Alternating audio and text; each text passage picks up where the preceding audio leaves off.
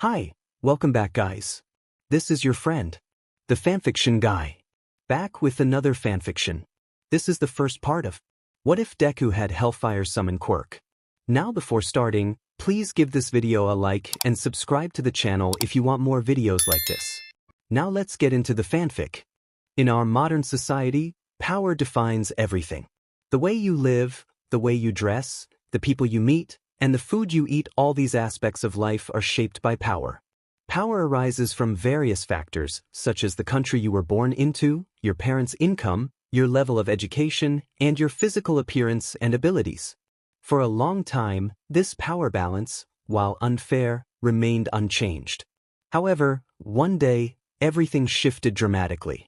The catalyst for this change was something both simple and extraordinary: quirks. Quirks are special abilities unique to each person, granting them powers that seem to leap straight from comic books. With the emergence of quirks, the power dynamic shifted significantly. While power continued to define everything, it was no longer solely in the hands of a select few. Society struggled to adapt to these unprecedented changes that no one could fully explain. Some expressed concerns that humanity was gaining too much power too quickly. Strikes became common, and hostility towards quirk users surged. It took considerable time and effort for the legal system to adjust to the existence of these extraordinary abilities, but eventually, society embraced quirks, to the point where they became the norm. Yet, with the rise of superhuman capabilities came a troubling increase in crime. Not all individuals with quirks used their powers for good. Some exploited their abilities to lead lives of leisure or engage in wrongdoing. Crime rate soared, and law enforcement found themselves outnumbered. While some feared that society would collapse entirely, others recognized that quirks could also be a force for good. Thus emerged a new breed of individuals who called themselves heroes. Using their powers, they fought against evil and protected those who could not defend themselves.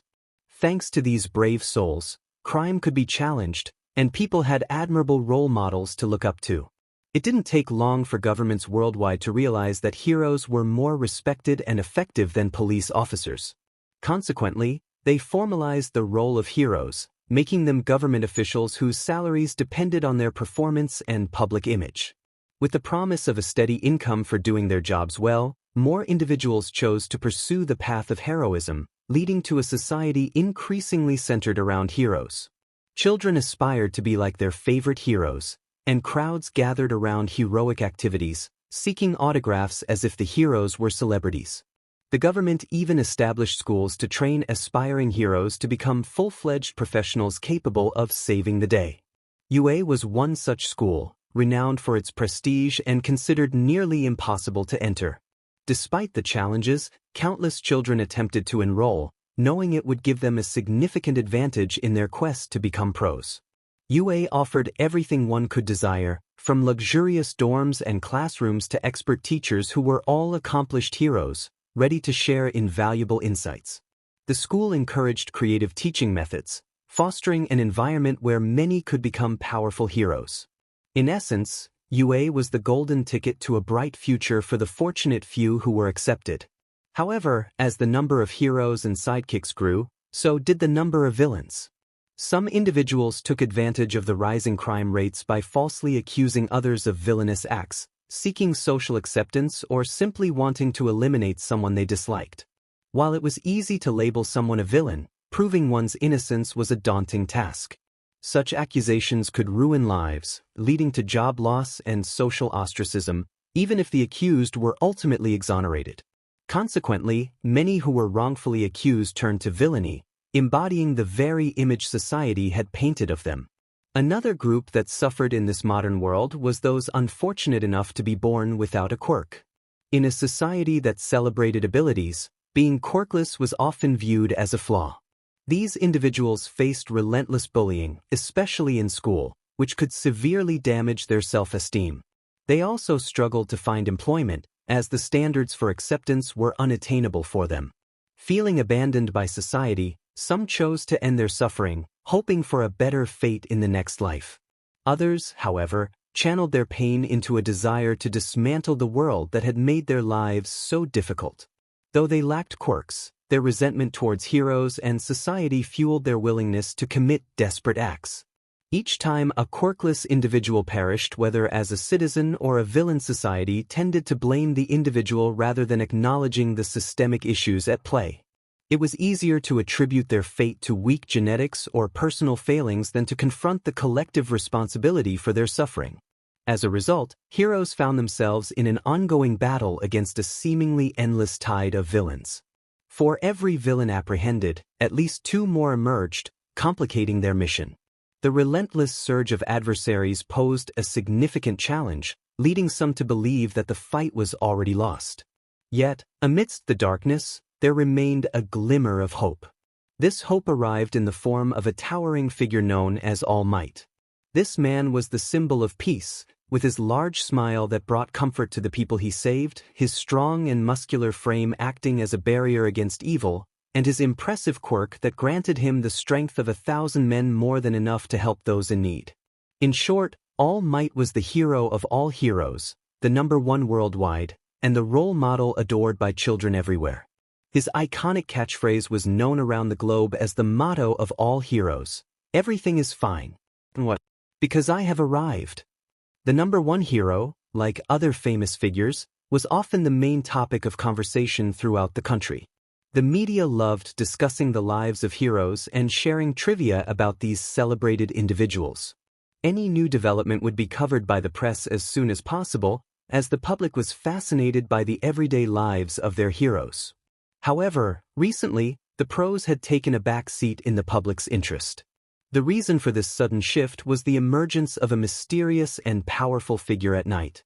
Rumors spoke of a man engulfed in flames, riding a blazing motorcycle that outpaced any other vehicle in the city after dark. Those who caught a glimpse of him described a tall figure clad in a spiky leather jacket, black jeans, and dark leather boots. But what truly set him apart was his skeletal appearance, with no human features apart from his burning bones, striking fear into the hearts of those who crossed his path. This man was an enigma to everyone. While he fought against villainy like any other hero, he was far more aggressive than most crime fighters. He didn't hesitate to capture villains, dragging them behind his motorcycle at high speeds. These rides were seen as his way of humiliating the criminals he caught, always ending with him delivering them to the police station. The number of villains he apprehended each night was impressive, making him a highly effective crime fighter. Many theories circulated about him. Some believed he was a vigilante who broke the law to uphold it. Others thought he was a villain eliminating competition, and the more superstitious claimed he was an angel of death sent by God to punish the wicked. The pros, however, were more interested in understanding this underground hero. For weeks, they attempted to locate the flaming skull in the capital, but they could only follow the trail of fire he left behind, making it impossible to catch him. One night, All Might and the Erasure hero, Eraserhead, managed to corner the rider before he could escape. He was in a dark alleyway, confronting a large man with fiery punches when All Might blocked the only exit with his imposing figure. The rider turned to face the pro, revealing his skeletal visage, and continued to subdue the man before him. "Hello there, young one," All Might said, his powerful voice resonating. "What are you doing here?" "Punishing a known criminal," the rider replied, his voice distorted. He delivered a final punch that knocked the man out cold, leaving him motionless on the ground. "What are you doing here, All Might?" he asked, glancing over his shoulder. "I came to talk to you. I'm sure you're aware that what you're doing is illegal." "I don't see the problem," the rider said, a chain appearing in his hands. "I'm getting rid of the bad guys." "Only heroes have that right," Eraserhead interjected, stepping out of the shadows. He was tall and slender, with messy black hair cascading to his shoulders, dressed in a long-sleeved black shirt and pants. A long scarf wrapped around his neck, often used to capture villains. "Legally speaking, you're guilty of assault and reckless endangerment." "Are you going to arrest me for that?" the rider asked, brandishing his chain menacingly. "I clean the streets for you, and I'm going to get locked up?" "That was not our intention," All Might said, moving closer and placing a hand on the rider's shoulder. Now that he was nearer, he could see that the rider was quite tall, almost matching his own height. We're here to offer you a chance to become part of the hero world. We just want you to follow us to discuss it. How do you feel about that? He asked, prompting the rider to consider. Where do you want to meet? I'll drop this guy and join you, he said, kicking the man lying behind his motorcycle. And promise me it's not a trap. We're going to the hero school, Yue. And don't worry, it's not a trap. All Might reassured him with a light laugh. But please leave this man here. The authorities will take care of him. The giant noticed the rider hesitating, glancing at the chain in his hand before it vanished without a trace. Fine. But only because you're asking, he replied, giving the man one last kick. When are we going? Right now, Eraserhead said, looking as tired as ever.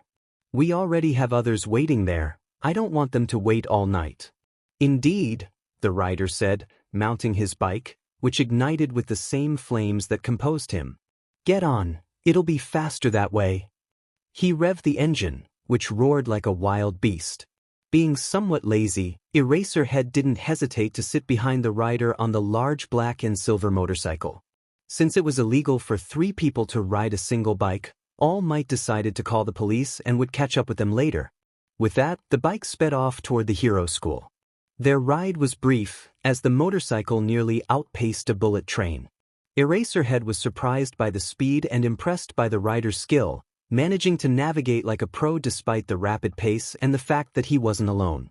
Shortly after leaving the alley, they arrived in front of the large doors, which were closed due to the late hour. Seriously, how fast is this thing? Eraserhead asked, recovering from the wild ride he had just experienced. He could take a moment to rest. All Might would take longer to arrive at Yue. I need to catch criminals, so she goes fast, the rider replied, gently patting his bike. If you say so. By the way, could you put out the fire? I don't want you to set off all the fire alarms just by being near us, the black-haired hero said, prompting a sigh from the rider. The flames extinguished, both from the rider and his bike, and his skeletal form transformed back into that of a human. At least now, Eraserhead didn't feel like he was talking to a bag of bones covered in oil. The rider appeared to be a young man, around 20 years old, with a chiseled yet handsome face. His dark green hair was cut very short on the sides and back, with more volume on top, resembling a faux hawk. He removed his jacket, revealing a well-defined physique, with powerful muscles straining under his sleeveless white shirt and black jeans. He embodied the hard-boiled biker aesthetic, with his tall, muscular build, sharp features, and a solitary aura that lingered around him, especially when he sat on his bike. I have arrived, All Might announced, landing in front of Eraserhead and the biker. You really are fast. The rumors about your impressive speed are true. I've already called the others. They should arrive soon. How about we head inside? All Might asked, using his teacher pass to open the metallic doors. Normally, this would be impossible, but the principal had agreed to let the pros in since they needed to bring the man inside for a discussion. The biker and Eraserhead followed the giant inside, making their way to the principal's office at a steady pace to arrive as quickly as possible. The challenge with UA being so prestigious was that it was an enormous school with impossibly long corridors, making the walk to the principal's office take much longer than it would at other schools. By the way, All Might, the biker began, holding his jacket over his shoulder. Why UA? I thought I would be taken somewhere other than a school. It's just that most of the pros are here, so we decided it would be easier. This way, you can be sure that only heroes will be present at this secret meeting, the blonde giant replied. Finally, they reached the principal's office. The doors were incredibly large, made of beautifully crafted wood, engraved with intricate designs by the best artists. All Might knocked twice on the large doors, and a small voice invited them to enter. The blonde opened the grand entrance for the 2 men, revealing an office as lavish as the doors. Inside, there was large wooden furniture, 2 leather couches, and a sizable coffee table, all part of the principal's impressive setup. Sitting at the front desk was a small creature resembling a bear hamster dog, with white fur and small black eyes. It had small, square ears covered in white fur, a tiny black nose, and a prominent scar over its right eye. Surprisingly, it was dressed very neatly, in a white dress shirt, red tie, black jacket and trousers, and large orange shoes. I see you found him, the creature said, getting up from its seat and walking toward the group. Good job, you two. Thank you, Principal, All Might said, kneeling to shake hands with the small creature. The principal gestured to the couch beside him with his tiny paw. Since we're about to have a lengthy discussion, how about sitting here? He suggested, receiving nods from the biker and Eraserhead. I'm sorry, but I must decline and go. Other people need me, All Might said, bowing deeply before leaving the office. The remaining heroes settled onto the leather couch alongside the biker, with the principal and Eraserhead facing their guest. I suppose I should introduce myself first. My name is Nizu, and I'm the head of this academy, Nizu said, extending his paw to the rider, who accepted the handshake. We brought you here to offer you a chance to become a real hero, so your activities won't be considered crimes anymore. I was told that. So what does that imply? The biker asked, resting his head against the couch. It can't be that easy, can it? Well, becoming a hero would involve registering with the National Agency of Japan and agreeing to assist the government and other pros when needed. You would also need to follow orders from higher-ups and be willing to relinquish your position at any time, Nizu explained calmly, maintaining his usual sweet smile. That's all? No other restrictions apart from these. Japan likes to give freedom to its heroes. As long as you don't cross the line too much and do a good job, there shouldn't be any issues. They may ask you to be a bit gentler with the villains, but that should be it. I see. So I do the same thing as always, but this time as a genuine pro, and get paid for it as long as I stay in line, the biker said, resting his chin on his hand, his eyes closed. He then chuckled softly and opened his eyes, his deep green orbs shining with enthusiasm. Where do I sign? He asked, reaching out for the principal. I'm glad to see you so full of life, young man, Nizu said, shaking the man's hand. I just have one condition, he said, still shaking Nizu's paw. I want a full scholarship at UA, free of charges. I always wanted to attend this school but never had the chance due to financial constraints. I can arrange that. In fact, we were already considering letting you in based on your age. Speaking of which, we still don't know who you are. You're right, I completely forgot that, the man said, scratching the back of his head. My name is Izuku Midoriya, I'm an 18-year-old mechanic. Pleased to meet you, he replied, giving the two older men a two-finger salute. Guess I will have to call you principal soon, sir. I see you're confident, which is a good sign, but please remember you will still have to undergo the test to be accepted. We won't go easy on you. In fact, we might be a little tougher considering all the villains you've already defeated. That's not a problem. I won't lose, he said, cracking his fingers. Bring your best, I promise you'll enjoy the ride. Well, I hope you keep your promise. But please keep in mind that you will be 2 years older than your freshman peers, Nizu said, getting up from his seat. I won't hold you here any longer, it's time for us to rest. Before you go, could you please give me your address so I can send you all the required documents, he asked, and Izuku nodded. He quickly wrote down his address, wished good night to the two heroes, and left to prepare for the next day. At least we have him now, Eraserhead said, stretching his arms. It was a somewhat risky bet. They weren't sure he would stay put and not attack them on sight. Yes, they acknowledged the opinions of those who labeled him a villain. Yes, and it wasn't hard to convince him to agree. We can't let someone like him roam free, he could cause too much damage, Nizu said, watching the night sky through his window. I can't wait to see what kind of student he will become. I'm also eager to see how he will fare in 5 months at the exam. It should be remarkable. Whatever you say. For now, I need some sleep. I'll see you later, sir, Eraserhead said, getting up from the couch to head to his room in another part of UA. The dorms were being renovated, so he settled for a small room reserved for staff instead of the large, luxurious rooms the dorms could offer.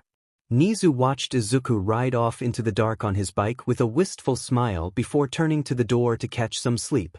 He had been up for a while after all. Still, he's exactly like his father, Nizu said to himself, locking the door to his office. I suppose he took the mechanical side from Inko. I wonder if he is as skilled as she was. He continued, taking out his wallet to look at a photo taken years ago. He has grown into a fine young man, he concluded, walking to his room to spend the night. The 5 months leading up to the entrance exam flew by for all those eager to try. All the aspiring heroes trained hard to be in optimal physical condition for what would undoubtedly be the most challenging entrance exam of their lives. Some focused on building their strength, others on mastering their quirks, while some continued their carefree lives without a worry. However, the impending exam didn't stop Izuku from his nightly rides. In fact, these underground activities were perfect training for the green-haired teen. They kept his body ready and allowed him to use his quirk to its fullest. When he wasn't riding, he was hard at work in his workshop. Izuku was very skilled with his hands and had made a name for himself with his shop. Whether it was a problem with a car or almost any everyday item, Izuku could fix it. Of course, he wasn't as skilled as a professional, but the green-haired teen worked quickly and for far less than others, meaning he had plenty of customers. Not only did working as a mechanic calm him, but it also provided a decent source of income. While it wouldn't buy him a mansion, it allowed the aspiring hero to have a roof over his head, food on his plate, and tools to work with. Work during the day, fight crime at night. This was his routine, which he broke only on rare occasions. While he was dedicated to both his activities, Izuku wasn't a machine and needed to unwind. The way he preferred to relax was by going out for drinks, whether alone or with neighbors. He wasn't a heavy drinker, but a cold beverage always tasted best after a long day. His daily routine didn't change much. Even with the test approaching, Izuku continued living as he always had. One special day, however, Izuku decided to take a break from the workshop to explore town. He needed to buy some technical pieces to continue repairing a speaker someone had brought him. He opted to ride his bike to the shopping center, as it would be faster, and he loved riding his chopper as much as possible. Suddenly, he found himself facing a massive traffic jam, with large groups of people rushing in every direction. Gazing up at the sky, he saw thick, black smoke rising and heard explosion sounds coming from a certain part of the city. He could sense that innocent people were in danger and needed to be rescued. Flames began to envelop him, transforming his appearance as they replaced his skin with protective gear and his clothes with the spiky jacket he wore at night. In moments, he had become the rider, astonishing everyone on the street. But the hero was focused. He needed to reach those in need as quickly as possible. His chopper was also engulfed in flames, morphing from a regular bike into a devilish motorcycle adorned with skeletal and demonic designs. With this transformation, he was now able to navigate through the traffic jam. Using the strength granted by his quirk, the rider leaped off the ground onto the catwalk, defying gravity as he rode along the walls of nearby buildings. The onlookers couldn't believe their eyes. The rider, a hero who only appeared at night, was right in front of them, defying the laws of physics with his motorcycle. He rode up the building to its top, where his chopper began to soar from rooftop to rooftop, heading toward the source of the explosions. The unstoppable comet that was his bike took him to a narrow street, where buildings were ablaze and heroes worked tirelessly to keep everyone safe from the source of the explosions while trying to extinguish the flames. From his vantage point on the rooftops, the rider spotted the cause of the chaos: a large mass of green goo with big yellow eyes and large white teeth. He initially thought it would be an easy task until he noticed something that complicated matters. Inside the goo was a girl desperately trying to break free from the villain's grasp. She was likely the one with the explosion quirk, and the fire must have ignited when she attempted to escape. The rider sighed. He would need to be cautious not to harm her while confronting this villainous slime. The rider leaped from the building, landing dramatically in the middle of the street between the civilians and the villain. The crowd gasped at the sudden appearance of this fiery skeleton before realizing he was the rider everyone had been talking about. While they were surprised to see him act in broad daylight, they felt a sense of relief, knowing that his presence would make for excellent photos that the press would eagerly buy.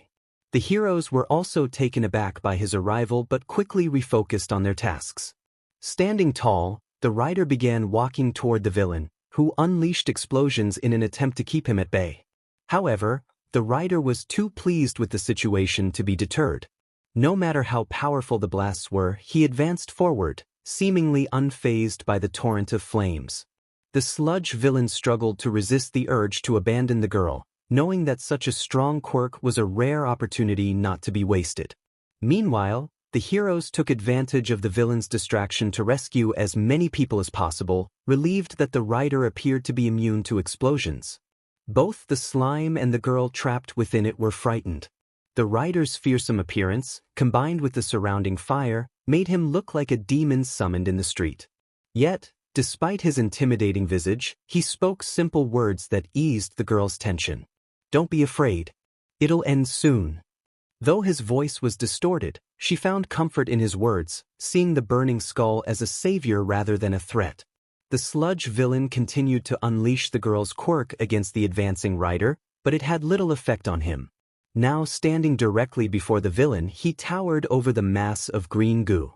With gloved hands, he reached out to the girl, who cried out in distress from the heat radiating from his body. The rider gently grasped her shoulder and effortlessly pulled her free from the villain's grasp, even as the villain felt the heat within him intensify.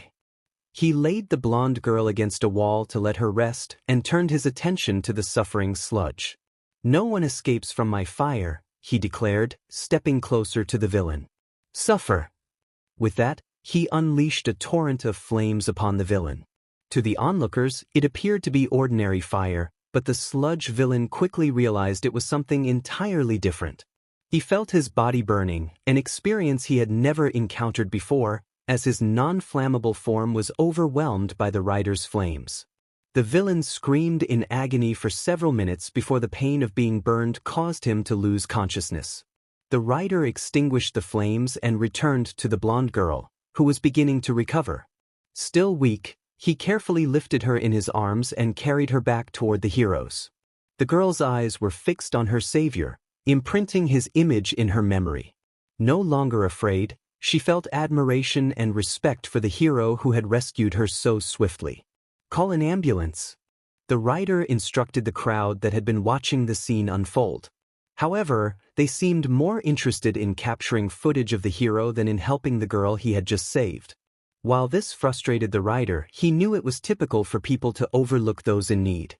Fortunately, the rescue squads arrived just in time, and the blonde was taken to a nearby hospital, offering a weak thank you to the rider before she left. With the girl safe, Izuku decided to return to his shopping, needing some parts for his work.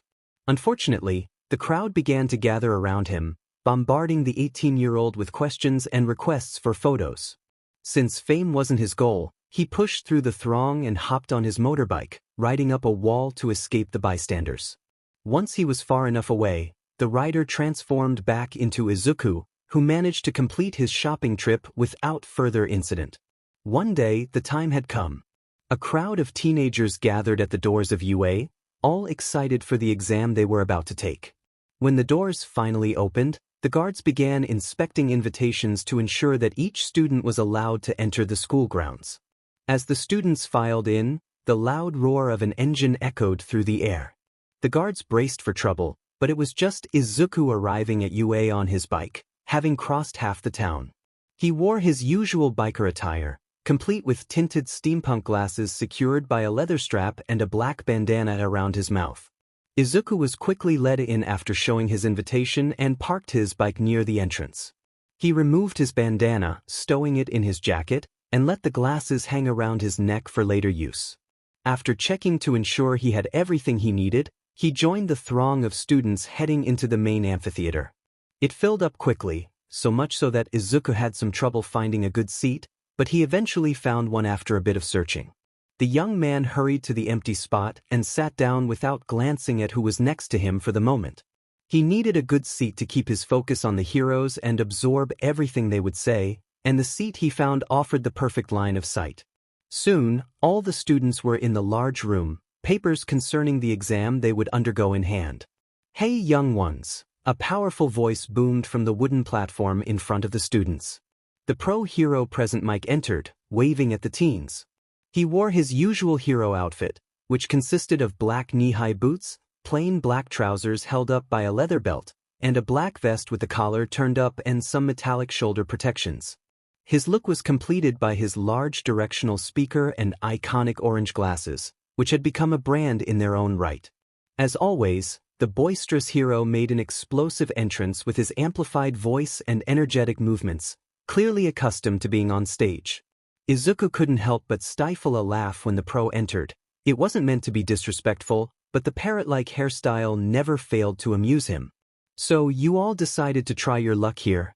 Hope you have the courage to take on the exam, the hero exclaimed, walking to the pedestal to access the large screen behind him. As you all know, I am the pro hero present Mike, also known as the voice hero, and I will explain the test to you all, he shouted, pressing a button on his desk to make a graphic appear. This year, we chose to immerse you all in the heat of battle with a city maneuver. For 10 minutes straight, you will navigate a city designed for this occasion and hunt down foe villains. Just like in a game, each villain will earn you points necessary for acceptance, but there's a twist. There are 3 types of villains in each arena, each with its own difficulty level ranging from the swift level 1 to the tough level. Each of these villains will earn you points based on their level, meaning you can either choose to hunt down many 1-pointers and climb up slowly or focus on the 3-pointers to earn points faster. Excuse me, sir, a tall guy said not far from Izuku, standing up with his paper in hand. But the print we received earlier states that there are 4 types of villains. Is that a misprint or an error? He asked loudly, pointing at the arena where the silhouette of the 4th type of metallic doll was drawn. Calm down, examinee. This is no error, it's just that this one is worth 0 points. In fact, he's more of a roadblock than an enemy you can defeat. So don't waste any time with him and focus only on the ones that are worth points.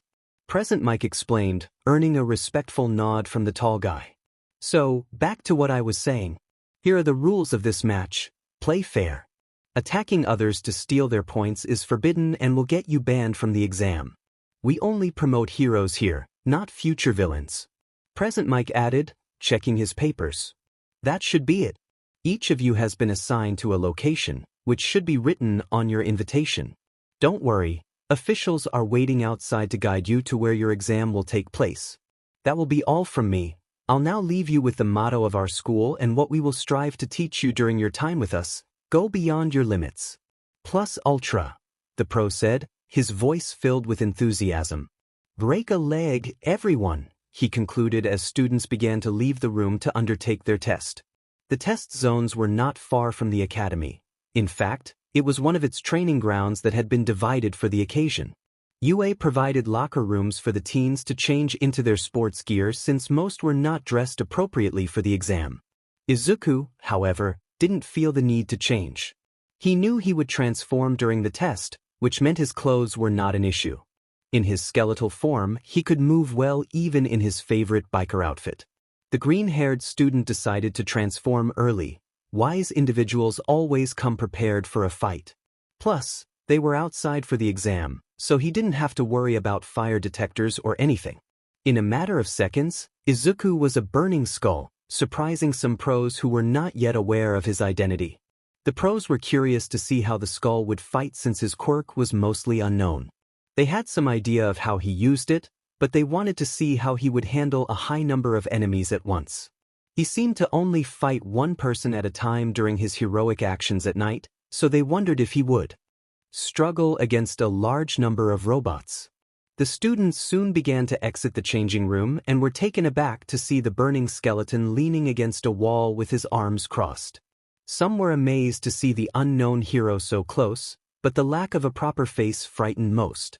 The inability to discern his expression added to his intimidating presence, especially since he was quite large for a collection of bones.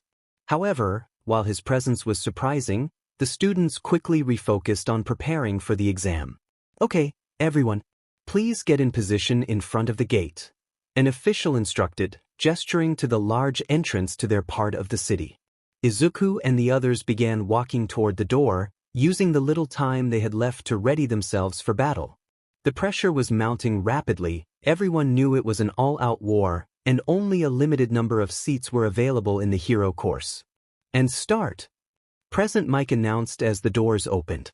The most quick-witted students began to run immediately, while others were momentarily taken aback by the lack of a countdown.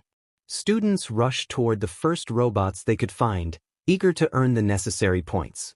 Izuku followed suit and began sprinting toward the machines, contemplating how to take them down.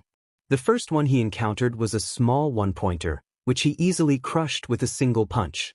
A massive three-pointer passed by, just out of reach for a single blow. This was not a problem for the rider, who conjured a chain from thin air and threw it at the robot's head. Securing his hold, he pulled on the chain with force, sending the large robot flying toward him, and swiftly crushed its head with his gloved hand. Still, the rider knew that this method would take too much time. "He seems to be really strong," Nizu remarked, sitting comfortably in his chair in the watchtower. "Indeed," Cementos replied, crossing his arms. A slight smile appeared on his lips as his small eyes focused on the rider. The three-pointers weigh about half a ton. Yet he was able to make it fly toward him like a simple toy. His strength is remarkable. "Don't forget the chain he created," Present Mike said, pointing at the screen displaying Izuku's replay. "Where did that come from? What's his quirk?" he asked his coworkers as they switched to another stream. Suddenly, a loud gunshot echoed through the transmission, startling the half-asleep Eraserhead, who snapped his head toward the source of the noise. What was that? It might have been that the camera was too close to a three-pointer's missile impact, Nizu suggested, scanning the screens in front of them for the origin of the sudden noise. Then another bang was heard, followed by more. "It's not that," the Precision Hero Snipe said, also searching for the source among the live streams. "A missile doesn't sound like that. Nor does the machine gun of the 1 and 2 pointers. It's too quick, too powerful." "Are you kidding me?" Present Mike began, pointing at a screen. "Guys, look at this."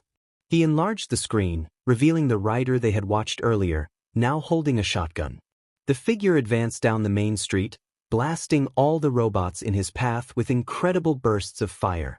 He racked up points at an astonishing rate, moving from enemy to enemy with ease, hardly stopping to aim as he unleashed fire charges that obliterated the robots, leaving little for the others behind him. "This is a Remington TAC-14, the gunslinger hero said, crossing his legs with a chuckle. His signature red cloak concealed most of his outfit, but his gray cowboy shoes and yellow pants were visible beneath the thick fabric. His face was obscured by an old-school tan gas mask with metallic ear protection, and a large Stetson hat adorned with a metallic plate featuring the letter sat atop his head. While most of his face was hidden by his costume, Snipe's dreadlocks were visible at the back, revealing his black hair. His arms were covered by black sleeves not connected to his tank top, and leather gloves protected his hands. It's a common yet highly versatile shotgun. It's reliable, affordable, and can chamber various cartridges depending on the need. It's also easily customizable. For instance, one could choose a pistol grip to create a shorter weapon without sacrificing ammo capacity. "Thank you, gun enthusiast," Eraserhead said, settling back into a more comfortable position inside his yellow sleeping bag. The caterpillar pose was his favorite, and soon the black-haired teacher drifted off to sleep. "But how did he bring it in?"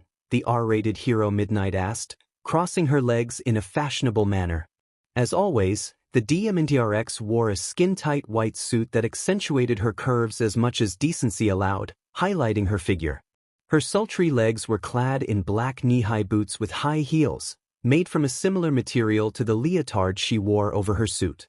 The leotard was pitch black, adorned with large red gems forming a vertical line down her torso. Her attire was completed by broken HNDCFFS on both wrists, a leather utility belt decorated with gold loosely tied around her waist, and a red mask that complemented her light blue eyes. Her long black hair cascaded down her back, splitting into multiple directions, giving the impression of a pine tree.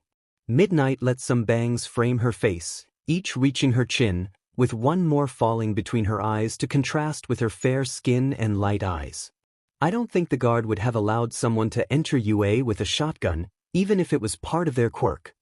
"Indeed," Nizu replied, adjusting his position in the armchair. "While we do allow students to bring devices that might assist them, our guards would not have permitted him entry with such a dangerous weapon." The principal added, checking the scoreboard. "He is full of surprises, that's for sure. I wonder what other tricks he has up his sleeve." Back in the arena, All the aspiring heroes did their utmost to earn as many points as possible with the limited time remaining. The remnants of the destroyed robots littered the streets, with more appearing every second. Izuku continued to shoot at the robots he encountered, grateful that his shotgun didn't require reloading or pumping. He was fairly certain he had enough points to enroll by now, but that didn't stop him from pushing forward, gun blazing. More than half the time had passed, and the pros decided to unleash the zero-pointers into the arena.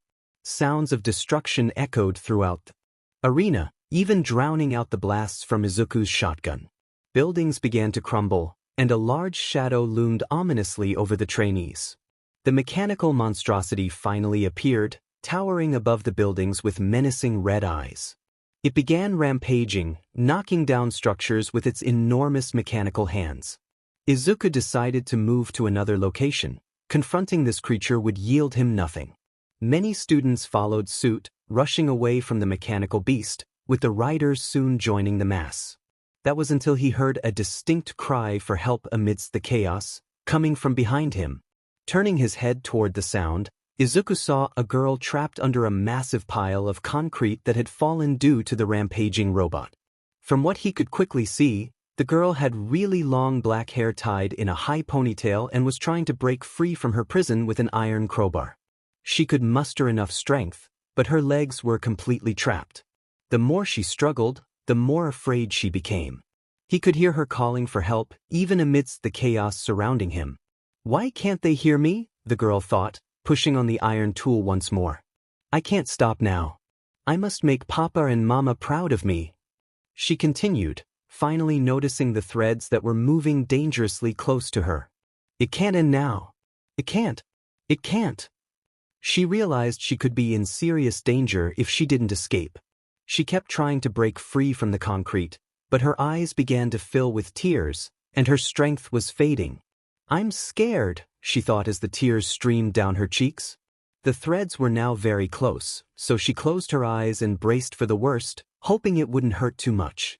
Suddenly, she heard a loud noise nearby, like an explosion, followed by a powerful force lifting her from her prison. Her eyelids slowly opened to see who had just saved her.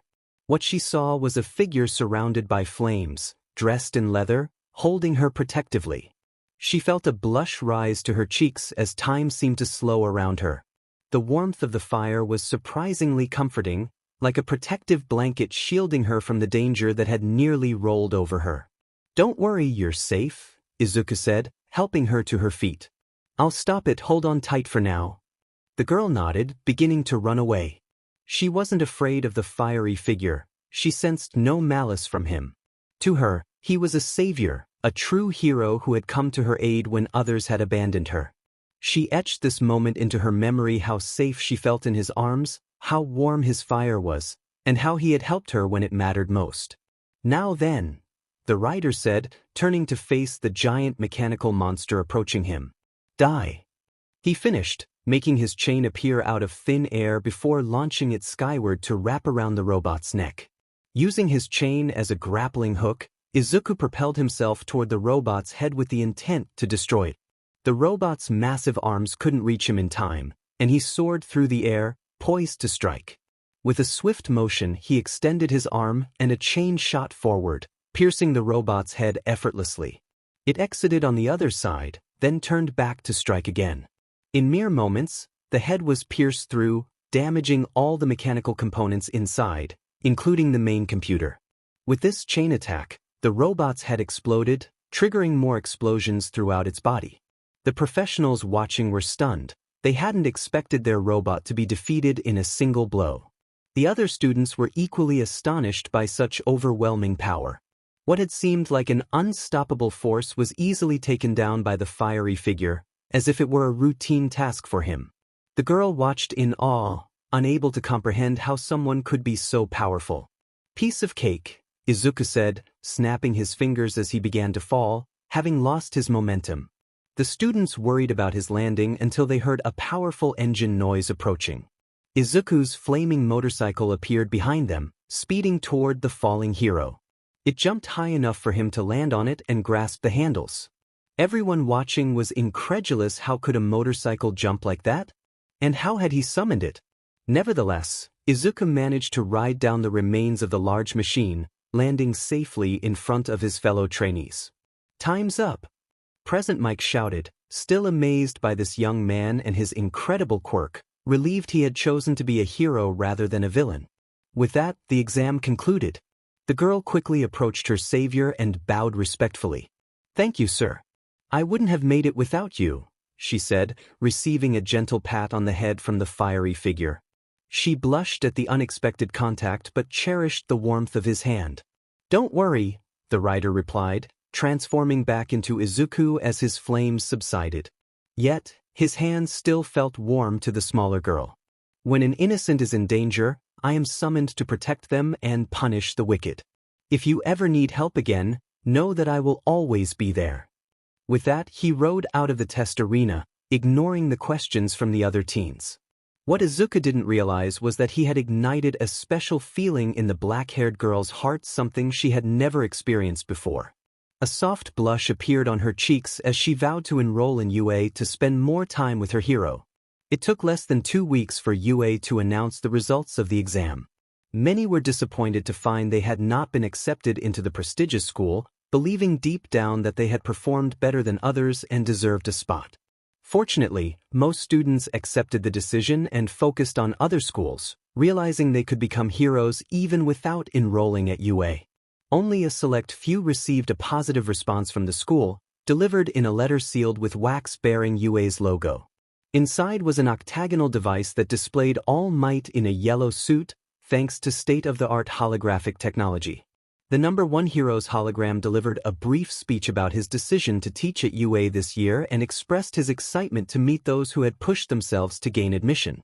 He also explained the contents of the letter, which included a map of UA to help freshmen navigate the massive building, a card granting access to the doors, and a receipt for their books and uniforms, which they would receive upon arrival. The fortunate few who received this letter were overjoyed to be accepted into Japan's most prestigious school and celebrated the news in their own ways. Most teens celebrated with their families, but others, like Izuku, chose to enjoy the moment alone for different reasons. The green-haired biker decided to spend the night outside, relishing the warm evening and a good meal. A week after their exam, the soon-to-be students received their uniforms, neatly packed in protective bags along with all the books they would need for classes. Soon after, it was time for the teens to begin their first year at UA. They wore their uniforms with pride, as it symbolized their achievement in passing the test and embarking on the path to becoming heroes. The uniform was simple yet effective, consisting of dark green dress pants, a white formal shirt, a gray vest with dark green accents, and a red tie. While basic, it was comfortable enough for the students, and they were free to choose their shoes, ensuring everyone could wear what they were accustomed to. As before, Izuku arrived at school with the roaring sound of his chopper's engine, making for a rather noticeable entrance since he was the only student with his own mode of transportation. Fortunately, UA had an interior parking lot that Izuku could access, so he wouldn't have trouble finding a place for his bike during class. For his uniform, Izuku chose black leather boots to match the dark green pants while staying true to his preferred style. He rolled up the sleeves of his shirt and vest to his elbows and left the top buttons of his shirt undone for comfort and ease of movement. After putting his bandana, glasses, and gloves into a backpack he had purchased a few days earlier, along with the key to his bike in his pocket, he made his way to Class 1A with the help of the map he had been given, trying to memorize the route from the main entrance to his classroom to avoid any issues later. After a relatively short walk, Izuku reached the classroom where he would spend most of his time from now on. The doors were already open, and from what he could hear, he wasn't the first to arrive. The tall student entered slowly, taking in the sight of those who were already there. To his surprise, he recognized some familiar faces among the students who had arrived before him. The first was the black-haired girl he had saved during the exam, now engrossed in a small book, and the blonde girl he had met during the Sludge villain incident. Izuku was impressed to see her here, though not entirely surprised, knowing she possessed a strong quirk. As he observed them, he had to admit they were quite attractive in their own ways. The blonde girl had long hair tied in a ponytail that reached her shoulder blades, held together by an orange string high on her head, with some bangs framing her face. Her deep red eyes were sharp and vibrant, contrasting beautifully with her pale skin. She had a tough demeanor, the kind that suggested she wouldn't hesitate to stand her ground. Her attire added to this impression. Her shirt was a bit disheveled, and she had opted not to wear the tie or vest, though she still wore the proper skirt, black stockings, and brown everyday shoes. She was a captivating mix of cute and fierce, a combination Izuku found intriguing. At that moment, she was listening to music with her headphones while a blue-haired boy, who had spoken up before the exam, was telling her it was disrespectful to do so and that she should stop. However, she seemed unfazed, her gaze shifting to Izuku for a moment before returning to her phone and music. Izuku sensed that she would be fun to hang out with if she was as tough as she appeared. Next, he noticed the black-haired girl in the back of the class, the one he had saved during the exam. Unlike their first encounter, she now appeared calm and focused, her eyes deeply absorbed in her books. Of course, she was calmer now, as there was no mechanical threat looming over her. The bangs that partially covered her face gave her a mysterious aura, contrasting nicely with her fair skin. Unlike the blonde, her uniform was impeccably ironed and neatly arranged, with little to no wrinkles. In fact, she looked like the model student for how the uniform should be worn. Her legs were covered by knee-high black socks, and her feet were adorned with polished brown dress shoes. Izuku had to admit she was quite charming, almost doll-like in her appearance. She seemed to embody the qualities of a dependable and intelligent girl, someone you could always count on. Just like with the blonde, Izuku wanted to learn more about her and perhaps become friends in the future. But that would have to wait. He didn't want to disturb her reading for now. Izuku took a quick glance at the rest of the class to see who he would be working with for the rest of the year. Most of the students had already arrived and taken their seats, as indicated on their cards. Some appeared to have mutations due to their quirks, like a guy in the back with an avian head instead of a human's, or another student who was invisible to the naked eye. Izuku checked his card once more to see which seat was his and noted he was just behind the blonde and 2 seats in front of the black-haired student. At least I have a good seat, Izuku thought to himself before walking to his assigned spot. The blonde glanced at him again, more interested in this newcomer than in the blue-haired boy who had been bothering her. She analyzed Izuku closely now that he was nearer, trying to place where she had seen him before. Although it bothered her a little, she decided to shrug it off for now and returned her focus to her phone as the blue-haired boy gave up and went back to his seat. Izuku took off his bag and laid it next to his desk as he sat down. There was still some time before class began, so he relaxed a little to prepare for what was to come. It had been a while since he last attended school, so he knew he would have to work harder than the others to keep up with the teacher. From what he heard, they expected a lot of work from the students, meaning he wouldn't have any time to slack off. "Hey there." The person behind Izuku began, gently tapping him on the shoulder. He turned to face the student and was greeted by another beauty to add to his list. She was a tall, curvaceous teen with incredibly long purple hair that reached down to her feet, tied at the end with a metal ring. The left side of her face was hidden by multiple bangs, which also ran down either side of her head, the longest going past her waist. Even with this impressive mane, one could still see one of her deep blue eyes, which held a gaze that was both fierce and gentle. She wore the same uniform as all the other girls, but her already developed figure strained the fabric in several places. She had left the first buttons of her shirt undone to breathe comfortably, revealing more skin than the other girls. She had chosen not to wear the tie or blazer and, like Izuku, had rolled up her sleeves to her elbows for comfort. Her skirt struggled to conceal her figure, as her wide hips made it difficult for the thin fabric to do its job. Her outfit was completed by a pair of baggy white socks that almost reached her knees and traditional brown leather shoes commonly seen in Japanese uniforms. Unlike her peers, she seemed to be intentionally flaunting her appeal, and she certainly succeeded. "How are you doing? I'm the one who will be sitting behind you. My name's Kanu Unchao," she said, waving at the taller teen with a smile. "Fine, I guess. I'm Izuku Midoriya. Pleased to meet you," he replied as Kanu settled into her seat behind him, still smiling. "Can I ask you a question?" she inquired, crossing her arms on her desk. "Sure, go ahead," Izuku responded, turning his chair slightly to engage with her. "I've been wondering this since the entrance exam. But are you the underground hero the media has been talking about? You look almost identical, she said, not noticing the blonde's head perk up at the mention. That would indeed be me, Izuku admitted, crossing his hands behind his neck as the blonde's eyes widened. When did you find that out? I was in the same zone as you during the exam. I saw you take down the zero-pointer and transform back, she explained. You were so impressive. You took down all those robots like they were nothing. I saw it too, a redhead with pointy hair chimed in from nearby. You took down that zero-pointer like a champ. That was an amazing show. By the way, I'm Kirishima. He introduced himself with a broad smile. I'm so glad I get to spend the whole year with someone as awesome as you. You is the best, he finished, clenching his fist in excitement. Izuku chuckled softly, thinking that if everyone was as lively as Kirishima, it would be a year to remember. All right, class, please quiet down, a voice called from the corridor. I know you all are excited, but calmness is an important virtue. Midnight said, walking into the classroom, dressed in her usual costume. Most of the boys were thrilled to see her. She was the most glamorous hero in Japan after all. Kanu was also excited to see her, as she was probably her biggest fan.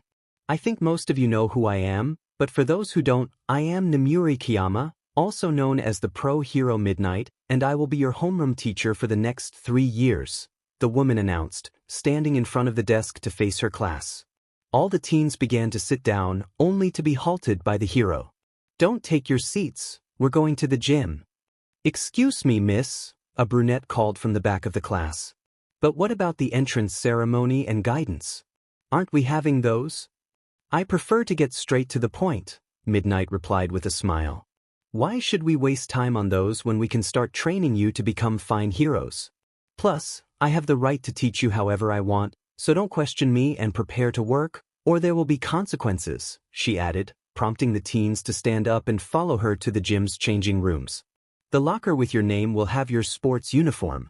Meet me outside when you're done, she instructed as all the teens hurried into the lockers to change. The UA sports uniform was easy to slip on and comfortable, so the teens didn't take long to emerge from the lockers.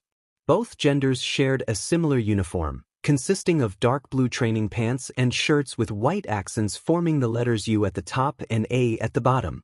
While it was rather simple, these pieces of fabric were durable and light, making them perfect for training. Good. Now that everyone's ready, we're going to test your quirks, Midnight announced, waving her hand in front of the teens. What are we going to do? Kirishima asked, stretching his arms. A quirk test seems complicated. It's actually quite simple. You'll do the same activities you've done in sports class, like softball throwing, long jumping, or a 50-meter dash, but this time you can use your quirks, the pro explained. I never understood why you weren't allowed to use your quirks for these activities in class. Sure, it might give some an unfair advantage, but quirks are part of your abilities, just like endurance and strength. I guess they're training you not to rely on your quirks to regulate villainy, even if they know it won't work at all. Midnight continued, her irritation growing. I mean, what do they think they're doing? Shouting at children that quirks are bad won't stop them from using them. It's completely unproductive. A waste of time. Emis, the tall blue-haired student began, moving his arms awkwardly. Please calm down. I'm calm, the pro shouted, visibly frustrated. But she began to settle down after her outburst. I'm calm. Now, back to what we came here for. She picked up a softball from the ground and tossed it to the blonde girl. Bakugo Katsumi, do you know how far you can throw a softball without your quirk? 67 meters, she replied, her voice sharp as her gaze. That was my best in middle school. I see. So you seem to have a strong physique as well as a strong quirk. I like that. Namuri said, waving her hand again. But what if you combine the two? Throw it as hard as you can, this time with the help of your quirk. It doesn't matter how you do it, just stay in the circle while you throw. Sure, Katsumi answered, walking to the circle with the ball in hand and a bored expression. She took a deep breath, positioned herself for a pitch, and prepared to throw the ball. As she launched it with all her strength, she unleashed a powerful explosion that propelled the ball into the sky, leaving a trail of smoke behind it. This is what you can achieve when you use everything you have, Midnight said, showing the students that Katsumi had thrown it an impressive 700 meters. With your quirks, you can accomplish far greater things. That's what I want you to understand. If you can use your quirk, don't hesitate. Use your imagination to outdo everyone in these tests. Wow, that's super far. A girl with bright pink skin and small horns? Exclaimed, watching the smoke trail in the sky. So we can use our quirks. That's awesome. A teen with golden hair and black highlights added. I can't wait. Kirishima cheered, pumping his fist. The hero course is the best. Oh, and by the way, the teacher began, a mischievous smile spreading across her face. The one who ranks the lowest overall will be expelled, she announced, a faint blush appearing on her cheeks. What? But it's our first day here. We can't be expelled now, the brunette with short hair said, visibly frightened. And it was so hard to enroll. I know, but seeing your frightened expressions and watching you do your best to avoid failure gets me excited. I love this. And I have the right to do so. UA gives total freedom to its teachers. So let me watch you strive. Your future is in your hands now, the Dinrex admitted, her smile growing even more playful. But miss, isn't that a bit unfair? The black-haired girl asked politely. Many things in life are unfair, my dear. And that's why heroes exist. We are here to save the day and protect everyday citizens from potential harm.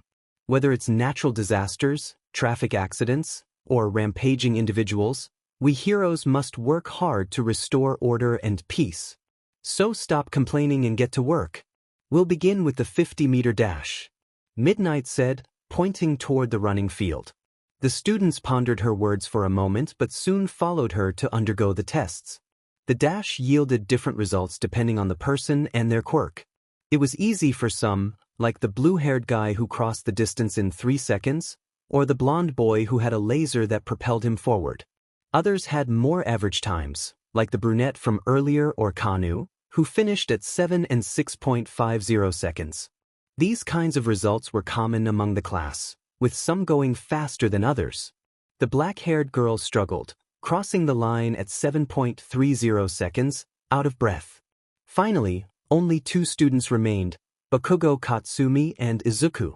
Guess it's my turn to shine, Izuku said, transforming into his skeletal alter ego in the blink of an eye. His sports uniform changed to better fit his style, turning pitch black with spikes on the shoulders for a more edgy look. I'm going to ace this, he declared, getting into position at the starting line. Katsumi couldn't believe what she was seeing. The boy who had saved her during the Sludge villain incident was standing right next to her, so close she could feel his warmth. Ever since that incident, she had grown curious about the mysterious hero no one knew, and she definitely hadn't bought enough plush toys and posters to turn her room into a shrine dedicated to him. Alright, you both will be last for this exercise. Ready? The pro said as Katsumi prepared to use her quirk while Izuku stood confidently with his arms crossed. Go! Midnight shouted as the blonde girl used her explosions to propel herself toward the finish line, while Izuku's bike appeared behind him. He jumped onto it and sped past her, crossing the finish line in less than 2 seconds, ending his run with a stylish drift. Katsumi crossed the line shortly after, with a final time of 4.13 seconds. Wow. I did not expect that.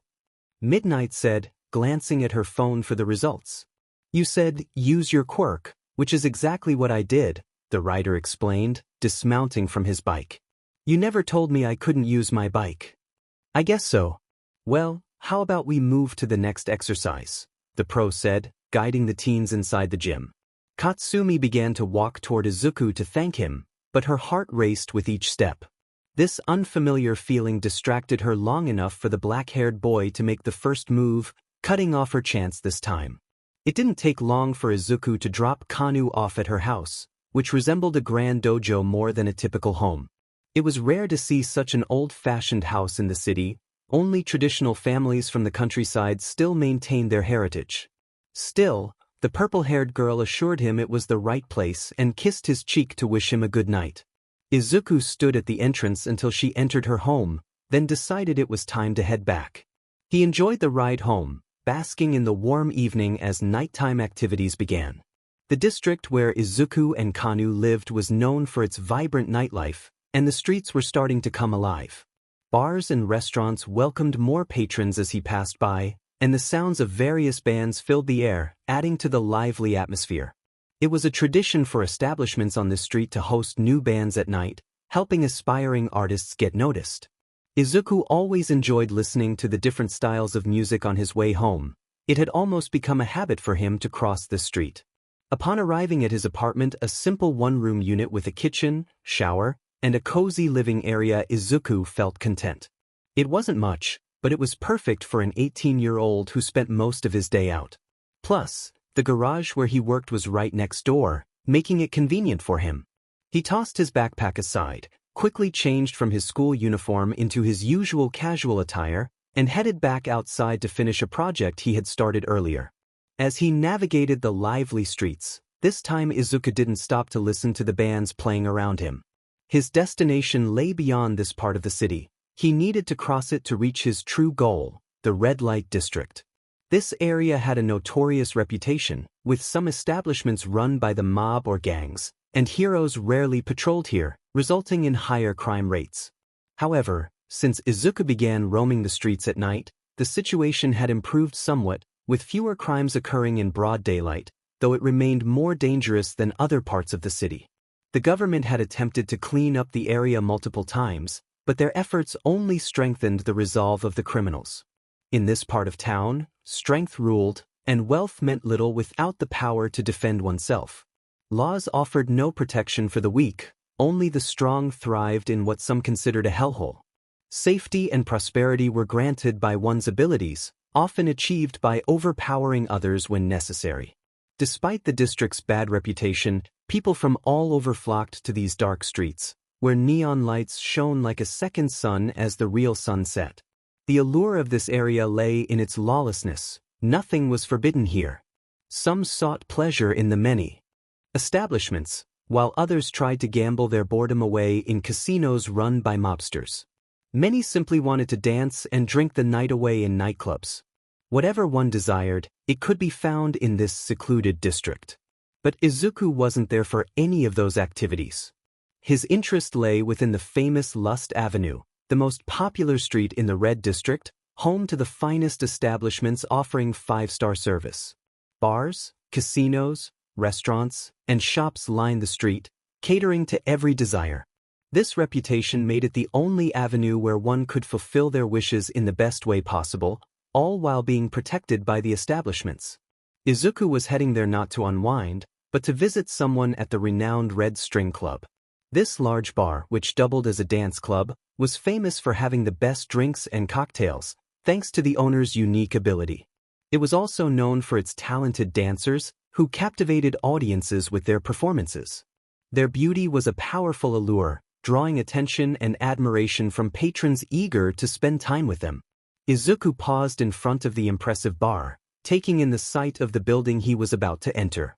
At least 4 stories tall and larger than 2 houses combined, this modern complex was one of the newest on the street, and its owner had spared no expense to make it exceptional.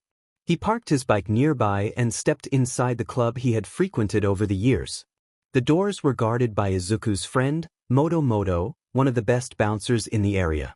Moto was an impressive figure, a foreigner from Madagascar with a unique genetic mutation that made him resemble a large, muscular hippo, towering over many, including the already tall Izuku. His robust build and broad chest were perfect for his job, as it was nearly impossible to push past this wall of muscle to enter the club. Most people thought twice about trying to enter when they caught sight of his piercing red eyes, which could freeze anyone in their tracks with just a glance. No one dared to challenge such a formidable presence, which was why he was chosen to be the bouncer. However, his size wasn't the only reason for his selection. His quirk, which made him both large and resilient, was a significant asset. Essentially, he could become immovable at will, making him incredibly resistant to any force. You could crash a car into him, and he would remain standing, unfazed. In short, Moto was the ideal bouncer, and he took pride in his role. "Izuku!" Moto called out, his red eyes spotting the biker among the line of people waiting to enter. It was hard to miss him, especially since he kept his goggles and bandana on, and was a head taller than most around him. While many were curious about his concealed face, Moto knew that Izuku preferred to come to the bar as the writer rather than as Izuku Midoriya. The hippo's thick eyebrows raised, and a smile spread across his face as the biker approached, cutting the line to give him a hearty high five. "Hey there, big guy. How's it going?" Izuku greeted, leaving the onlookers wondering who this young man was and how he knew the bouncer well enough to skip ahead in line. Typically, only familiar faces or those who had befriended the bouncer received such privileges. "Just the usual," Moto replied, rolling his shoulders. "Doing my job, but it gets a bit dull when a certain biker isn't around." "You here for some work?" "Just here to collect what I'm owed," Izuku said, lightly punching Moto's shoulder. "I finished the job." "Quick as ever, shorty," Moto said, opening the large wooden doors. "Have fun. I'm sure Donovan will be glad to see you." Izuku thanked his friend as he stepped inside, and the heavy doors closed behind him. He was pleased to see that nothing had changed since his last visit. Though it had only been 3 weeks, he felt a sense of comfort in the familiar surroundings. The first floor remained as quiet as ever, with the main bar managed by the owner, Donovan. No one knew much about Donovan. He appeared to be in his early 40s and had come one day to buy the building, transforming it into the popular bar it was today. Initially, he hadn't intended to create a nightclub, but a change of heart led to the establishment we see now. Beyond that, he was an enigma that most chose not to unravel, as the bartenders seemed to know everything about everyone, making it unwise to get on his bad side. Indeed, Donovan was an information broker, but the source of his knowledge remained a mystery. Physically, Donovan's age was hard to discern. Many believed he was in his early to mid-30s, with only a few able to guess his true age. He had an average build and height, perhaps a bit leaner than most. His light brown hair was tied back in a bun, with loose bangs framing his forehead. His neatly trimmed beard formed a stylish chin curtain, adding to his charm. His piercing blue eyes were focused intently on the glass he was washing, oblivious to the world around him. This habit of concentrating on one task made him somewhat unaware of his surroundings. His attire was his usual uniform, a white shirt with rolled-up sleeves and the top 2 buttons undone, complemented by a light blue vest with dark blue accents that covered his lap. The vest was fastened with 5 silver buttons and featured a white handkerchief tucked into the BRST pocket, adding a touch of elegance. His outfit was completed with dark purple dress pants that appeared almost black and polished black leather shoes. It was a classic bartender look, one he wore often since he lived in the club. The decor Donovan chose for his bar was not what one might expect from a venue in the red light district. Most of the furniture was crafted from rich, clean wood that had aged well. Though not new, they looked pristine thanks to Donovan's meticulous upkeep. The walls were adorned with smooth crimson velvet decorated with golden patterns, creating an ambience reminiscent of a vintage establishment from the past. Tables were scattered throughout the spacious room, where patrons enjoyed drinks, played cards, or smoked quietly, all while listening to the music emanating from the old jukebox. Izuku smiled softly under his bandana at the sight of Donovan, who had been like a big brother to him for a long time. He remembered their first meeting and how he learned to respect this foreigner over time. Izuku walked to the counter and sat in front of the brown-haired man, who was washing a glass as usual. The counter was as vintage as the rest of the bar, with crimson stools and a wooden pillar supporting the top shelf filled with bottles. "Hey there, Donovan," Izuku began, resting his elbow on the counter. "Hello, Izuku. How's life treating you?" Donovan asked without lifting his gaze from the glass. "I'm still on the path I started, nothing much has changed." "Oh, and I got accepted at UA," Izuku replied, his voice calm yet filled with happiness. "It turns out it wasn't that hard to get in. I just had to take down some robots." "That's great news. Even if it was easy for you, getting accepted here is no small feat for someone in our position. You did well, my boy." Donovan set the glass down and looked at Izuku. "I must say, it's hard to recognize you. I still remember the little boy I met 8 years ago on that stormy night." "Did I change for the worse?" Izuku asked, resting his arms on the counter. The conversation felt like a reunion between two old friends who hadn't spoken in a while. I don't think so. To me, you've matured over the years, and that's a good thing. I'm glad to see you turned out to be a man and not the troublemaker you could have become without my guidance. Yeah, I don't think I'll ever be able to thank you enough, Donovan. Izuku said, bowing his head slightly in gratitude. I'm glad to hear that, Donovan chuckled lightly. I saw your message on my phone earlier. As always, you work quickly. He began preparing a drink for another customer. I got the target, and I have photos to prove it.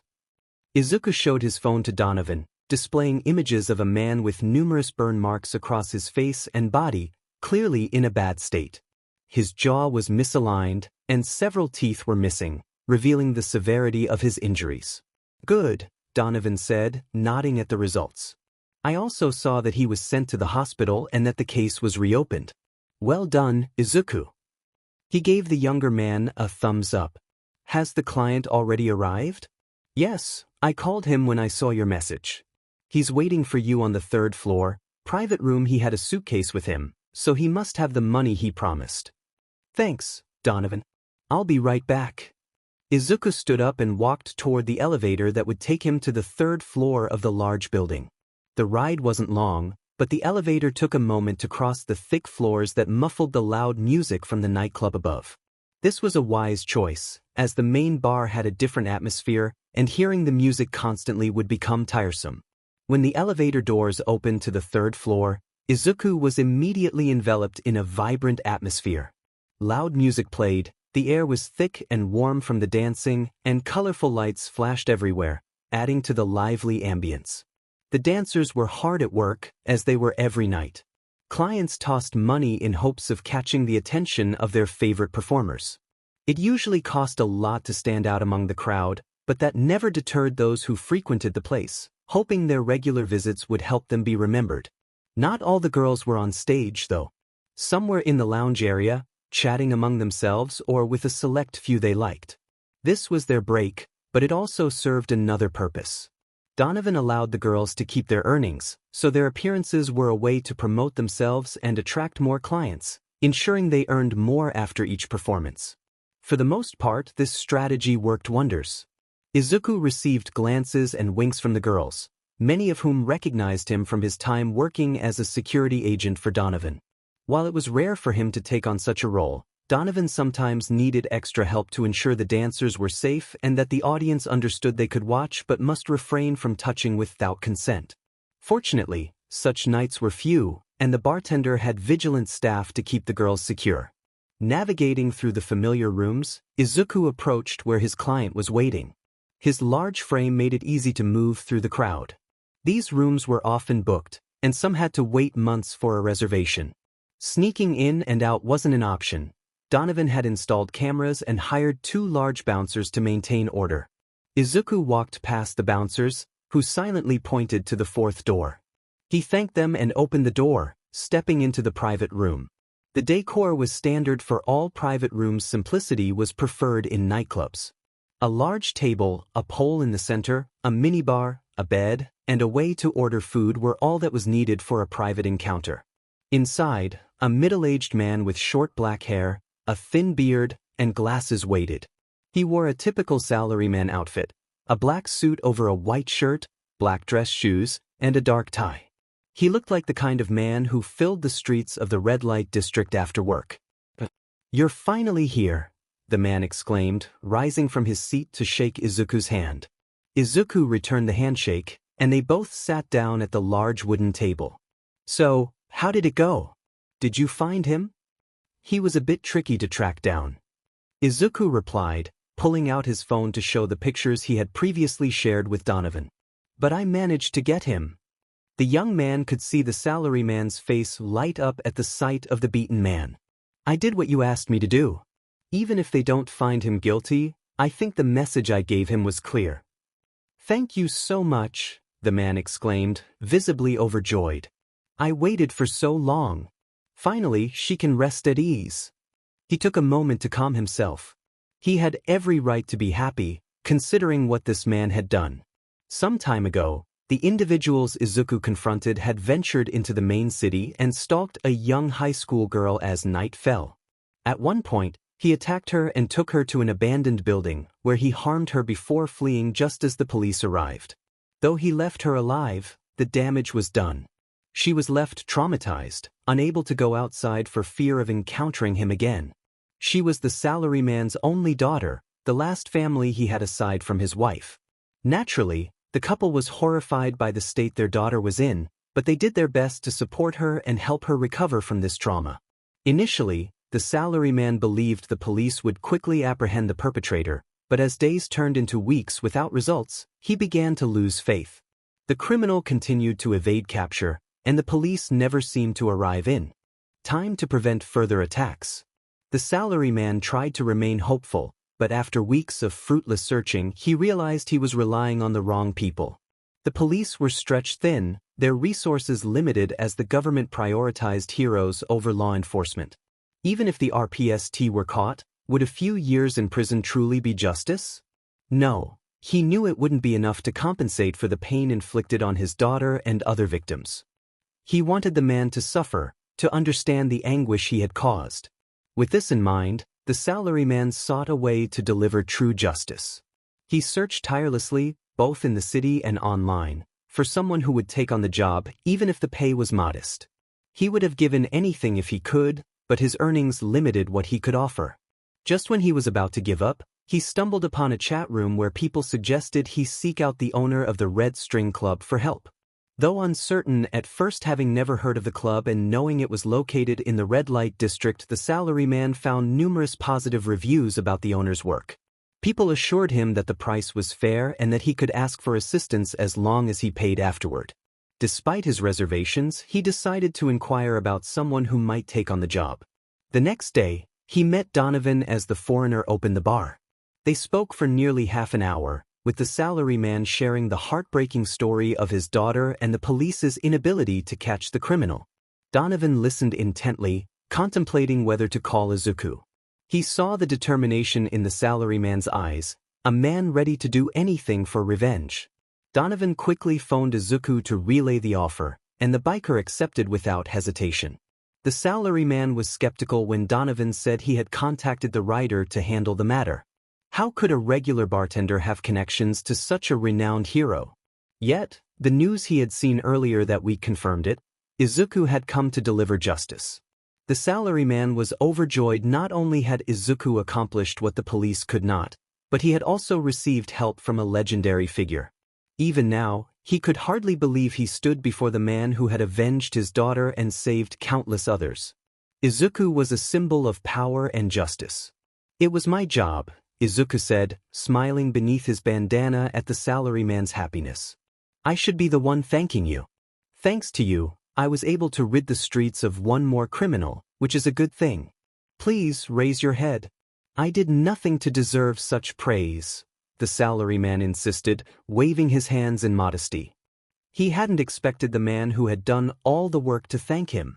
His eyes darted around the room, searching for something to change the subject, and he remembered the suitcase at his feet.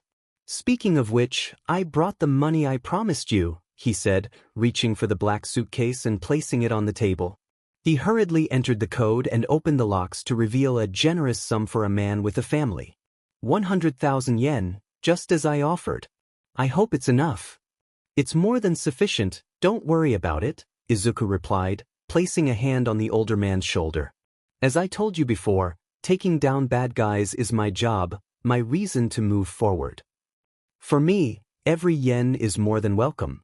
So, thank you for helping me out." He finished, trying to sound as selfless as possible. Inside, he felt a surge of joy seeing how much the man cared for his daughter. It showed just how precious she was to him. The salaryman expressed his gratitude to Izuku several more times before bowing deeply and leaving the club to tell his family they were safe now. Izuku stretched his arms above his head and closed the suitcase. He still needed to give Donovan his share and take a hot shower to wash away the stress of the day. It had been a long one for the green-haired hero, and a little rest would be greatly appreciated.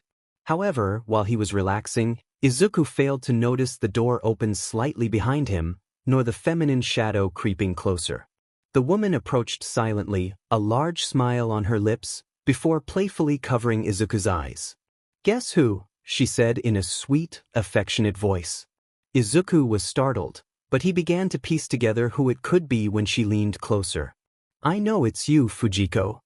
The biker turned to face the woman who had obscured his vision. She was a young Japanese woman in her mid-30s to early 40s, with creamy white skin and shoulder-length wavy brown hair framing her face. Her eyes, a shade darker than her hair, were accentuated by a layer of mascara that added depth to her warm brown orbs.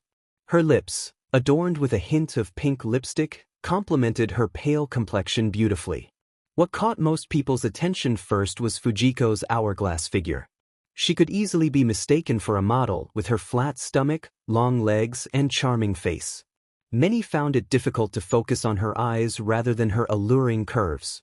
Fujiko was accustomed to such stares and had learned to use her charms to her advantage, effortlessly captivating those around her.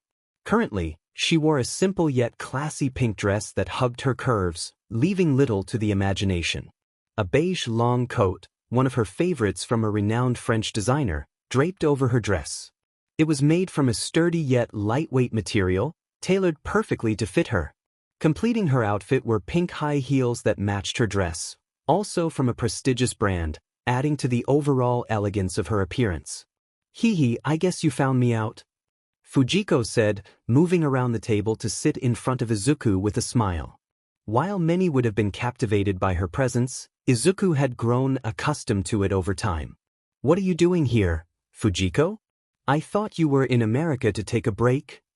Izuku asked, removing his bandana for a moment as it had become a bit uncomfortable. But I was getting bored. It was nice to relax, but I knew I needed to get back into the action or I would go stir-crazy. So, I came here to ask Donovan for some gear, and he told me my sweet little boy was here, so I decided to drop by and say hello. Well, I kind of expected you to come back, even after almost a year away. Still, thanks for the cards you sent. I loved the one from Miami. He smiled, making Fujiko beam with happiness. I promised I wouldn't forget to write, and I try to keep my promises. So, how are you doing, Izu? She asked, eager to catch. Got accepted into UA, made some friends, punched some bad guys, met All Might. Nothing too special. I see, I forgot that crazy things are just part of your life. At least you're finally going to school. And you made some friends. I'm proud of you, my boy. Thanks. It wasn't that hard, actually. I expected more from the best hero school in Japan. He crossed his arms, a hint of pride in his voice. It was almost too easy. Not all of us have your incredible strength, Izu. I think you're a bit biased, she teased, recalling the time he had kicked 2 drunk guys out at 14 and how he had lifted her with one arm when he was only 12. We have so much catching up to do. It's amazing how much can happen in just 10 months, right? She playfully brushed her foot against Izuku's leg. We should take some time to catch up. I don't think that's a good idea. I have school tomorrow, and I know you have things to do or people to meet. Don't pretend you don't want it. We both know you can easily stay awake for days thanks to your quirk, so you won't get away this time, she said, continuing her playful gesture. Izuku sighed deeply, realizing he wouldn't be able to change her mind, even if he had all the time in the world. Plus, he wouldn't mind spending more time with her. Fine, you win. But I'll be getting up early tomorrow, so don't expect me to be around when you wake up. I already knew that, silly, she said, slipping her high heel back on and rising from her chair. Izuku followed suit, guiding her to his chopper and handing her the helmet he had given to Kanu earlier after school. Fujiko enjoyed the ride like a child on a merry-go-round. She had always loved riding choppers, and having someone else do the driving was even more delightful. Izuku didn't mind having someone behind him and even appreciated the gentle sensation on his back. They arrived at Izuku's house quickly, perhaps too quickly for Fujiko. Izuku parked his chopper in the garage and led Fujiko to his apartment. I can't understand how someone as famous as you can live in such a small apartment, Fujiko remarked as she entered with Izuku. I'm a famous hero, yes, but an underground one. I didn't start earning until I began taking requests occasionally, and my job as a repairman doesn't pay for anything better. Plus, I'll be moving to the dorms once they're finished. I understand, but it still surprises me, she replied, taking off her coat as Izuku moved his small table to make room for both of them. I mean, I'm glad to see my sweet little boy found a place to live, but considering what you could have, it's almost criminal. You do? I think it's enough, Izuku said, opening his closet to hang up his jacket. I'm not here most of the time, so I don't mind. And considering what we're about to do, calling me a sweet little boy is a bit odd, don't you think?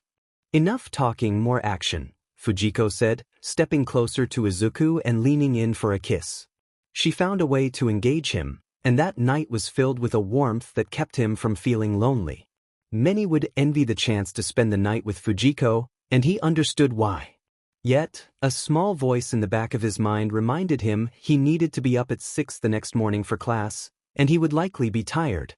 But honestly, who wouldn't trade a night of sleep for the company of one of the most captivating women on earth? Izuku's eyes slowly opened when he heard his alarm beeping beside him.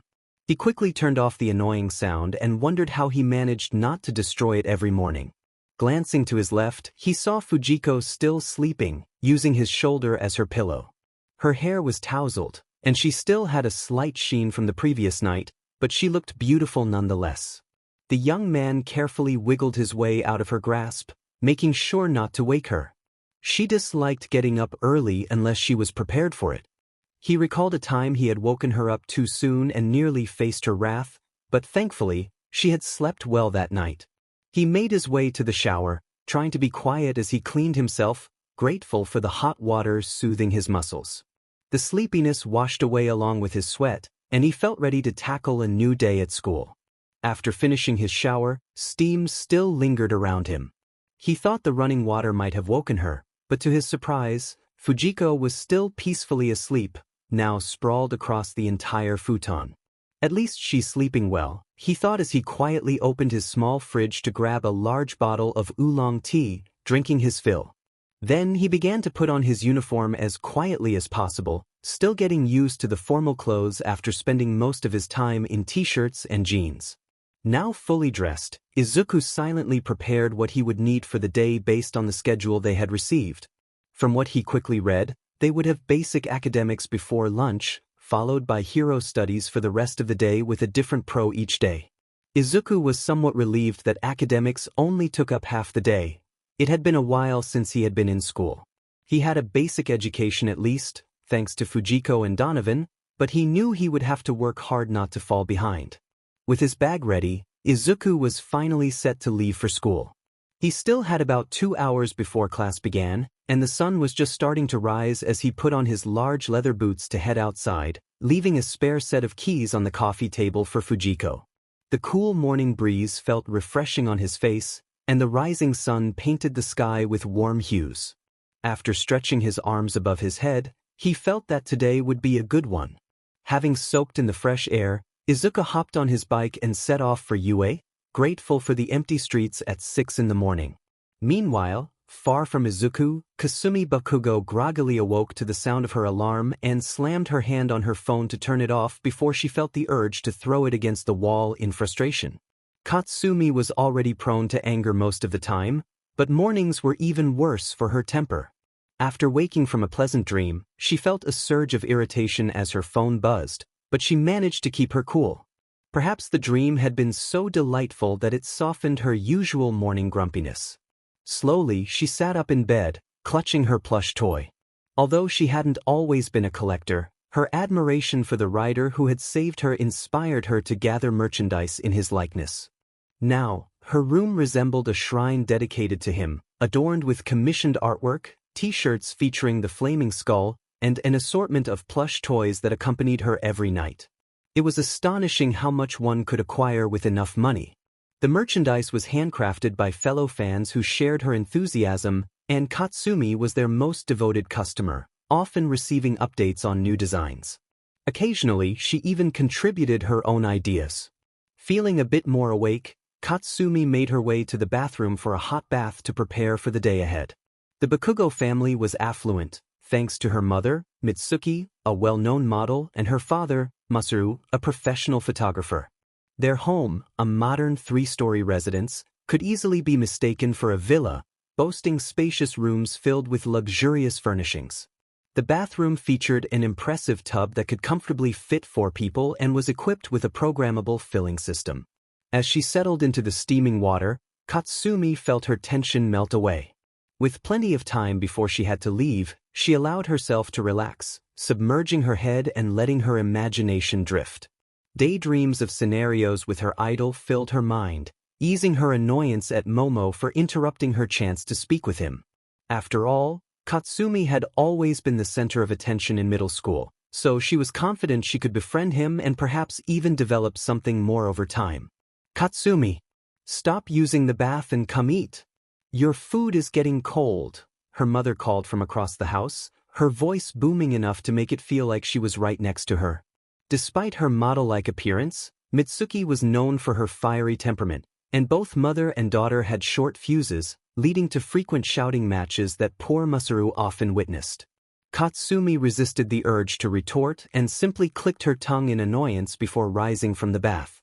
She quickly dried herself with a soft towel and changed into her UA uniform, leaving the towel on her head to dry her hair. Not wanting to linger, she hurried down the wooden stairs to the kitchen, where her parents awaited her. "Finally! You take forever in that bath," Mitsuki exclaimed, removing her apron and glaring at Katsumi, who sat down with her usual bored expression. Masaru took a sip of his coffee, knowing it was futile to try to lighten the mood after years of attempts. Mitsuki joined him at the table, still irritated, and turned on the TV to catch the news. Fortunately, nothing significant had occurred in Japan, allowing for a relatively calm morning. Katsumi ate in silence, still upset with her mother for interrupting her peaceful moment. Breakfast ended quickly, and Katsumi retreated to her room to gather her belongings for the day before heading out to UA without a word. Her mother called after her for not saying goodbye, but Katsumi had already put on her headphones to drown out the sound. This simple tactic was one of her best defenses against her mother's loud voice, allowing her to escape lengthy arguments. 15 minutes later, Katsumi arrived at UA just as most students were arriving. She clicked her tongue at the crowd, viewing them as mere background characters in her story unworthy of her attention but still blocking her path. In her eyes, they could do as they pleased, but none would ever overshadow her. She was destined to reach the top. As she entered UA, Momo's limousine pulled up in front of the entrance, drawing impressed gazes from the students around her. After all, it wasn't every day that a glossy foreign limousine made an appearance at their school. Her chauffeur stepped out of the front seat to open the door for his mistress with a polite bow. "We have arrived, miss," the old man said as the rich girl exited the car, a smile lighting up her face. "Thank you, Harold. I will see you this afternoon," she replied, watching as he returned to the car and wished her a good day before driving off back to the Yayarosa mansion. Momo quickly scanned the area for any of her new friends but decided to hurry to her class when she didn't see anyone around. The black-haired girl walked briskly to the classroom, eager to socialize with her classmates. Upon entering, she noticed that many had already arrived and were happily chatting with each other. Her smile widened when she spotted Izuku, who was gazing out the window with his feet propped up on the table. Momo made her way toward the main group, excited to engage with them more than she had last time. At that moment, Katsumi entered the classroom, her headphones blaring her favorite song. Annoyed by the crowd around her, she forgot her intention to speak with Izuku and headed straight to her desk, looking as frustrated as ever. The doors swung open again, revealing their homeroom teacher, Midnight, dressed in her usual pro costume.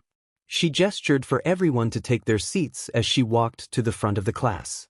Midnight quickly noticed the empty seat behind Izuku. "I see someone is late. Does anyone know why Unchao isn't here?" she asked, pointing to the seat with her whip. The students murmured among themselves, trying to figure out her whereabouts. Unfortunately, they didn't have enough time to exchange information, so no one knew where she was or if something had happened. Just then, the doors burst open, revealing an out-of-breath Kanu leaning against the frame for support. "Sorry, miss.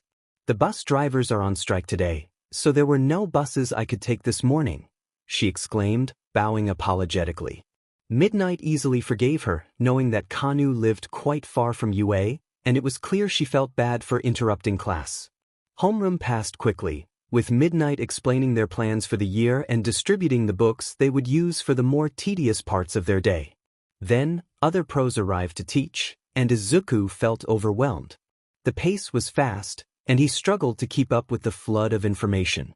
His mind felt heavy with the sheer volume of knowledge being thrown at him, and he fought to stay focused, which was giving him a headache. He had anticipated difficulty, but he wasn't prepared for the intensity of just one morning. Still, he endured in silence, reminding himself that it was challenging because it was the first time in a while and that things would get easier as the year progressed. Much to his relief, the bell rang, signaling the end of morning classes, and they would soon head to lunch before switching to hero training, something he knew would be much simpler and less taxing on his mind. Plus, he was looking forward to a good meal. The lunch rush was famous for its delicious menus that could rival five-star chefs.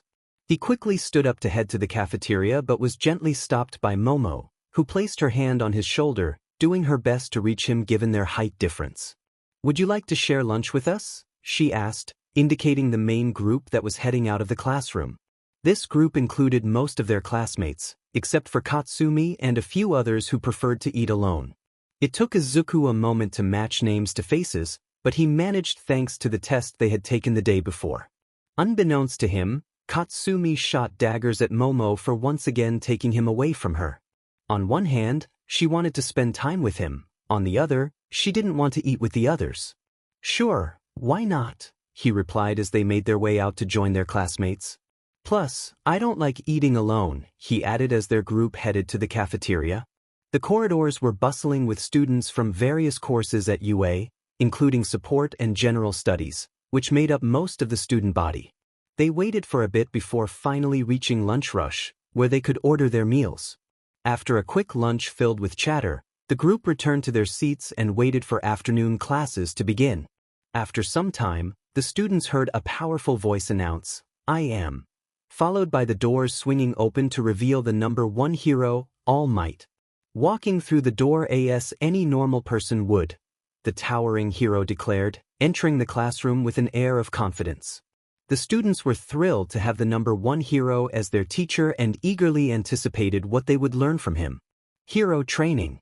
The class that will teach you how to be proper heroes like your teachers and will turn you into the next generation of crime fighters, he began, flexing his impressive muscles in his Silver Age costume. His presence was commanding, and his gentle yet powerful aura made everyone feel safe. "Today, we will have battle training. It's essential for all of you to learn the basics of fighting, both alone and in groups, to protect the innocent and uphold the law." He pressed a small button on the teacher's desk. "And to look good while doing so, you will need these. They were made following the directives you provided on the special request form as well as the Quirk registration paper. Here are our costumes," the class shouted, buzzing with excitement at the prospect of testing their costumes so early in the year. These were created by a special agency that catered to every request made on their admission forms, ensuring that the gear was both useful and comfortable for practice.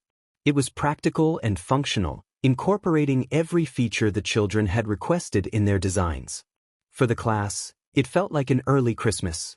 "Grab the case with your number and go change. I'll be waiting outside."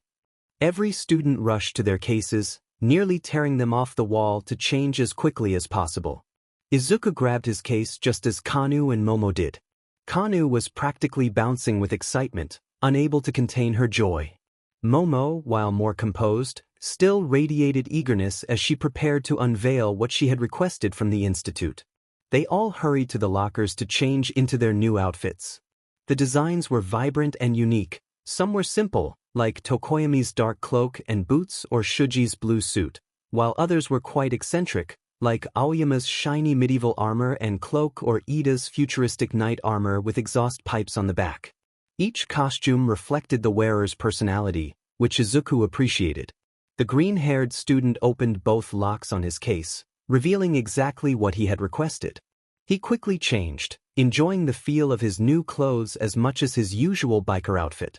His feet were clad in large, reinforced black boots similar to his usual ones but made from sturdier material.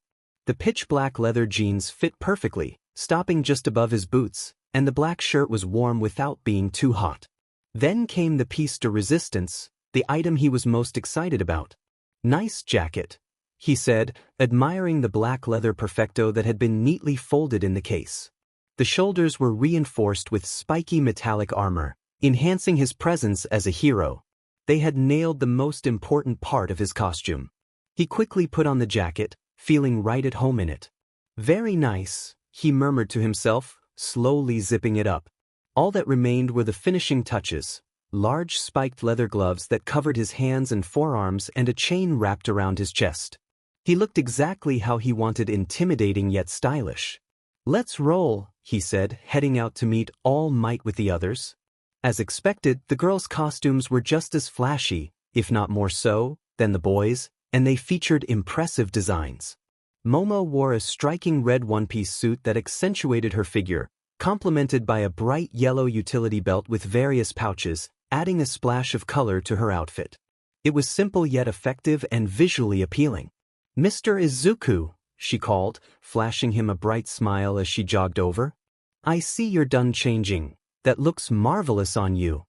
"Thanks. You look great too," he replied, slipping his hands into his pockets. "I must admit, I didn't expect you to wear something like that. But it suits you perfectly," he added with a grin, causing her to blush slightly. While the outfit was form-fitting, it was necessary for her quirk, and she had nothing to be ashamed of. Many would envy her physique. At that moment, Kanu arrived, also dressed in her hero costume. The purple-haired girl had chosen a simpler outfit compared to the more extravagant designs. Her dark purple sleeveless shirt dress featured golden accents and was cinched at the waist with a matching silk belt. The top was adorned with a complex orange and golden dragon pattern, while her loose-fitting kung fu pants displayed the same design. Her feet were clad in traditional black kung fu shoes. The outfit looked lightweight and easy to move in, fitting her perfectly. "Hey guys, how do I look?" she asked, spinning around to show her friends her outfit. "You look really nice," Momo replied with a smile. "The colors are warm and inviting, it's simple yet distinct, and it seems very practical." "Made a great choice." Others around them nodded in agreement. Izuku also gave a nod, as Momo had articulated his thoughts perfectly. The rest of the class arrived shortly after, and All Might guided them to the mock cities used for the entrance exam, where he explained the exercise. "Today, we will be doing indoor anti-personnel training. Yes, most villainous activities happen in the streets, but the cleverest villains use buildings for protection and as human shields. I've witnessed situations like these and can tell you they require a unique mindset," the giant explained, recalling times when he was at a disadvantage against villains indoors. "To ensure you're all prepared for these scenarios once you graduate, we will split the class into 2 teams and have them face off in 2v2 rounds." His explanation was clear, but he was soon bombarded with questions from nearly everyone, making it impossible to address them all at once. "One at a time," All Might exclaimed, feeling a bit overwhelmed. "I can't answer everyone at once, I don't have super hearing. Let me finish explaining the rules, and then I'll answer your questions. In this exercise, the villain team will hide and protect a nuclear warhead inside a building, while the heroes will try to secure it before time runs out. If the villains are captured or if the heroes touch the bomb for 10 seconds, the villains lose. On the contrary, if the heroes are captured or run out of time, then it's the heroes who lose. Simple enough, right?" he asked, trying to hide the cheat sheet in his large, bulky hand. "As for the teams, because I think I heard someone ask about that, they will be decided by each of you drawing lots to see who you will fight with. That way, no one gets an advantage by siding with someone they like or with a quirk that benefits them." He pulled a large box seemingly out of nowhere with "lots" written on the side. Having most of their questions answered, the students took turns reaching inside the box to see who they would fight with during the exercise. From what Izuku could quickly see, the teams were split rather nicely, composed of people who had yet to interact with one another or had barely talked the day before. It was also his case since he was paired with the quiet Jiraiya, someone he hadn't spoken to. He calmly walked over to her, as everyone around him was doing, to socialize a little more and maybe discuss a strategy. It would also allow him to observe her more closely, as he hadn't taken the time to see what she looked like. Starting with the most obvious, she was rather short. Well, almost everyone was short compared to his bulky 195 centimeters frame, but she was still a little shorter than some others like Momo or Kirishima. He guessed she was between 150 and 160 centimeters tall, maybe around 155 centimeters from a quick glance. The second most noticeable detail about her was her quirk, which replaced her earlobes with earphone jacks that she was currently twisting around her finger. He didn't fully know what she could do with them, so he would have to ask her later. As he got closer, more details were revealed to him, like her deep purple hair that framed her face and her small eyes that glanced up at him. Then came her costume, which Izuku found increasingly appealing the more he looked at it because it resembled his own. She wore a black leather jacket, albeit cut shorter than his since it stopped at her navel and was more fashionable. She also wore black trousers tucked into large boots with speakers on them that somewhat resembled his rangers. The only real difference was that she wore a ragged pink t-shirt under her jacket, but otherwise, it was almost identical. "Hey," Jiraiya said, waving at him. "Guess we'll work together, Midoriya," she said, still playing with her earphones. Izuku crouched a little to face her since he didn't like to talk to people while looking down on them. While his size was useful for pressuring others or appearing imposing, it was less effective when he needed to talk to someone younger or significantly shorter than him. "Yeah, I think so too," he replied with a small smile. "And call me Izuku, please." "No problem, Izuku," she said, focusing back on the giant who was now drawing lots to see which teams would fight on which side. Izuku and Jiraiya's letter was drawn, and the team they would face was apparently D. He didn't really know who that was, as he hadn't paid attention to what the others had drawn. "So that's it. Team D will be the heroes, Team A the villains. Please come here," he called out, and Izuku, Jiraiya, Katsumi, and Momo walked to face him. The biker was a little surprised that he would be fighting against two girls he had saved not long ago, but he also thought it would be interesting to see how things would turn out. Momo wasn't too affected by the situation. In fact, she was glad to have the chance to show Izuku that she didn't need help and could protect herself if necessary. Katsumi, on the other hand, was feeling anxious. How was she going to defeat the person she admired, who had been able to defeat the Sludge villain she couldn't harm? But at the same time, this was an opportunity to spend more time with him after the exercise, and she might even impress him if she performed well enough. So she decided to take the challenge head-on and try her hardest to be worthy of such a fight. Jiraiya and Izuku, being on the villain side, had a head start of 10 minutes to decide where they wanted to place the bomb and what strategy they would use. Momo and Katsumi were also allowed to think about a strategy, but the blonde didn't want to collaborate with an extra and just sat in the waiting room listening to her music with her headphones on. Momo tried for a while to get her to talk but eventually decided to give up after many failed attempts. The rest of the class and All Might were in the control room, with monitors showing them the inside of the building where the action would take place. The timer hit 0, and Team D left the waiting room to finally breach in and face Team A. The girls were confronted with a large building without doors, meaning they could just walk in without having to unlock the large metallic doors. This troubled Momo since these doors would have likely taken quite some time for them to open, so why hadn't the villains closed them? Was it a trap? Or was it part of the exercise to give her team a slight advantage? Her calm and analytical mind told her not to rush forward too quickly to avoid falling into the villain's hands. She knew Izuku was stronger than her, both physically and in terms of his quirk, so she needed to think and plan ahead to overcome the power gap as best she could. But Katsumi decided not to waste time and rushed inside the building, readying her quirk to face off against her hero to the best of her ability. Momo was taken aback by her recklessness and how she seemed to disregard safety entirely. It made no sense to confront the rider directly in a frontal fight, as the black-haired girl knew from all the news that he was used to battling opponents stronger than them on a daily basis. Still, Momo managed to devise a plan that could work in their favor. If Katsumi could hold Izuku off long enough with her explosions, maybe she could sneak around and secure the bomb, winning despite the odds. But she still needed to find a way in that didn't involve the doors, so she moved around to locate the emergency exit and entered without being noticed for now.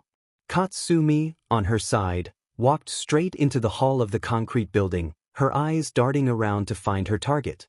She didn't care about the exercise, Momo, or even Jiraiya. Izuku was everything on her mind at that moment.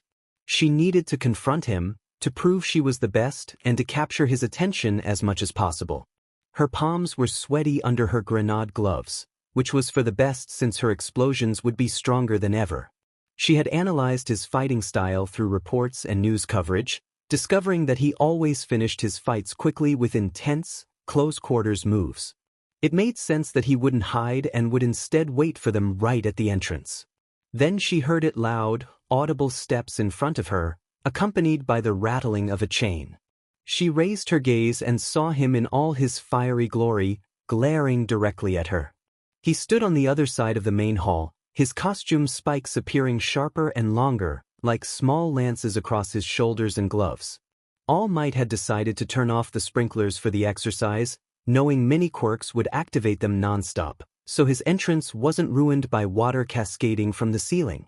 The two students stared each other down for a few moments before Izuku lifted his left hand, pointing at her with his leather-clad skeleton hand. "You're going down," he declared slowly, his voice deep and intimidating. Katsumi tried to mask her growing fear with her usual mischievous smile, but inside, she was trembling like a leaf in the wind.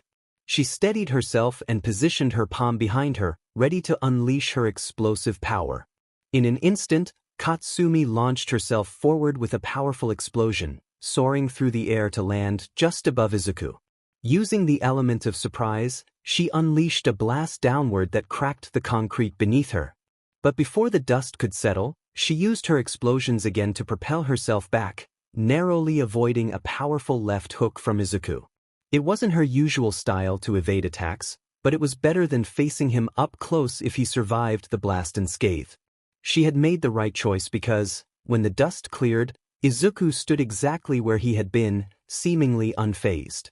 This didn't surprise her. She had anticipated that a regular explosion wouldn't be enough to hurt him. Her smile widened without her realizing it, as she had finally found an opponent she could go all out against without worrying about causing serious harm. Small explosions ignited in her palms, signaling a new, imminent blast that would likely be stronger than the last. Izuku cracked his neck and began to walk toward Katsumi, determined to win. Meanwhile, Momo silently navigated through the building, relieved that the back doors were well-oiled and quiet. She could hear explosions in the main hall, indicating that Katsumi was still engaged in battle, which meant Izuku was occupied. However, she knew she needed to act quickly to secure the bomb.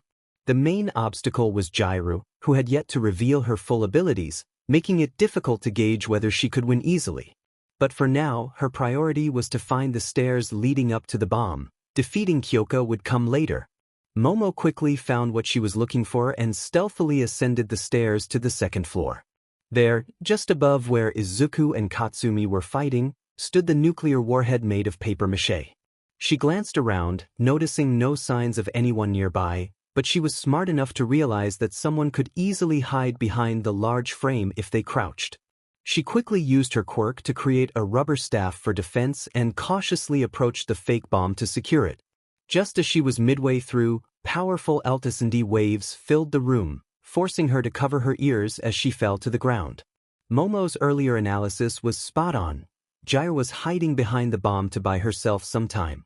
Aware of Momo's approach thanks to her earphone jacks planted in the ground, Jiraiya amplified the sound of her heartbeat to stun Momo as much as possible. While she wasn't as powerful as Izuku in a direct confrontation, her quirk was more than sufficient to defend an inanimate object in an empty building. All Might had been pleasantly surprised when Jiraiya requested to stay near the bomb during prep time, recognizing that her quirk was more useful in defense. Momo lay stunned on the ground from the initial blast, but she was far less shaken than one might expect. Having spent time with Kyoko, she was familiar with her quirk. Anticipating a surprise attack, she had crafted small earplugs while ascending the stairs to lessen the impact of the sound. It was a crude solution, as the earplugs only muted the sound and didn't eliminate it or the shockwaves, but it was enough for now. Her strategy was to feign unconsciousness to lure Jiraiya out and then strike. Speaking of Jiraiya, she finally decided to leave her hiding spot to check on Momo, torn between the urge to help her friend and the reality that the exercise wasn't over yet. As she cautiously approached her seemingly unconscious friend, Momo sprang to life, grabbing her staff to launch a surprise attack on Gyru. The surprised girl was too taken aback to react in time to prevent the staff from hitting her. Although it was made of rubber and didn't hurt her too much, it caused her to lose her footing, allowing Momo to tackle her to the ground. The building shook violently, as if it were about to collapse at any moment. Gyru seized the brief moment before hitting the ground to unleash another quick attack, but Momo's earplugs were still functional, rendering it ineffective against the taller girl. Gyru quickly found herself pinned down, unable to move as Momo used her height and staff to keep her firmly on the ground. 10 seconds passed, and Gyru was officially knocked out, allowing Momo to wrap her in tape to secure her. Though it wasn't necessary, Momo's perfectionist nature compelled her to ensure the villain had no chance of retaliating. Momo sighed deeply in victory. It hadn't been easy, but she had managed to take down the only person standing in her way of reaching the bomb. With some time to spare, she decided to tie Gyru's arms and legs together to ensure her enemy wouldn't move for now. Momo stood up from where Kyoka lay, mentally noting that she would need to apologize later for striking her friend a bit too hard with her training staff. Caught up in the exercise, she had forgotten to hold back or aim for a safer spot, but thankfully, Kyoka seemed alright and even offered a playful smile, showing her good sportsmanship. Determined to end the exercise swiftly, Momo turned to face the bomb and walked toward it with her hand extended, ready to claim it for the villains and seal the victory without much trouble. She felt relieved that Gyru was the only one guarding the bomb. Her plan would have faltered if Izuku had chosen to stay near it and block her and Katsumi. She wondered how her partner was faring on the first floor. Although the blonde had incredible strength and agility, Izuku was a trained vigilante accustomed to fighting. At least she had enough time to complete the mission. The bomb was just inches away from her hand. But just as she was about to grasp it, she heard a small noise behind her before something wrapped around her abdomen and yanked her back. The sudden pull was painful, as if someone had tied one end of a rope to a truck and the other around her waist, then sped off. She felt as though her ribcage might crack under the pressure, and the harsh landing on the concrete floor forced the air from her lungs, leaving her gasping for breath. Two imposing figures appeared before her, and it didn't take a genius to recognize who stood in front of her. The chain began to move, slowly lifting her like a winch, bringing her face to face with the rider. "My win," he declared coldly, as All Might announced over the microphone that the villains had won. Gradually, the chain released its hold on the black-haired girl, allowing her to land on her feet, and Izuku reverted back to his usual self. Both students shook hands and helped Kyoka out of the capture tape that covered her, then they all proceeded down the stairs to Katsumi. The girl lay on the ground, dirt and dust covering her from head to toe.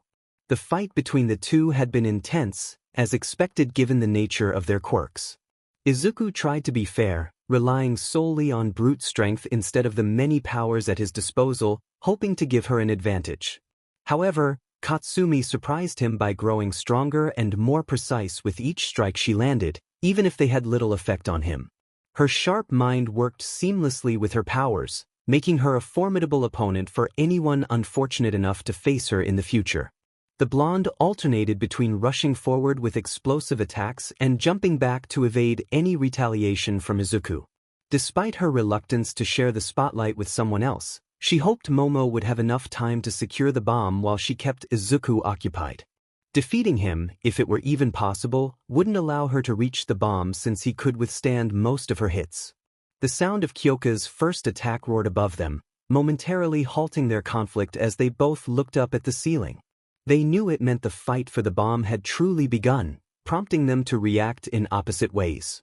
Izuku decided to head toward the stairs to assist Kyoka, while Katsumi resolved to prevent him from getting too far away to help her. Their conflicting desires culminated in one final assault. Katsumi gripped the metallic part of her grenade gauntlet, sliding it down to reveal a pin and a cannon aimed at the burning skull. Taking a deep breath, she closed her eyes and pulled the trigger, unleashing an explosion that shook the building at almost point-blank range. It was her secret weapon, one she couldn't use against ordinary people due to its lethality. However, Izuku was different. She hoped he would emerge with minimal damage. Katsumi slowly lowered her arm, trying to soothe her sore forearm with her free hand. While such an explosion could take down many, the severe recoil caused her considerable pain and required time to accumulate enough sweat from her palms to operate the device effectively. Another unexpected disadvantage was the dust raised by the attack, creating a thick barrier between her and Izuku that obscured the results of her assault. Had she managed to take him down?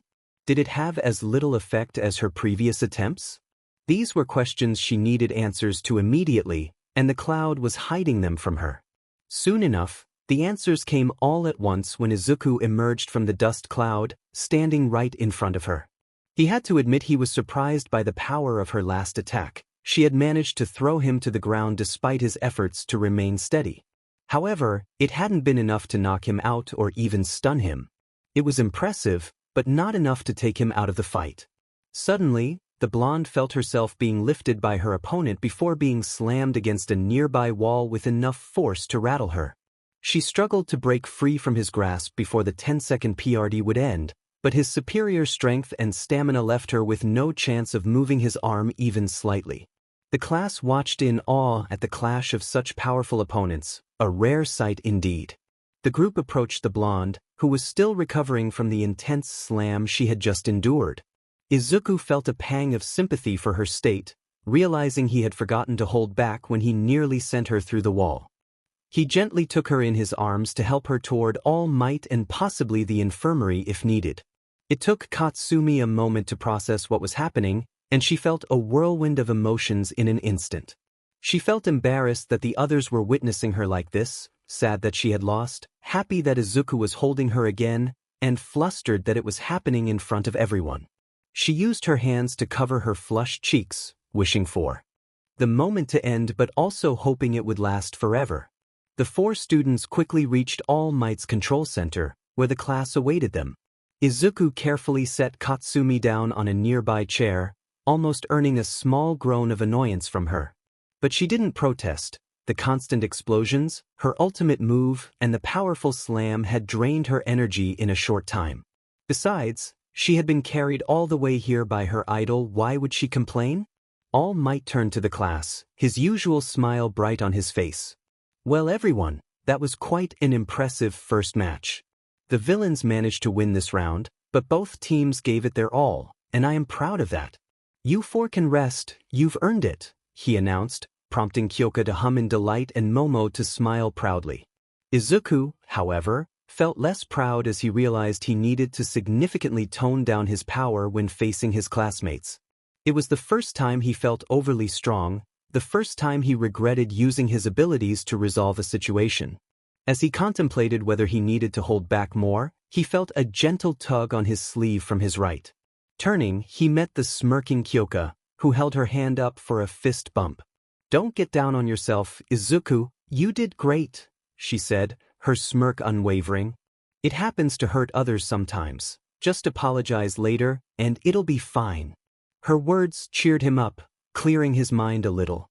Yeah, thanks, he replied with a small smile, connecting his fist to her hand gently. You did well too. I wouldn't have made it if you hadn't protected the bomb from Momo and come up with the plan to hide it. And the jacket looks nice on you, he added with a wink, making her giggle quietly as the next fighters left the room to prepare for their match.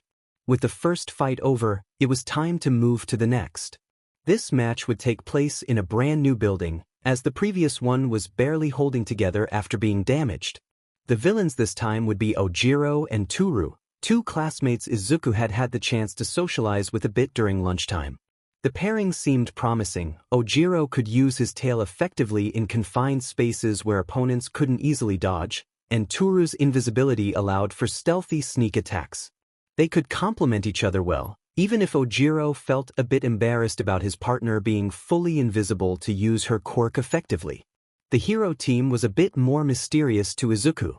Shuji didn't contribute to that feeling. They had chatted a little in the locker room and he seemed nice, if somewhat reserved. What truly intrigued Izuku was his teammate, Shuko Todoroki. It might sound odd, but he hadn't even realized she existed until now. He wondered how he had overlooked her presence in class, as she was not the type of girl one could easily miss.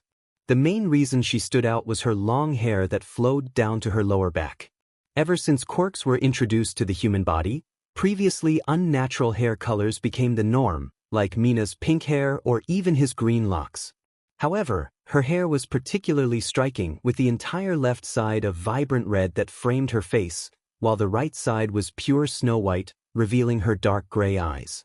Her hero costume was almost the perfect opposite of his, both in design and color. Her attire consisted of a simple white long-sleeved shirt and equally bright pants tucked into white utility boots. What made her costume stand out was that the entire right side was adorned with fake ice, and she wore a mask that concealed the left side of her face beneath her hair. They were like night and day, one fully in white with ice on the outside, and the other in black with fire on the inside. She was paired with the quiet Shuji, creating a team that lacked emotional expression. However, they both seemed unfazed and even appeared more relaxed with someone who mirrored their demeanor. They worked well together, devising a plan to win faster than All Might. Shuko was a top student for a reason. Her strategic thinking was exceptional, and she quickly devised a way to defeat the villains while ensuring Shuji played a significant role without risking harm. As soon as the bell rang, Shuji positioned himself in front of the main door, using his multiple arms to track the opponent's locations. While his strength in a brawl was beneficial, his ability to recreate any part of his body almost infinitely was even more useful for support, allowing him to see, hear, and communicate in every direction at once. Coupled with his keen hearing, he was the ideal student for assisting others in a fight. With her partner guiding her to the enemies and the bomb, Shuko used her quirk to swiftly and safely neutralize the villains without damaging the bomb. She placed her hand on a nearby wall, and ice erupted from her arm, spreading throughout the building and freezing everything in its path, including Ojiro and Toru. The temperature in the observation room where All Might and the class were watching dropped significantly, causing most of them to shiver at the sudden chill and realize that their costumes, while stylish, were not suited for such cold. Momo and Kanu were among the first to react, shivering as the ice began to creep up the walls. Neither was accustomed to temperatures well below freezing, and it showed. They were surprised when Izuku draped his jacket over Momo's shoulders and pulled Kanu closer with his large arm to warm her up. The purple-haired girl blushed deeply from the unexpected contact, but she appreciated the gentle warmth he provided, reminiscent of being in front of a cozy fireplace in winter. Momo was no better off, wrapping herself in Izuku's jacket, which was almost 3 sizes too big for her. She could envelop herself in the leather without needing to fasten it, and it felt incredibly warm, smelling strongly of Izuku. She didn't mind the masculine scent mixed with sweat. In fact, she found comfort in it, reminding her of the time he bravely saved her from danger, as if it were the most natural thing for a hero to do. Their moment of daydreaming was interrupted when Shuko heated the room back to a normal temperature after she touched the warhead, claiming victory for her team with minimal effort and damage to the building. All Might was impressed. It was almost a textbook example of how to handle villains effectively. Izuku released Kanu with a smirk, noticing the steam practically rising from her ears, something he hadn't seen in a long time. After years in a district where shame and good morals were foreign concepts, witnessing a girl blush from being close to him was refreshing. He also reclaimed his jacket from Momo, who reluctantly let go when he asked. "Well done, hero team. That was a fantastic round." All Might exclaimed, flexing his muscles in front of the class as he was accustomed to doing. "But there's more to come. Let's move on to the next part of the show," he declared, taking the next ball from the jar to continue the event. The teams came and went, each employing different tactics and combinations to outshine the others. Some took it very seriously, like Kirishima, who bravely threw himself in front of Sato's barrage of attacks to protect the bomb. Kanu was paired with the frog girl, their quirks complementing each other well in both mobility and power. Izuku had to admit he was impressed by his classmates' fighting styles, especially compared to his own. Kanu used her spear to leap higher and higher, moving with the grace of a professional gymnast. The blue-haired robot executed precise yet powerful attacks at incredible speed, while the frog girl delivered strong blows with her muscular legs and tongue. Each fighting style was unique and beautiful in its own right. In contrast, Izuku felt his own approach was brutish and wild. He lacked special techniques. It was simply his immense strength and resilience that he had honed over the years. While useful during his time as a vigilante, he realized he might need to rethink his fighting style now that he had chosen the path of a hero. He understood that violence could be easily criticized by the media and public. His internal reflections took longer than he anticipated, and soon classes were over for the day. All Might rushed out of the classroom, stating he had obligations as the #1 hero and that crime fighting never rested. With the blonde giant gone, the students headed back to the changing rooms to change into their uniforms and prepare to go home for the day. Man, this exercise was so intense! Kirishima exclaimed, pumping his fist in excitement. It was so cool. I hope we do more of these in the future. Plus, we got to see you fight Midoriya. That was awesome. Come on, you're going to make me blush. Izuku replied, buttoning his shirt. You weren't bad either, Kirishima. I like how you dive headfirst into fights. And call me Izuku. Sure thing, the redhead said, his usual toothy grin shining brightly. I can't wait to see what they have in store for us tomorrow. Kaminari chimed in, joining his new friends. But man, I really dread the morning. Classes are tough, and sometimes I don't understand a thing. Same here, Izuku added. It's been a while since I went to school. I feel like I have 10 years to catch up on. 10 years? What were you doing all that time? Sato asked, adjusting his tie. I didn't grow up in the best place. I had to learn things that could keep me safe, which apparently aren't part of the curriculum, the biker replied, closing the large suitcase containing his hero uniform. But I won't give up, I'll catch up on what I missed. That's the spirit, the blue-haired robot said, chopping the air with his hand. Nothing beats determination and hard work. I'll back you up if you need it, Midoriya. Thanks, man. I didn't catch your name, by the way, Izuku said, extending his hand for a handshake. I'm Ida Tenya. A pleasure. Tenya replied, shaking his classmate's hand vigorously. They all exited the locker room slowly, heading their separate ways home. Katsumi had to be picked up by her mother, much to her dismay. She would have preferred to be taken home by Izuku, but a car was safer than his chopper for a girl who had nearly been thrown through a wall. When Izuku arrived at his apartment, he found that Fujiko had left during the day, which didn't surprise him. It was just the kind of woman she was.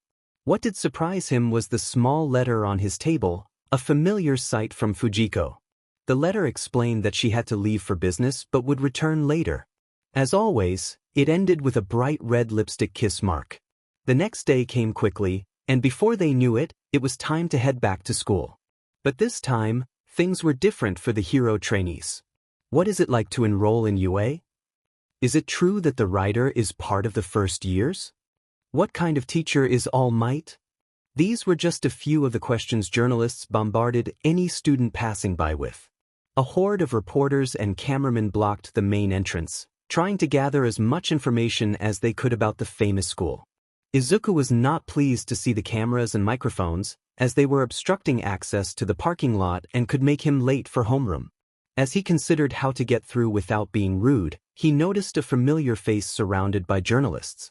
Kyoko was cornered by mics and cameras, visibly growing more anxious as the media pressed in on her, leaving her no chance to breathe or respond to their questions. The writer took a moment to think, then smiled widely.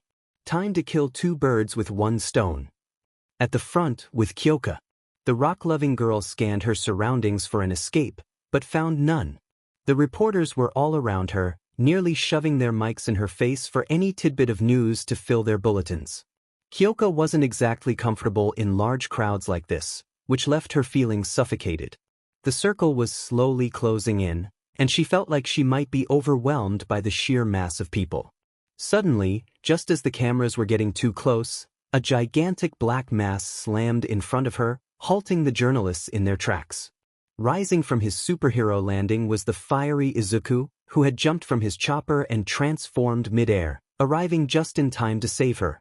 The media was stunned, unsure how to react until the writer let out a loud, commanding shout that made them all take a step back. The burning figure raised an accusing finger at the cameras, waving it side to side in a rather smug manner. Ha ha ha, he mocked, like a father who just caught his son trying to sneak a cookie. He then turned to Kyoka, who smiled in relief as he motioned for her to follow him through the crowd. The media parted ways as the hulking figure and student entered the school premises, their cameras trailing behind them. The whole street was silent, save for the heavy noise of Izuku's boots on the pavement and the rustling of the silver chain on his torso. Once they were far enough away, Izuku turned toward the stunned media and pointed at them ominously, like a judge about to deliver a verdict. Go home, he stated simply as one of the more daring reporters attempted to approach him for an interview but had to back down when a large steel door slammed shut in front of her, nearly startling her. Izuku heard her gasp and turned around, seeing the shocked look on her face. He held back a laugh and walked back with Kyoka, not forgetting to glance back before entering the building. Thanks, Izuku, Jiru said as they made their way to the classroom. That was a bit overwhelming for me back there. Now you see why I initially chose vigilantism. It pays less but comes with fewer headaches, the older teen replied with a smile. But yeah, if you need help, just let me know. I'll do the heavy lifting. No problem, Green, the rock-loving girl replied as they both entered the classroom and took their respective seats. Kanu had arrived on time this time, as the driver's demands were heard by the company, so her regular bus was in service. Momo was also happy to see Izuku but was too busy chatting with Mina and Ochako to do more than wave at him from afar. Katsumi was also there, though she was so stiff and silent that she could have been mistaken for a statue. She had wished for a chance to talk with her hero for so long, and now that she finally had the opportunity, all her courage vanished, leaving her unable to utter a single word. Even her thoughts were fuzzy, and her heart was beating so hard she could hear her pulse like a large drum right next to her ear. Hey, are you okay? Izuku asked, gently placing his hand on her shoulder. Instantly, Katsumi seemed to short-circuit, her cheeks turned bright red, and she felt a rush of warmth flood her face. She stuttered an incoherent mess of sounds before calming herself down, realizing she had all 19 pairs of eyes on her. Normally, she wouldn't mind the attention, but it was more embarrassing when she felt like she was in a shoujo manga. Midoriya, give her some space. The poor girl's going to burst. Kanu called from behind, and for once, Katsumi had to agree. She felt like she might faint, either from happiness or embarrassment, she couldn't tell. Izuku's hand left her shoulder, much to her disappointment, but she made a mental note to revisit that later. Midnight entered the room shortly after, prompting all her students to stand at attention. Sit down, everyone, she commanded as she dropped a large pile of papers on her desk. Okay, I've seen the results of yesterday's hero class. All Might was very pleased, and so am I. You all did really well for first-timers, the hero said, making everyone sigh in relief. But back to regular classes. Today, we have a fun activity that you will all partake in. The heroine began, and the class held its breath in anticipation. Today, you will be electing a class representative. I wanna in, yelled most of the students, jumping out of their seats and raising their hands to attract their teacher's attention. I want to be a leader, Mina exclaimed with a bright smile. The position was made for me, Aoyama declared, the blonde boy who could shoot laser beams from his navel. He was an oddball, often adding random French words into his sentences and occasionally staring off into space. But he was fun, and Izuku liked that. I also want to do it, Kyoka said simply, far less excited than the others. Under my administration, Izuku will have to walk around shirtless at all times. Kanu shouted enthusiastically. Katsumi's mind immediately conjured an image of Izuku walking around as Kanu suggested, her imagination filling in the details of his impressive physique. She quickly returned to reality, her face burning once more. Wait, what? Izuku finally responded, turning his head sharply toward the purple-haired girl who was innocently whistling. Midnight had to admit she wouldn't be against it but decided to keep her thoughts to herself for now. Why me? Because you're built like a brick wall, Kanu replied with a playful smile. To be fair, Izuku didn't mind too much, it wasn't the first time someone had seen him shirtless. But considering what had just happened with Katsumi, he was concerned she might really lose it this time. Everyone, please quiet down, Ida said loudly, and the whole class turned to face the usually reserved teen. We won't get anywhere by screaming like children. The sacred office requires democracy, not chaos, he declared, raising his hand high along with the others. We need to vote to choose the most suitable person to bear these responsibilities. But we don't know each other that well, Kirishima pointed out. We're just going to vote for ourselves and it won't lead anywhere. Kuro, I think he's right. We can't do a vote-based election after spending only 2 days together. That's true, but it's also why it's the most suitable way to decide. Whoever gets more than one vote can be trusted, as it will show that others place their trust in this person, the robot responded. That actually sounds reasonable. Midnight chimed in, cracking her whip. I approve of your idea. A vote it will be. Everyone will participate, so you can write down any name you desire, including your own. Only 1 vote per person. Papers were handed out, and they quickly made their way back to the front where a box awaited. The papers were shuffled and drawn one by one to determine who would be the class representative and their aide. Minutes later, the results came in, with Momo leading with 3 votes and Izuku in second with 2. You can't be serious, Kanu exclaimed, pointing at the mass of villains appearing in front of them. Villains foolish enough to attack the most famous hero academy? Don't they know they're going to get crushed by the pros? Miss 13, aren't there sensors spread throughout the USJ? Why isn't the alarm sounding? Momo asked, turning to the spacesuit-clad woman. Of course. I made sure to install the best systems I could find.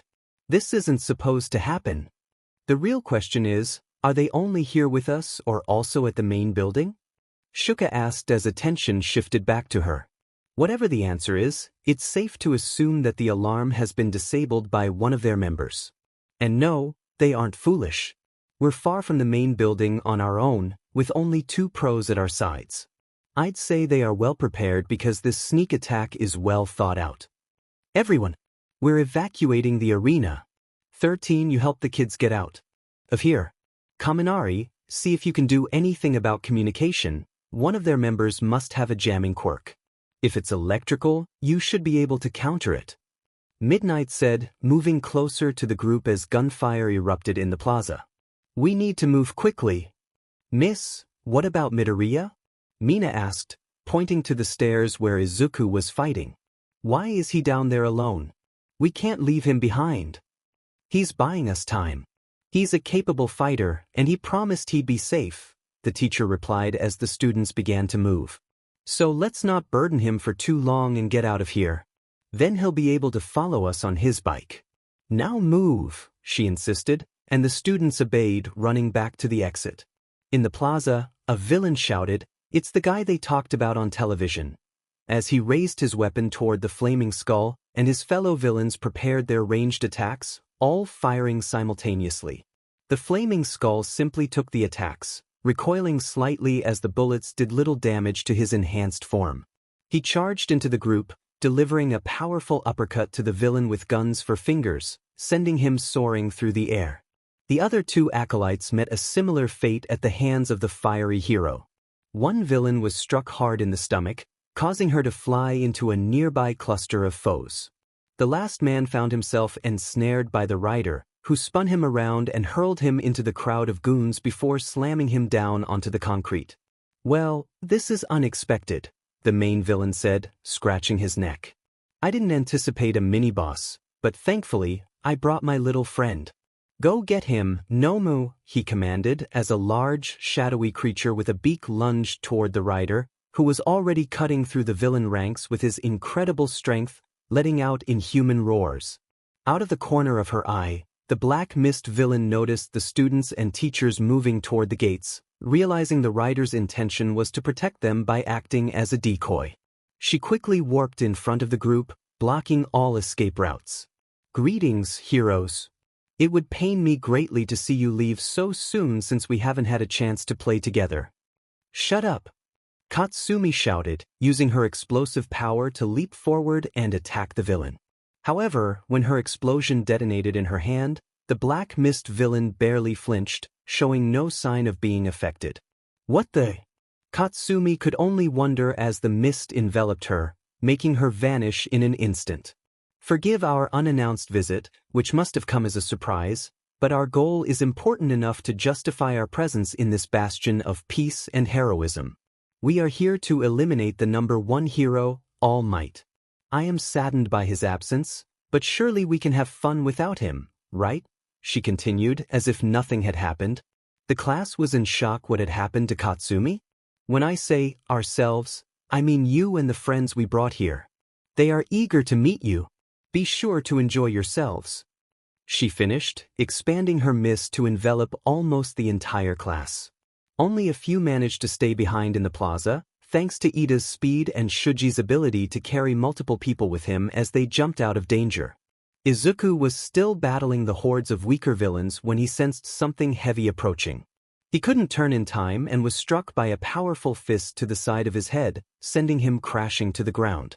The villain leader and his companion watched him rise, the one covered in hands chuckling maniacally. Wow. You're just like they say. That punch was as strong as one from All Might, yet you're still standing. If I take you down, will All Might show up faster? He asked, his massive minion remaining silent, focused solely on the rider. Izuku cracked his neck and got back on his feet, readying his chain and shotgun. He couldn't afford to waste time on them. He had a class to protect.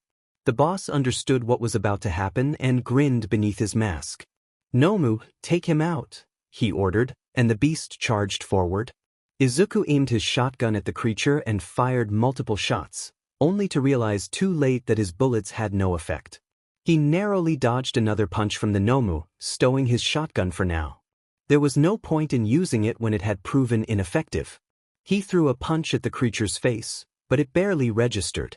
The Nomu was more than happy to retaliate, delivering a powerful uppercut that sent Izuku soaring into the air. He didn't stay airborne for long, as the Nomu seized his foot and slammed him down to the ground, then stomped on his ribcage, causing him immense pain. Izuku roared but managed to wrap his chain around the Nomu's other foot, pulling hard to trip it. They both got back up simultaneously, and Izuku realized he would struggle to hold the creature back for long. What he had yet to notice was that the class had been scattered throughout the USJ due to the Black Mist quirk.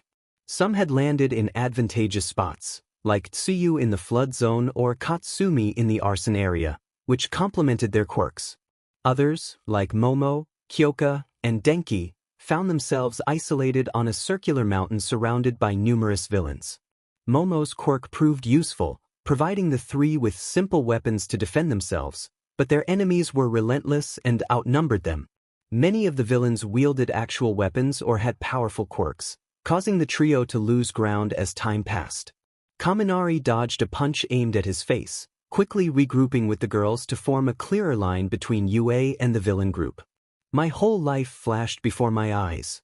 I thought I was done for, he exclaimed, while the villain grinned at the frightened blonde. Focus on the fight, you fool, Kyoka retorted sharply, raising her knife to deter the villains. We're surrounded.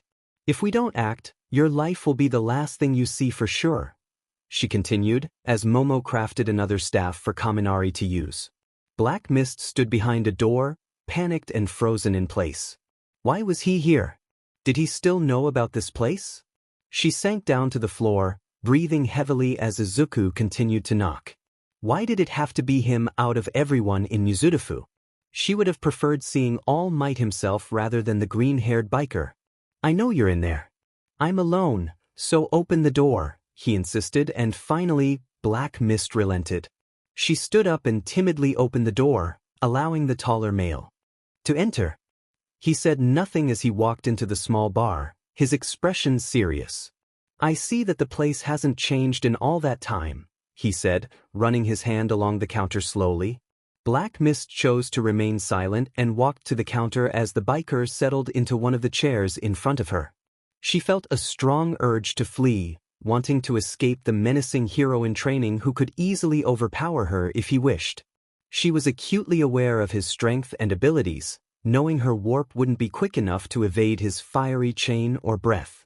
Trapped in her own bar, she was at the mercy of a man who was about 5 years younger than her. Give me the usual, he said, resting his elbow on the polished wood. The barmaid nodded and prepared one of Izuku's favorite drinks, the navy grog. It was an exotic beverage not commonly found in Japan, and it had sparked their friendship years ago. She quickly made his order, placing the chilled drink in front of him. He took it in hand and brought it to his lips. I got a rundown of what happened while I was away, and the overall situation at the USJ.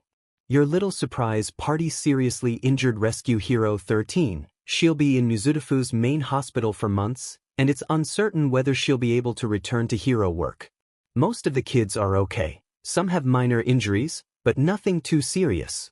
All Might was only sent to Recovery Girl. His gut wound is likely healed by now, he explained, setting the drink down. The children are apparently fine. Your street thugs were ill-prepared to face their quirks and expected the class to be frightened first-year students. The worst they inflicted were cuts and bruises nothing my classmates can't recover from, he continued, his piercing green eyes fixed on her. They felt like daggers to Black Mist, who couldn't comprehend why she was still standing there instead of fleeing moments ago. And then there's the part where I faced off against the hand creep, he said, causing Black Mist to flinch. It felt strange, you know? Having your throat slowly disintegrate while you're trying to catch your breath. He rubbed his throat. Your giant brainless creature was also quite the nuisance. It was the first time a fight pushed me that far, and I hoped it would never come to that. Where did you find such a monster? He asked, gazing up at the barmaid. She looked down in shame, unable to meet his gaze. She felt embarrassed, having walked down a dark path despite all the help he had given her over the time they spent together. He maintained his gaze, but no words escaped her lips. She remained silent, both because she couldn't find the right words and because she needed to keep her secret for both their sakes. Don't want to tell me anything? I suppose I expected that, he said, rising from his stool. But remember this, Black Mist. He began, walking toward the door with his hand in his pocket. I'm not giving up. Whatever happened to you, I'm going to fix it. He finished, exiting the bar without another word. Black Mist stared at the entrance for a few moments, stunned, before she fell to her knees, her heart racing in her chest. Izuku rode his bike home, trying to recall the events surrounding his death at the hands of the bleached-haired villain. He knew his quirk granted him enhanced regeneration. He had witnessed it many times in battle when his bones healed rapidly after taking damage. But coming back from the dead? That was a first for him. He had possessed this quirk for nearly 15 years, yet he was still discovering new abilities that defied explanation. He quickly reached his apartment, parking his bike near the entrance and climbing the stairs. The silence was a welcome change after the chaos of his day. He laid out his futon and changed into his night clothes, a simple sleeveless shirt and boxers. He crossed his hands behind his head and stared at the ceiling, trying to relax and clear his mind. Izuku's rest was far from peaceful. It began well, but soon his mind was filled with strange nightmares and unsettling visions. He felt an intense heat, as if his entire body was ablaze, reminiscent of the first time his quirk activated at age 4. He saw a being of light with large wings descending toward him, hand outstretched, before flames engulfed it, replaced by a skeletal form roaring at him. Images of various places flashed by in an instant. He jolted awake from his futon, breathing heavily and drenched in sweat. The heat still clung to him, prompting him to discard his soaked shirt and head to the fridge for something cold to cool him down. He opted for water, knowing that alcohol would only worsen his headache. He downed the bottle in one go, feeling the refreshing liquid work wonders on his internal temperature. He returned to sleep shortly after, this time without nightmares or a rise in heat. He was awakened by a text from Nedzu, informing him that Class 1A had the day off to recover from the attack. Izuku felt relieved. He wasn't ready to face class just yet. He decided to use the free time to thoroughly clean his bike, ensuring everything was in top condition. It had become an extension of himself, and he spent hours making sure it was worthy of the love he and his mother had invested in it. Thoughts of his mother brought back painful memories for the writer. The usually proud and mighty Izuku hung his head in sadness, guilt, and pain tearing at his heart. He knew nothing could change the past, but he wished he had the power to stop it when he could. However, he resolved to focus on the positive instead. Mourning wouldn't help his situation. Just then, Izuku's phone vibrated and rang to life as he wiped his hands of oil to see who was calling. He was surprised to find it was Momo, with whom he had exchanged numbers during their time at UA. He flipped the device open with a flick of his wrist, his modest paycheck not allowing him to acquire a smartphone or anything beyond the older models he had somehow managed to fix. "Hey Momo, what's up?" he asked, sitting on the floor. He needed a distraction. There was a lot on his mind right now. "Good morning, Izuku," the wealthy girl began politely. "Midnight asked me to check in on everyone as class president. Is anything troubling you?" "Nope, still fine over here. Nothing new for me. I was more worried about you all. Is everyone doing okay?" "Yes. Some are still a bit exhausted from the attack, but from what I gathered, they are ready to come to class tomorrow," she explained, taking a long pause. "Are you rude? Okay. You talking about the villain and that whole situation? Don't sweat it. I've got some crazy regeneration that works like a charm. That's why I rushed to fight him. I knew I could handle it." It was a clear lie. He didn't fully understand how it worked, but he needed to reassure his friend. "I'm tough. Getting turned to dust isn't anything for me." "I see. I should have known you had it under control," she said, visibly happier. "I'm glad your quirk is so powerful, it really helped us a lot. Thank you again, Izuku." "No problem. If anything comes up, I'm available all day. So don't hesitate to call me, okay?" "Will do, Izuku. Have a good rest, and I'll see you tomorrow in class," Momo said, ending the call. She hummed happily as she texted Midnight that everyone was doing okay and that Izuku didn't seem to be hurt physically or mentally. She was still amazed by the sheer determination of her classmate, rushing headfirst into danger and fighting the terrifying monster alongside All Might was a display of strength she had never seen before. Yet, something still bothered her. Izuku seemed almost too perfect. His quirk allowed him to control fire, create various objects from thin air like his shotgun and chain, and defy the laws of physics with his chopper.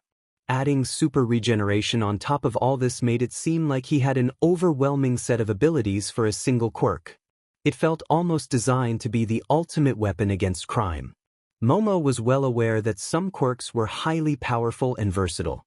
For example, she could create anything in the world as long as she knew the chemical compound. That was undeniably powerful, even dangerous in the wrong hands. But it had limits, like using her fat cells or the inability to create living matter. But Izuku? If he had a drawback, he was clearly hiding it well. Momo sighed deeply, leaning back in her luxurious chair. This wasn't like her. Why was she questioning her friend's abilities? He was already a hero, having shown multiple times that his resolve was to punish evildoers as an underground hero. So why did she feel a hint of fear now that she saw him rise from the brink of defeat? Why did it suddenly occur to her that he was almost on par, if not stronger than All Might? She needed to stop thinking about this. The USJ incident had shaken her up a bit. That was surely why she found herself asking questions that didn't make sense. She opened a book on industrial alloys and began to read thoroughly, determined to learn new ways of making better constructions that would last longer. She wouldn't fall behind. She was the class president, after all. In the UA staff meeting room, Inspector Naomasa stood up from his chair, a paper in hand. He, along with various teachers and Nedzu, had called a meeting to share their knowledge about the USJ attack to better prepare for potential future attacks from the League of Villains. First, the casualties. Rescue Hero 13 suffered significant injuries on her back due to the warp villain using her own quirk against her. Fortunately, it was not life-threatening. Thank goodness. I was so worried when I saw what happened to her near the entrance. Midnight said, breathing a sigh of relief. Poor girl was in rough shape. I hope the doctors can help her. The students did not face serious injuries either. The most they received were minor cuts that were quickly healed by the rescue team, Naomasa continued, displaying a chart on the room's main screen. Now, regarding the villains. We managed to apprehend 72 villains scattered around the USJ, all of whom were already known to the authorities. They were domestic villains who had been arrested once or twice for minor crimes like robbery or illegal quirk usage. So they were just cannon fodder. Snipe said, adjusting his hat. Street thugs here to bolster their numbers with untrained but numerous villains. I heard from the kids that the leader referred to them that way too. They all told us a similar story, that they were approached by the leader and offered a good sum of money and the promise of becoming independent villains feared by everyone. They all took the bait and agreed to help him, but none were aware of any villain league. It seems he created that narrative to add more power and impact to the attack, the officer continued. Now for the main parts of this report. We searched for the leader, Shigaraki Tamura, in every registry in the country, but found nothing. We also searched for his quirk, which turns everything he touches to dust, but again, no results. We couldn't find anything about the warp gate user, Black Mist, either, meaning we are completely in the dark concerning them. We need to learn more quickly, Aizawa, also known as Eraserhead, said, doing his best to keep his eyes open despite his fatigue. The longer we remain in the dark, the more powerful they become. Plus, we failed to significantly weaken him. He will return given enough time. If he managed to be considered a leader by these thugs, chances are he'll have an army ready once again. A leader, huh? A skeletal man said, stroking his chin thoughtfully. This man was Toshinori Yagi, or the pro-hero All Might when on duty. Although it might seem impossible when glancing at the sickly figure that was Yagi, he was indeed the #1 hero in Japan, though rendered fragile by an injury sustained many years ago while fighting his most powerful enemy. Of course, this was classified information that the public was not aware of. A problem, All Might? Netsu asked, turning to his friend. It's just that. Something doesn't feel right. Attacking us in broad daylight, bringing an army of villains to the most secure place in town, never boasting about his power despite his constant chatter about his brainless creature. He even introduced a ridiculous ideology and threw a fit as soon as things didn't go his way. I think I have a better understanding of Shigaraki Tamura now, he declared, making everyone look at him in surprise. Think about it. Ranting about a plausible yet overly simplistic view of the world, bragging about his toy, while hoping everything will go his way. We're not facing an adult, we're dealing with someone who childishly does whatever he wants without caring about the consequences. In short, we're fighting a man-child, someone whose mindset hasn't matured from childhood into adulthood. So, a kid with way too much power. That's concerning, Vlad said, glancing at the only photo of Shigaraki they had. I'm sure he didn't receive the proper guidance when he was in school. Counseling needs to be done correctly, otherwise, people like him can emerge. Let's not cast stones, Vlad. This man is very much like our students. He has the potential to grow into a proper hero but lacks a mentor to guide him and help him understand that the world doesn't revolve around anyone. Netsu said, adjusting his seat. Anything else, Inspector? Yes. I still have 2 points I want to address. The first is the creature that the villains brought with them, the being they called Brainless. We recovered it in the woods a few kilometers from the USJ and managed to capture it. It didn't resist arrest and simply followed us to the station without a word. A medical examination revealed that this creature had severe brain damage, which was not caused by the punches that All Might and Midoriya Izuku delivered. I noticed that during the fight, All Might said, resting his chin on his hand, it only followed commands. It didn't act on its own, it waited for Shigaraki to tell it what to do. My guess is that the damage to its brain was inflicted by whoever created this creature to make it more compliant. That might also explain why it didn't resist arrest. It's an empty shell of a human being. We reached a similar conclusion. We're going to study it as best we can to understand how these various quirks were integrated into this single individual. Naomasa said, placing the file down. Finally, the last order of business. I want to discuss Izuku Midoriya. The inspector said, making Midnight and the other teachers wonder why he suddenly brought up the student who had fought off the various villains in the plaza. Don't worry, I am not about to speak ill of him. His actions at the USJ were commendable and demonstrate his resolve as a hero. I want to highlight a special aspect of his powers that was documented during the fight at the USJ. He continued, looking over at Netsu for approval. I ask that all the teachers present in this room never discuss what I am about to explain with anyone else. This information must remain confidential for as long as possible. Understood? The teachers all looked at Nezu, who had dropped his usual friendly demeanor and adopted a very serious expression that few had seen before. The only times he ever got this serious were when discussing his past, which he never shared with anyone. I am sure you all know what humans did to me before, and how those experiences shaped my view of medical institutions and other organizations around the globe. If we do not keep quiet, Izuku might suffer just like I did. The principal took a deep breath, trying to keep his past memories buried beneath the layer of ice he had built through years of therapy. I know what humans are capable of. Izuku displayed a unique ability during his fight with Brainless and Shigaraki that is sure to attract the attention of many unsavory individuals around the world who would want to exploit that power. As the principal of this school, I will not allow these threats to target my student," he exclaimed, slamming his paws on the table.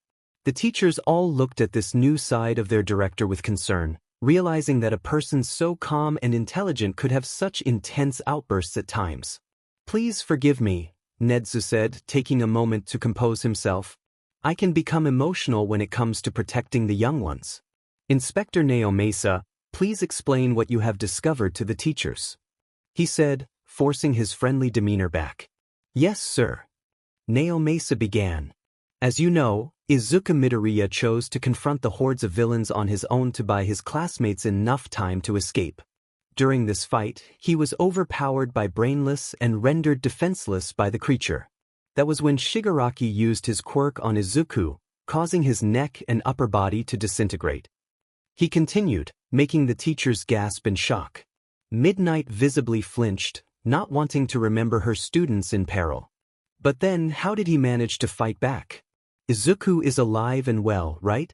We saw him alongside All Might," Cementos said, receiving nods of agreement from his colleagues. "That's the part we wanted to address," Nezu said, cutting through the chatter in the room. "Izuku displayed a regenerative ability far beyond what I have encountered before. The fact that he was able to recover from a seemingly fatal injury, despite having his brain separated from his nervous system, defies all logic, and that's why we are concerned. A quirk like that is bound to attract scientists worldwide who will try to exploit his power for various nefarious purposes. I fear that he may end up like me, kidnapped by mercenaries and taken to a lab designed to study him like some strange phenomenon. The kid is strong, but not invincible." Snipe began, adjusting his position in his chair. "I can see why you're discussing this with us. First, you want us to be prepared for his regeneration and not be surprised if it happens. Second, and most importantly, you want us to protect that kid in every way possible to ensure he is never taken against his will. Am I right?" "Precisely, Snipe," Nezu said, crossing his paws in front of him. "I want all of you to ensure this information remains confidential. Make sure the students never learn of it until he's ready, and that those who already know never bring up the events that happened in the USJ outside of their own class. I want to protect him, but also his friends who might become bargaining tools for the villains seeking his power for themselves." "You don't need to ask me," Midnight said, cracking her whip. "1A is my class. I'll ensure that anyone who dares to harm them faces consequences. I'll address this during homeroom tomorrow alongside the sports festival. That should keep their minds off what happened in the USJ," she added, calming down to her usual demeanor. "That's for the best," Nezu said, clapping his paws together. "This will be all for today. Thank you all for your presence, and I wish you a great day of teaching," the friendly animal said as everyone stood up and left the room. Nezu waited for the last of his coworkers to exit before exhaling deeply and pulling out his wallet to look at a small picture featuring him, a tall man with dark green hair dressed in a dark three-piece suit, and a light green-haired woman in a frilly white wedding dress, all smiling in front of a church. "I promise both of you that your son will not be harmed. I already failed once, and I won't allow myself another failure. I'll make sure Izuku becomes a good man, and nothing on earth will stop me," the animal said, carefully placing the photo taken about 20 years ago back in his wallet. "Now, I think I have many papers to sign. So let's get to it," he happily declared to himself, rising from his seat to return to his office. The next day, Izuku rode his now clean and polished bike to UA, pleased to see that no one was blocking the entrance for once. He parked and walked to his class, meeting Kirishima and Mina on the way. Kirishima was one of the funniest people Izuku had ever met. His love for manliness and chivalry was refreshing, a testament to his straightforward and honest nature. His determination and courage were qualities many needed in these times of villainy and heroism. Mina was, all things considered, a lot like the girls at the club. Energetic, bubbly, and easy to talk to. She was apparently quite skilled at breakdancing, at least that was what she told him when he asked about her hobbies. To be fair, it suited her vibrant personality perfectly. It also seemed that she had attended the same school as Kirishima, although the redhead was reluctant to discuss it. They reached the classroom in no time, as Mina kept asking Izuku about his interests since fixing my ride was not a satisfactory answer for her. As soon as they opened the door, Izuku was greeted with cheers from his classmates for his bravery in facing the villains, and for his actions alongside All Might against the monstrous threat. Kirishima had already congratulated him for his courage, but receiving such praise from the entire class was a new experience for the biker. Momo looked at the group surrounding Izuku with a warm smile, glad he was being recognized for his efforts. It was hard to imagine what would have happened without his help, as none of them could have fought off that many villains for long. Perhaps Todoroki and Bakugo could have made a significant impact, but the overwhelming numbers would have quickly overpowered them. Plus, Izuku was the only one with a regeneration ability, making him nearly perfect for the task. "Alright, everyone. Back to your seats," Momo declared, glancing into the corridor to see midnight approaching. The teacher entered the class shortly after, pleased to find everyone waiting for her in silence. "I see you're all energetic, that's good. A fiery youth filled with passion is something this society needs. So, we have many things to discuss today," the pro-hero said, clapping her hands together. "But first, some real talk. I know the battle that took place 2 days ago left you with unsettling memories. However, I must ask you all to refrain from discussing what happened publicly. We are trying to keep the panic to a minimum, so the media only needs to know the version we provided, that all the villains were swiftly dealt with by All Might and the Rider. Can you all do me that favor?" she asked, receiving various affirmations from her class. "Thank you. Now that we've addressed the serious matters, let's talk about what will happen in less than 2 weeks," she said, making some students wonder what she meant. "The sports festival is on the way. The greatest event of the year for our school. Broadcasted on every television channel in the country, with dozens of pro-heroes coming in search of new sidekicks and interns right after. This is your golden opportunity to shine." "But ma'am, isn't it a bit risky to host it now? Just after we got attacked at the USJ?" Kirishima asked. "Not at all. It's a show of strength and resilience. We need to demonstrate to everyone that we, UA, are stronger than these villains and that despite the challenges they throw our way, we can and will rise up and uphold our traditions. Plus, it's crucial for the different hero classes as it gives them a chance to shine, and we wouldn't want you to miss that. You only get 3 chances at the festival, and I'll ensure you make the most of them." "Thank you, ma'am. I'm sorry for doubting you," Kirishima replied, standing tall. The others began to discuss what the tournament would mean, all eager to showcase their abilities to the pros in hopes of securing an internship. Some already had ideas about the heroes they wanted to impress, like Kanu, who hoped to catch the attention of the fencing hero Javelin to learn his spear techniques. Kirishima's aspirations were broader, as any chivalrous and manly hero would do. Classes resumed after that, providing a sense of normalcy after the chaos they had experienced. Time passed slowly, and after an agonizing 4 hours, it was time to eat. Izuku was joined by Momo and Kanu as he made his way to the cafeteria, enjoying some light conversation with the girls. They talked about everything until the subject slowly drifted to why they had decided to join heroic studies. "For me, it was a way to use my quirk for the good of the people and to show my parents that I can do well on my own," the rich girl said, earning a questioning gaze from the giant biker. "My parents were not always okay with me joining UA. I was their sole heir for a while, the only child who would inherit all of their fortune and the Yaoyorozu Empire, so of course, they wanted to shelter me as best they could. But they eventually accepted when I swore I could do both at once. That's some good motivation, Kanu said, hugging the onyx-haired girl. Mine's the total opposite. My family has a long history of powerful fighters, as we are direct descendants of the great hero Guan Yu. She said, proudly pushing her chest out. We protect the weak with unwavering resolve, and that is what I will do.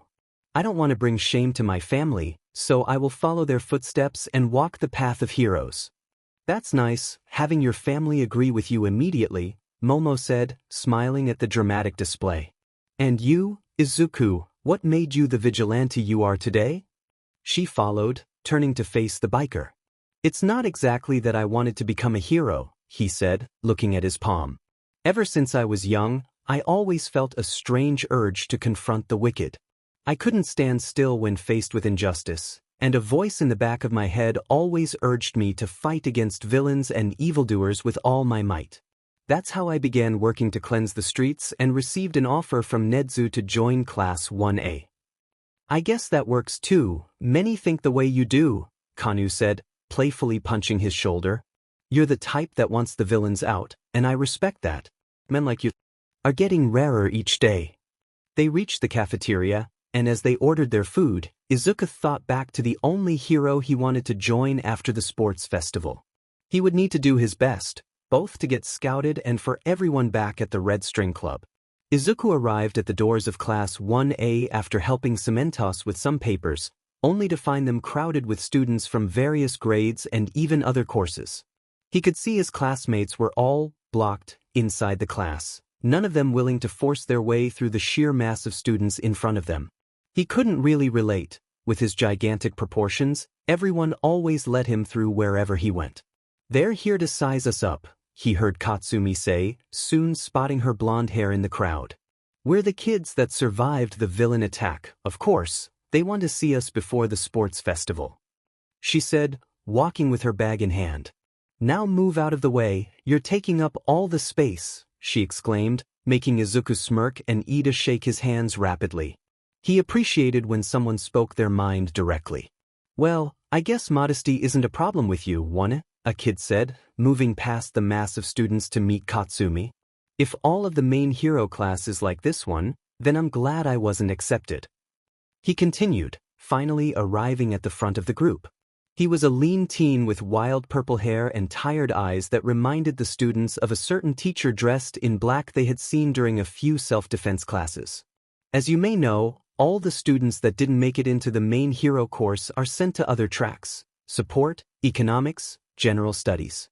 In terms of sheer number, we're about 4 times your number in this grade alone.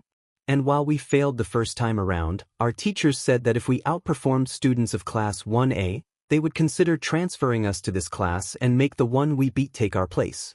Pretty nifty, right? He said, putting his hands in his pockets. So yeah, we're scoping the competition. But it's not only that. For a general studies kid like me, it's the perfect way to knock arrogant kids like you off your pedestal. So here's a hint from the cannon fodder: be prepared, because this is a declaration of war.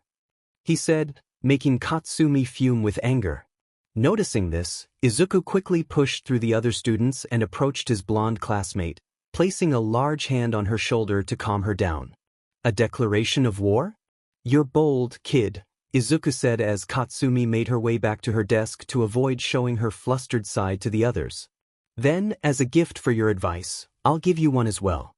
The class behind me is filled with friends of mine, outstanding heroes in training who deserve their place here. So if you mess with them, you're messing with me, he said, his shadow casting across the entire group of people in front of him. Why are only proving my point?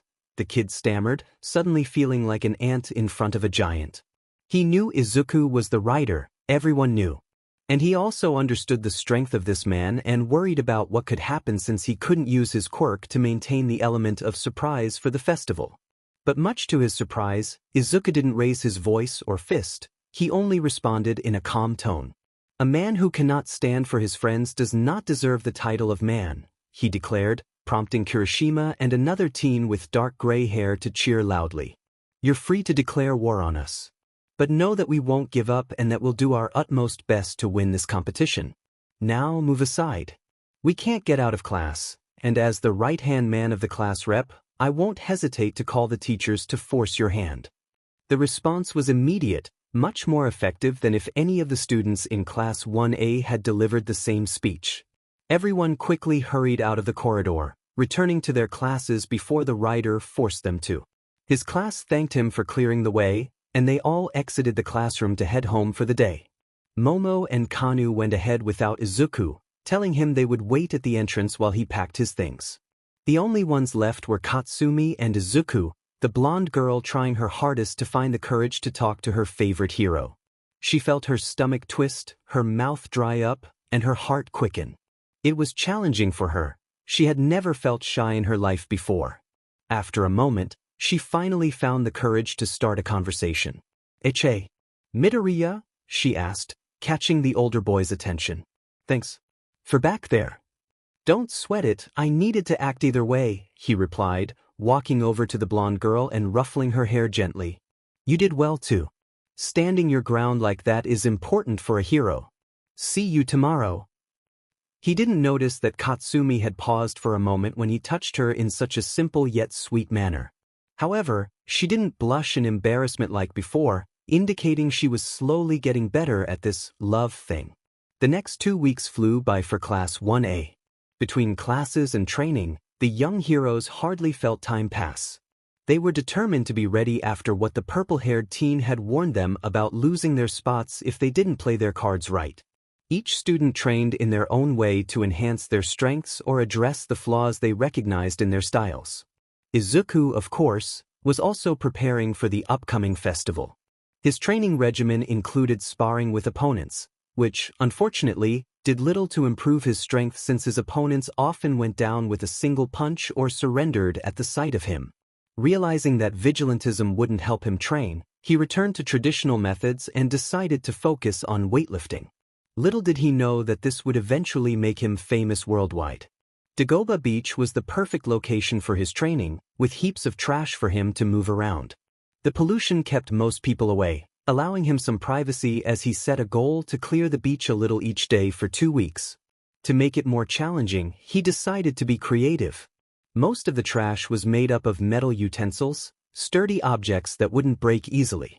Summoning his fire chains, Izuku devised a plan he called the Atlas Formation. It would test his strength, endurance, and ability to use his chains. The green-haired boy took off his shirt and stretched, preparing for a tough workout. He then threw his chains into various trash piles he could find. Mizudafu City faced an unusual crisis when mass media erupted in chaos over a giant ball of metal and utensils held together by fire chains, slowly making its way across town. They initially thought it was a villain's quirk at work, only to be surprised to see a young man with green hair balancing the ball on his shoulder, reminiscent of the Titan Atlas who was condemned to hold the skies for eternity. "Let me explain how this event will take place," Midnight announced, snapping her whip. "The students will gather into teams of up to 4 members and will be given flags representing their scores. These scores will be determined by how each team member ranks during the race. The last person to arrive will receive a score of 5, the next a score of 10. But there's a special rule. The first to arrive will get a score of 0, forcing them to show their strength once more. So I have to work for points," Izuku said, clenching his fist. "Perfect. Each team will receive 2 flags, both with the same value. You can afford to lose one, but you better hold on to them to secure points. You won't be eliminated if you don't have any flags at any point in the game, as only the final score will count. Everything is fair game, as long as you don't hurt others too badly. The game will last 15 minutes, so there's no time to slack off. Now, go make your teams. You have 10 minutes. Instantly, every student began discussing who they would team up with. Almost all of them turned to face Izuku. While he was worth no points, his immense strength was well known, and no one wanted to go against such a powerhouse. One girl had already taken the initiative, asking him as soon as Midnight gave the green light. "So, what do you say, Midoriya? Want to team up?" she asked, her long spear already in hand. I have 125 points, and I think I can help protect the flags. Combined with your strength, we'll be unstoppable. Sure, of course, Izuku replied, high-fiving her. We need 2 more to join. Any ideas? May I join your team? Ibra asked, gracefully approaching the rider. I need to repay your kindness from earlier. Allow me to assist you in this competition, Izuku Midoriya. Of course. But could you tell me what your quirk does? The biker inquired as Ibra's hair transformed into numerous vines. My power allows me to grow vines from my head to the length I desire. They are like natural plants, but they only have thorns. Does that fit your plans? Absolutely. Kanu exclaimed, hugging the green-haired girl. Your quirk would help us tremendously. You can defend the flags and attack at the same time. You're a blessing. The purple-haired girl's excitement made Ibra smile at her childlike enthusiasm. Shiozaki, why are you getting along with those from Class 1A? A blonde boy said, clearly displeased with Izuku and Kanu. You can't leave us like this. We had a plan, and you need to be on our side so we can defeat these weaklings. Think about all of us. He stepped closer and grabbed her arm. Now come back and join our team. I decided to repay Mr. Midoriya, she said, freeing herself from his grasp. I don't care about your plan, I want to be on his team. So please leave us alone. Her tone was firm, though not particularly angry. Well, don't come crying to us when we crush them. Monoma warned, walking back to his team to strategize. Ibra watched him leave with a hint of sadness in her eyes before turning back to Izuku and Kanu. Sorry about him. He's quite full of himself. He really wanted to be in Class 1A, and since he didn't make it, he developed a strong dislike for everyone in this class. But he's not so bad once you get to know him. Don't worry, I've faced worse, Kanu replied, tucking a stray strand of hair behind her ear. So, who should we choose for the last spot? We have 2 defenders, how about an attacker? I have a better idea. How about someone whose quirk is so versatile he can do both? Izuku suggested, approaching the avian-haired Tokoyami. I need you on my team, Tokoyami. You and Dark Shadow will be the versatile force we need to complete our team. He extended his hand to his classmate. So, are you in? Well, after such a compliment, I can't refuse, Tokoyami said, shaking Izuku's hand. I also need your strength, Midoriya. Your light will help dispel the darkness around us. Izuku blinked in surprise. He had forgotten how Tokoyami often spoke in such elaborate terms. It was unique, if a bit cliché. And with that, time is up. I hope you've all decided on your teams. Midnight announced as the teens moved around the large field in their groups. Great. We will now distribute the flags to everyone, she continued, as men in dark suits quickly entered the stadium with white flags in hand. Izuku's team had accumulated a respectable 500 points, split evenly between 2 flags worth 250 each. However, they weren't the only ones with high scores. Todoroki's team had reached 615 points, and Bakugo's team had these teams were filled with strong contenders like Ida, Kaminari, and Momo for Todoroki, and Kirishima, Siro, and Mina for Bakugo. Izuku knew he needed to keep an eye on every student he wasn't fully familiar with, as some might have quirks perfectly suited for battle. But he didn't let that concern him. It was finally time to unleash his potential, to go on the offensive, and measure his strength against the 38 opponents around him. He had one clear goal, first place. Nothing less. He cracked his knuckles, transforming into his rider form as Midnight began the countdown for the Capture the Flag event. Time to have some fun, he declared as Midnight signaled the start. As soon as the event began, each team rushed toward the nearby flags, hoping to snatch them. Todoroki decided to enhance everyone's movement again, using her ice to freeze the feet of those who targeted her team while they were already prepared for the attack.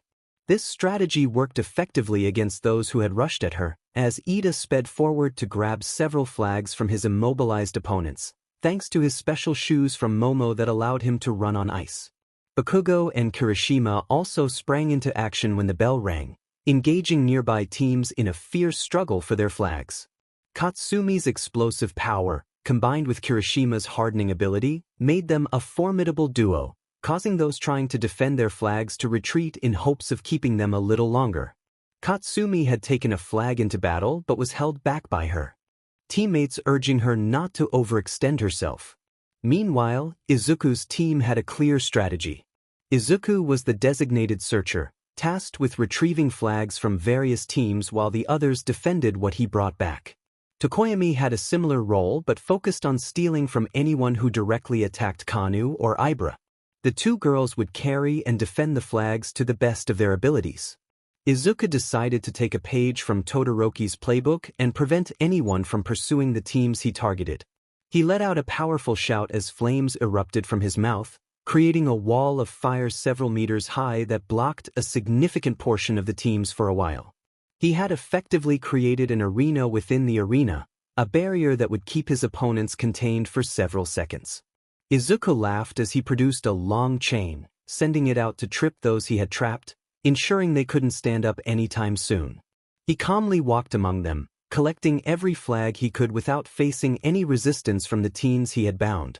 The number of flags he gathered was enough to propel his team up the leaderboard. Incredible!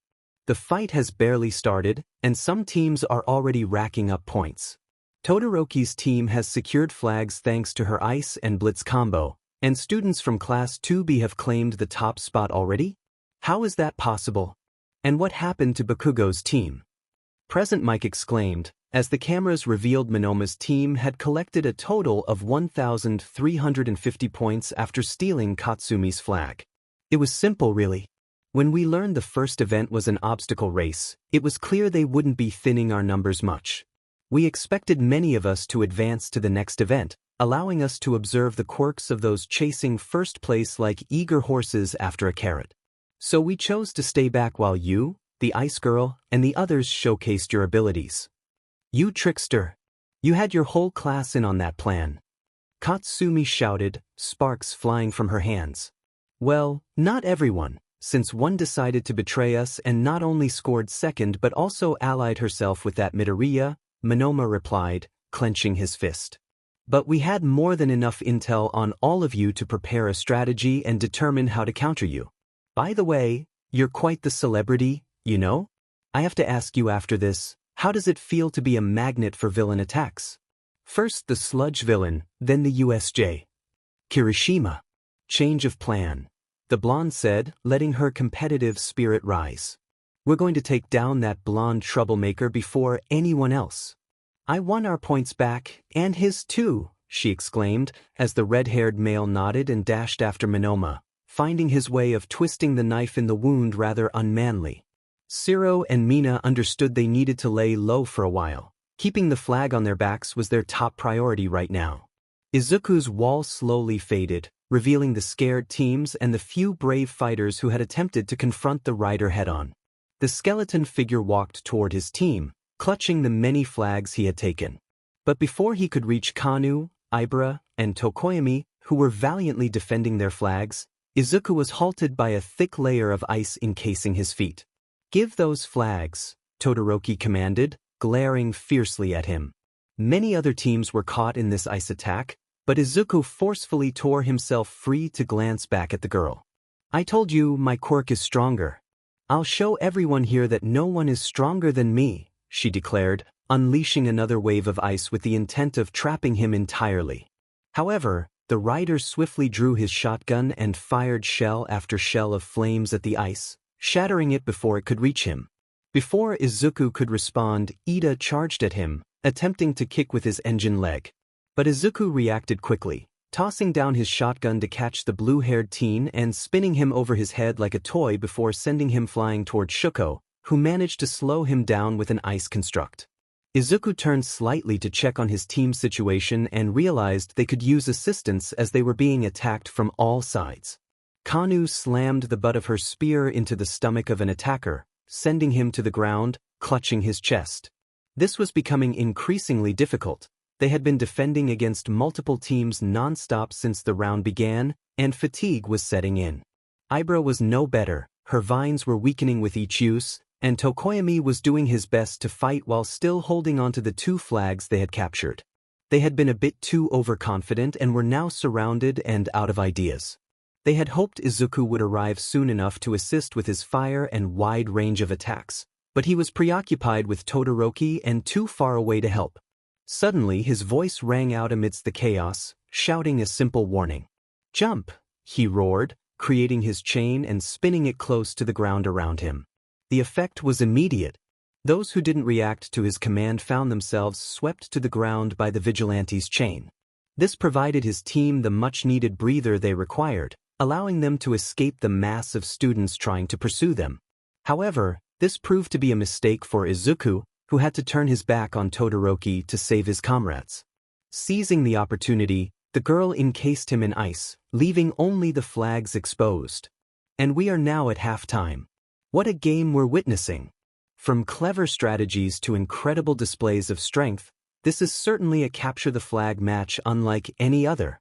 The top teams remain unchanged, with Midoriya's team in first place and Todoroki's in a close second. Monoma is still battling with Bakugo for their points, and his team is proving to be a significant challenge for the explosive blonde. "Wow, what a neat quirk!"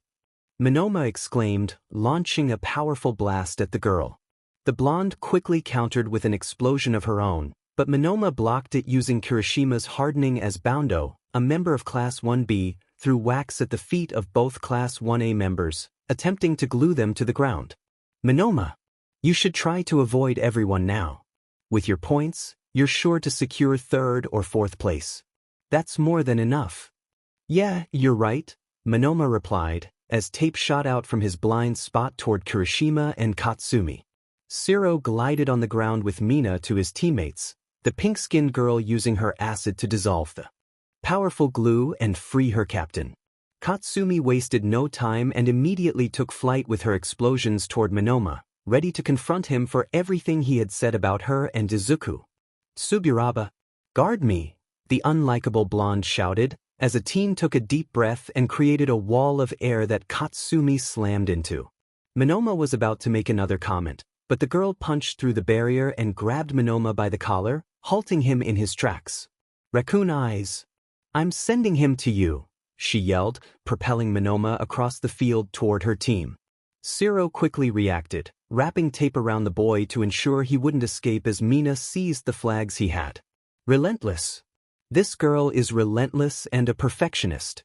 In a single attack, she managed to stop Monoma from Class 1B and steal the flags he had, giving her team their points back and even more. "So, it's Bakugo Katsumi from Class 1A. Present," Mike shouted, but his voice was soon drowned out by a scream coming from the glacier Shuko had summoned earlier. The ice erupted as a wave of heat surged through the stadium, the burning winds created by the rider breaking free from his icy prison. "We need these points to secure first place. Yaoyorozu, Kaminari. We're attacking Izuku." "There's not much time left," the dual-haired girl shouted, disregarding the fact that Izuku was aware of their plan. The whole team began to sprint ahead, Ida whispering something to his captain. "I have an idea, but it will be risky. I'll carry you and go full speed, then you can grab his flags." "Do it." "We don't have all day," she replied sharply, as Ida's legs began to tremble and emit blue flames while Todoroki climbed onto his back. "Recipro burst," he shouted as they zoomed through the area like a bullet, Todoroki barely managing to snatch Izuku's flags as they sped by. She had outmaneuvered the rider and his fire quirk all on her own. She would claim first place and prove her superiority. "Todoroki, watch out!" Ida yelled, realizing too late that Kanu, Ibra, and Tokoyami had noticed their burst of speed and were rapidly closing in on them. He couldn't move at that moment due to his motor stalling, and the girl on his back stood there with a smile. She snapped back to reality when dark shadow seized her arm, igniting it without her realizing. She once again froze, wondering why she had used her left hand, only to receive a powerful blow to her stomach from Kanu while Ibra blocked Ida with her vines. "Todoroki!" Ida shouted, only to feel a chain wrap around his torso before he was yanked back by Izuku, far from his captain. Ida flew towards his team, stopping just before Momo as the chain unwrapped itself from him. "Todoroki's going to lose the flags we took? We need to help her." And try to get past Midoriya now that we've lost the only person in our group who can stop him? We need to hold on to what we have and maybe chase after other teams if you really want more points. Kaminari replied, glancing at his captain as she fought off 3 students for the flags. How do we get past Izuku now that he's fully focused on us?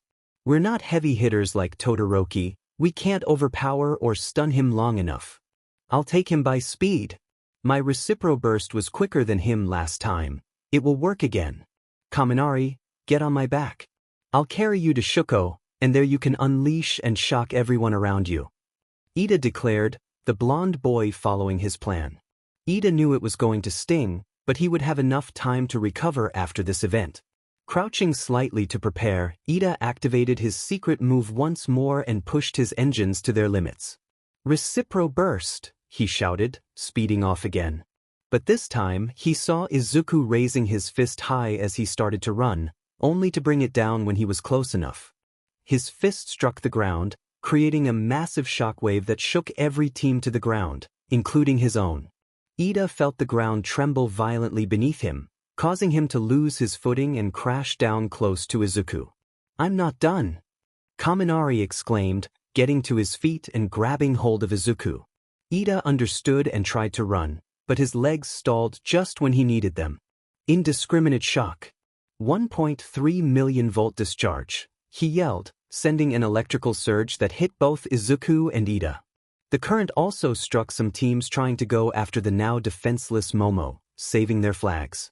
But Izuku merely looked down at the electrical boy, waiting for the attack to fade. I don't have a nervous system. I can't get shocked, he explained as Kaminari gave his famous thumbs up. This made Izuku chuckle. He loved the expression on his face. Still, Izuku gently set the team down and glanced at where his team was, unable to believe what he saw.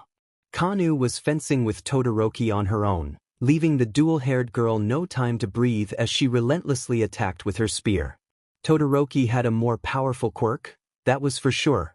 But once Kanu began attacking at close range, Shuko found herself unable to respond as the purple-haired girl unleashed a barrage of strikes.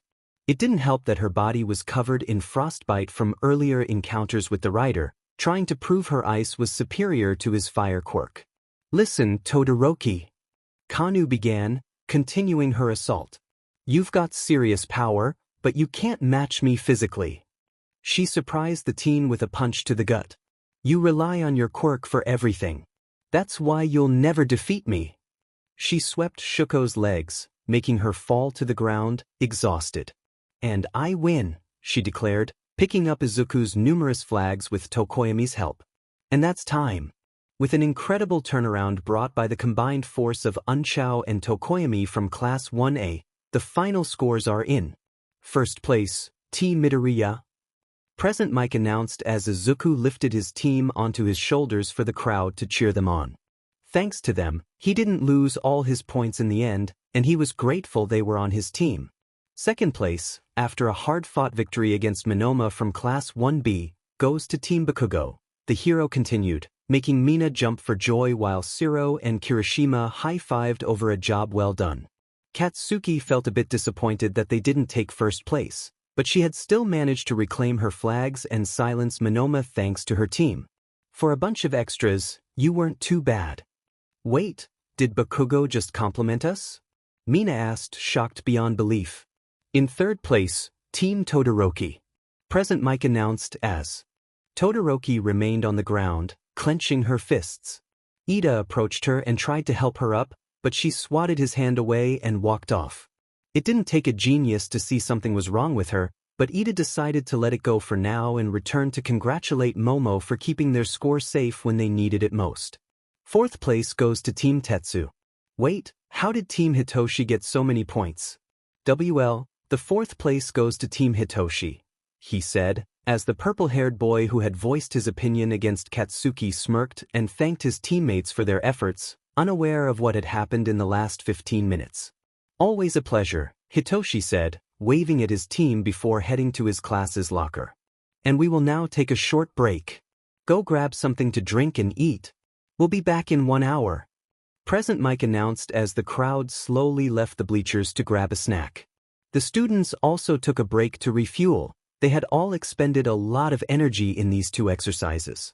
Kanu and Ibra waited for Izuku to join them, but noticed he was not in the group that returned from the stadium. The biker leaned against a wall, a rather angry Shuko glaring at him.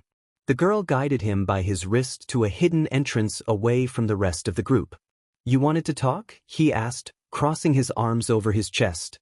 The dual-haired girl looked directly at him, almost trying to pierce through his dense muscles with her bicolored eyes. "I'll get straight to the point then. I felt your flames up close. I felt your strength. I saw your determination and willingness to do whatever it takes to win. All these factors made me ask myself a question, one I wouldn't have wanted to spend time thinking about," she said, ominously raising her left fist toward Izuku. "Are you the illegitimate son of Endeavor?" Izuku stared at her, eyes wide, trying to comprehend how she had come to such a conclusion based solely on the fiery aspect of his quirk. The seriousness in her expression made it clear she expected a genuine response. He sighed, unfolding his arms. "My father was Hisashi Midoriya, and my mother is Inko Midoriya.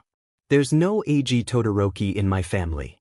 "Are you sure?" she pressed, still earnest. "Your mother could have been unfaithful to your father, which might explain why you have that man's flames." Before she could finish, Izuku's large hand gripped her throat, lifting her effortlessly off the ground as if she were a child. His gaze burned with intensity, straining to keep his temper in check. "Say something like that again and you'll regret it," Izuku warned, his voice low and fierce as she struggled in his grasp. "They loved each other. My mother would never betray my father. There's no what if, here only my family." He slammed her against the wall, leaving a dent. "My father's quirk is linked to fire, and that's why I have it. Understand? You're just like him." Shuko shot back, attempting to punch him to break free. "You act friendly, but you're just a brute who resorts to violence. You don't give others a chance to speak. Says the one who insulted my deceased mother." Izuku yelled, releasing her so she could catch her breath. "I'll say it one last time. Mention my parents again, and I swear you'll regret it." He turned away, heading toward the dining hall. Shuko rose, her anger boiling. "You don't understand what it's like. To be the product of a quirk marriage. To struggle every day to become your father's perfect child. To be treated like a tool for his ambitions," she yelled, causing Izuku to halt. "You don't know hardship. You've never seen your mother cry when you're around, wishing she could erase half of you because it reminds her of him. You don't know any of that." Shuko held her burned scar, her voice trembling. Izuku wanted to respond, to share the pain of his own childhood, from the accident to the moments he spent with Donovan and Fujiko. He had seen and done things he wasn't proud of, but he knew he couldn't share that with anyone. His past was his own, and the version others knew was enough for now. Yet, despite his anger, he found a sliver of understanding for her. If her father had truly forced her mother into a marriage that caused her distress and resentment toward her child, he could see why she might think he had a similar experience with his mother. He would need to investigate further. Endeavor seemed to be a fitting target for his thoughts. "Yeah, I don't," he admitted, walking back to her. "I haven't lived what you have. I haven't faced the same trials, and I don't carry the same scars. That mark on your face, did it happen because of him?" he asked, receiving a surprised nod from Shuko as he sat beside her. "I can imagine what happened. Your mother hated your left side, didn't she? She hurt you to try to get rid of it." "With a kettle of boiling water," she replied, sitting next to him. For reasons she couldn't quite grasp, she felt compelled to share her story. He reminded her of her father, yet there was something different about him. "She couldn't bear to look at me anymore. She poured the water on my face just as that man walked into the kitchen, taking her away and sending her to an asylum. I've never seen her since. That's why I refuse to use my left side. I'll conquer the world without his quirk, denying him everything." For the first time, Izuku found himself at a loss for words. He couldn't fathom how to lift someone's spirit after such a traumatic experience. He sat quietly as Shuko left the corridor, apologizing for taking up his time. After a moment, he stood, dusting off his uniform and watching her walk away. It looks like I have my work cut out for me, he said to himself, deciding to head to the cafeteria for lunch. His mind was made up. For the first time since becoming a hero, he would find a way to help Shuko Todoroki find peace and let go of her hatred for her father.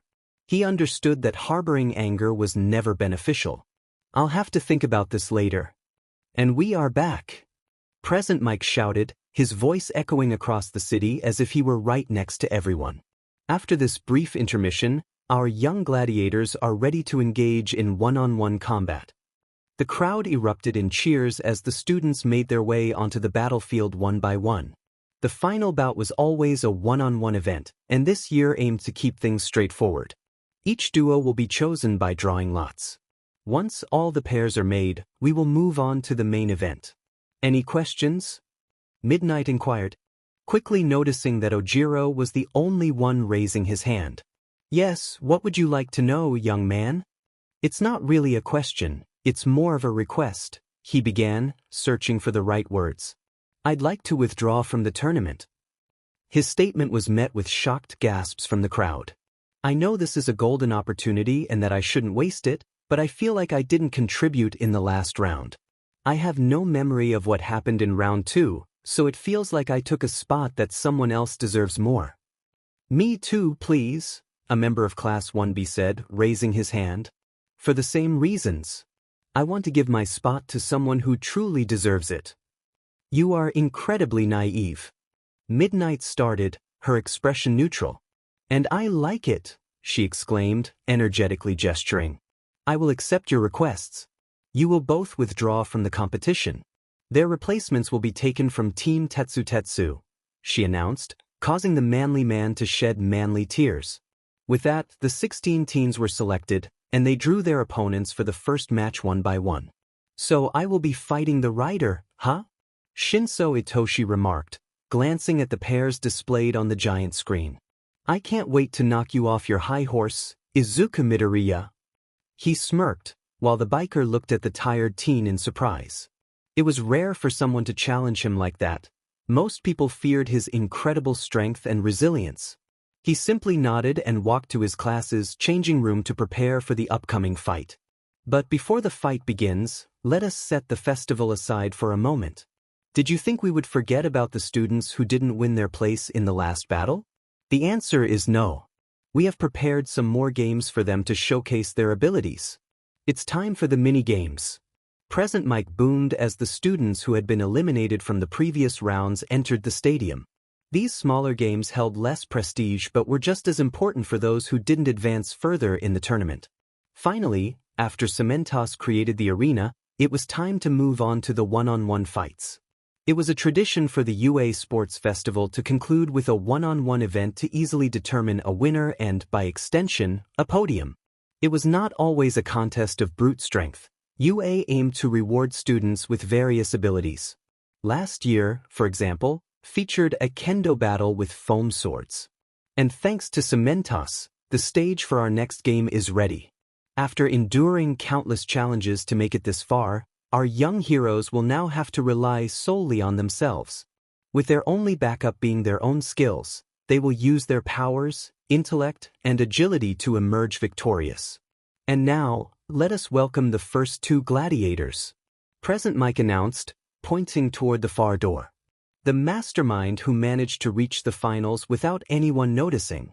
With unknown powers, please give a warm welcome to Shinso Hitoshi from the General Studies course. The crowd greeted the boy with enthusiasm, but it would be a lie to say they weren't eagerly awaiting the entrance of the next contender. Versus the famous speedster who made a significant impact in the hero community. Please welcome Izuku Midoriya. Both competitors stood on opposite sides of the concrete arena, eyeing each other. The rules are quite simple. You win by knocking your opponent out of the ring, pinning them down for 5 seconds, or forcing them to surrender. You can achieve these goals however you like. No punches need to be pulled. With a medical team on standby, you can use your full strength to win. But do not go for the kill, or we will have to intervene. I give up? I don't think I could ever get someone like you to say that, Ryder. Shinso began, scratching his neck. It's a contest of strength, and I can't win in that area. I mean, there's no way to defeat the rider, right? I would have preferred to fight that idiot monkey or something. A loser like him wouldn't have been any trouble to defeat. What kind of fool throws away a chance like this for something as trivial as pride?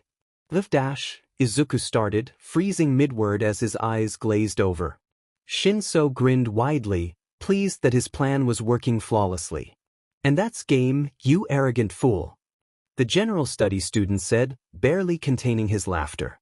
The stadium fell silent in shock, not understanding why Izuku Midoriya was not moving or preparing to fight back. So much for being revered as some kind of god when you can't even see this coming. Well, I can't say I didn't expect that. Aizawa Shota said, rising from his nap. While most people thought Present Mike was the only speaker for the festival, he was actually assisted by Eraserhead in his duties. The tired man had been sleeping the whole time, only waking to witness this fight. Our entry test is heavily biased and favors those with offensive quirks. Shinso is powerful, but not in a direct way. I'd even say he is the perfect counter to the rider. You're living the dream, aren't you, rider? Blessed with a powerful quirk perfect for marketing while we mere mortals must work hard. Now, turn around and walk out of the ring. Shinso commanded, but nothing happened. I ordered you to turn around and walk away from me. Obey at once, he shouted, glaring at the unmoving hero student. His quirk was supposed to work on everyone. No one had ever resisted a direct command. But finally, Izuku moved. Instead of retreating as instructed, he began to scream at the top of his lungs while clutching his head in his hands. The tears in his eyes seemed to boil, and his skin appeared to crack, revealing the intensity of his struggle. It was reminiscent of his usual transformation, but his ear-piercing screams conveyed the depth of his pain. It was almost as if his fire was tormenting him. Shinso felt a large bead of sweat trickle down his temple. He didn't particularly like Izuku, that was clear, but the boy seemed to be in genuine pain, and that made him uneasy. He wanted to teach Izuku a lesson about humility, to show him that he wasn't invincible, not to make him sound like he was being torn apart from the inside. The teachers noticed this too and called for the medical team to be on standby, as well as some nearby professionals just in case. Finally, the screams subsided as the transformation ended. Izuku returned to his usual form, but something about his presence had drastically changed. Shinso and Class 1A struggled to articulate their feelings, but they all agreed on one thing. This was not the Izuku they knew. The rider slowly lifted his head to the sky and let out an unearthly roar, forcing everyone in the stadium to cover their ears. Shinso fell back in fear, desperately trying to connect with Izuku's mind. His quirk usually allowed him to feel a thread linking him to those under his influence, but right now that connection was severed, leaving him feeling isolated from the creature before him. As the last echoes of the roar faded, the flaming figure turned its gaze toward Shinso. You, he began, pointing an accusing finger at Shinso as he approached. Overwhelmed by fear, Shinso scrambled to escape, crawling as fast as he could out of bounds to avoid confrontation. He finally reached the edge of the arena, breathing a sigh of relief as Izuku halted. Innocent, the rider concluded before the flames extinguished, and Izuku returned. The green-haired boy fell to one knee, panting heavily. For the first time, it felt like he had pushed himself too far and was on the brink of collapse. Silence enveloped the arena for what felt like ages before Izuku managed to regain his composure and stand, albeit unsteadily. Midnight observed the two teens, slowly raising her whip toward Izuku. Shinso Hitoshi has exited the fighting grounds. Izuku Midoriya moves on to the next round. Both contestants bowed to each other as the crowd erupted in applause, with Present Mike continuing to announce excitedly. Once the applause faded, Shinso turned and walked away, trying to make sense of what he had witnessed. Most people likely missed it, but the brainwashing student had seen something unusual when Izuku approached him. The flames seemed to extend from Izuku's torso in the shape of large wings, while the flames atop his head resembled a halo. Shinso wasn't superstitious, but what had walked toward him on the field was no ordinary person. The fear he felt was not just about Izuku's strength, it was a deep-rooted fear shared by humanity itself. "Hey, Shinso, right?" Izuku called, causing Shinso to stop and turn. You almost had me there, I only won by sheer luck. He extended a hand toward Shinso. You've got an incredible quirk for a hero. And I'm not the only one who thinks so. Izuku gestured toward the bleachers, where many professionals were either praising Shinso's potential or criticizing UA exams for placing him in general studies. They told us that if we perform well, we could get into 1A, Shinso replied, accepting the handshake. I won't give up. I may have stumbled today, but I'll catch up to you one day, Izuku Midoriya. He finished with a smile, breaking the handshake and returning to his class's section. Izuku followed shortly after, quickly finding an empty spot in the stadium before collapsing to his knees, his body trembling. His head throbbed like never before. It felt as if needles were being driven deep into his skull, and he could sense a swarm of anxiety crawling within him. He wanted to scream, to release his pain, but all that escaped his lips were silent whimpers. Never had he felt so exposed for a reason he couldn't comprehend, never had he been so frightened by something unseen. He closed his eyes and focused on his breathing, trying to calm himself as Fujiko had taught him. He still had many challenges ahead, he couldn't afford to break down now. Once he felt steadier, he rose and made his way back to his class, pausing when he heard two familiar voices nearby. He hid behind a wall and watched as Shuko approached the arena, only to be confronted by Endeavor. You're pathetic, Shuko. Not only did you fail to secure first place in the race, but you finished in third. And as if that weren't enough of a disgrace, you lost to someone who relies on a staff because you only use ice. The hero glared down at his daughter. Grow up. Stop this childish rebellious phase and fulfill your purpose by surpassing all might. Is that really all you have to say to me? She replied, brushing her bangs aside. I told you, I will achieve victory with my mother's quirk, not yours. I'll show you and that rider that fire is weak. With a confident stride, she walked toward the stage. Endeavor sighed deeply and returned to his seat, hoping his daughter would finally think things through. Izuku arrived just in time for the next match. Calling it a fight would be misleading.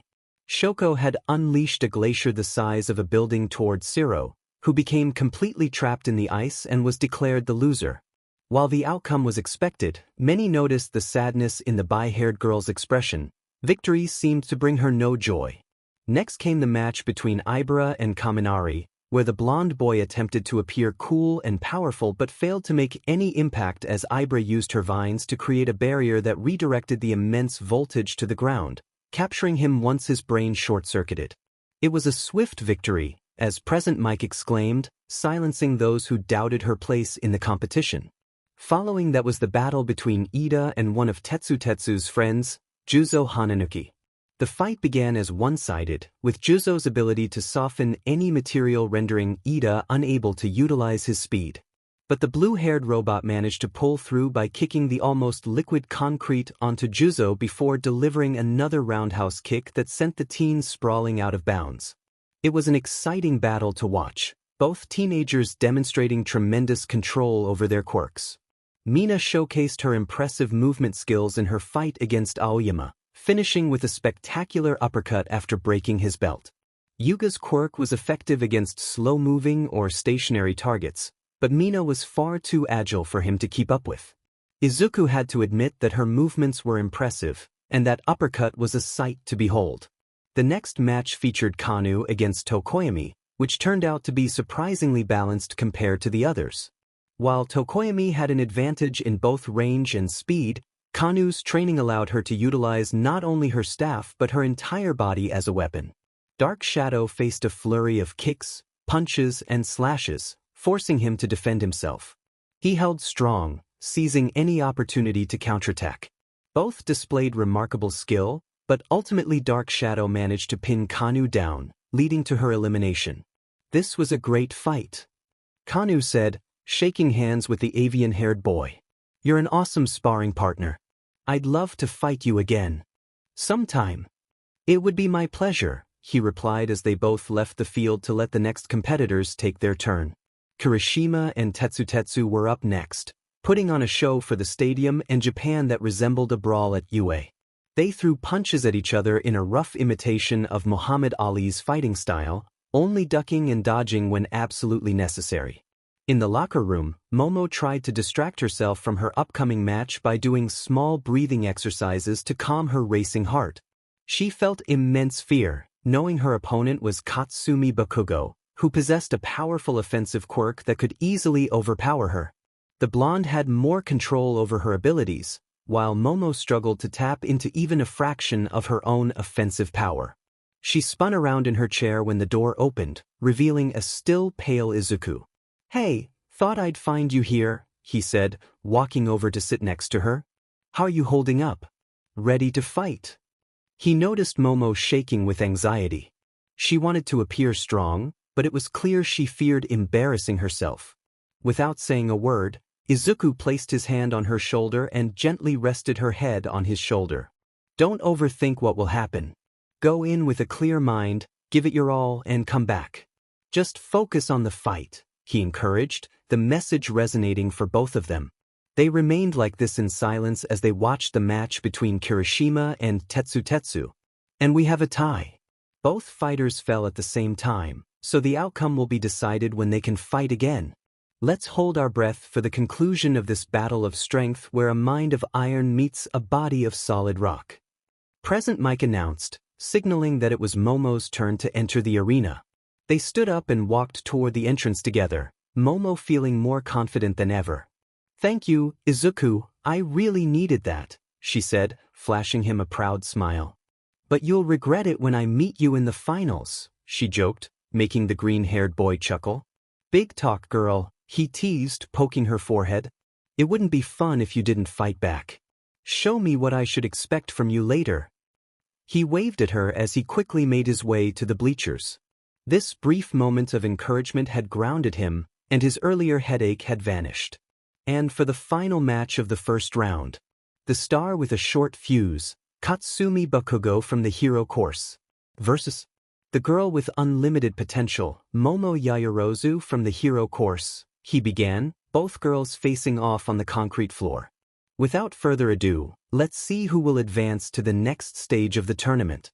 Ready? Fight," the blonde teacher concluded. As soon as the bell rang, Momo charged ahead, the glow of creation forming on her forearms. Katsumi quickly reacted, throwing a right hook that exploded where Momo had just been. Momo recoiled from the force of the impact but quickly sprang back to her feet and charged again. The crowd noticed she had evaded most of the explosion thanks to a shield she created during her initial charge. Katsumi prepared another explosion with her left hand, heat radiating from her palm before unleashing a wall of fire toward Momo, sending her tumbling back once more. But Momo got up again and charged forward, further irritating the blonde. Katsumi roared and unleashed another massive explosion toward Momo, grinning when she fell near the edge of the arena. However, as she stepped forward, she felt something strange around her ankle. "I'm taking a page out of your book, Izuku," Momo muttered, pulling hard on the metal rope she had wrapped around Katsumi's leg during her third charge. "Get over here," she shouted as Katsumi's leg was yanked forward, causing her to fall onto her back. Momo quickly sprang to her feet and jumped onto her opponent, putting all her weight on Katsumi's stomach. What an incredible move! She tied a strong rope after 3 charges so Bakugo wouldn't suspect anything.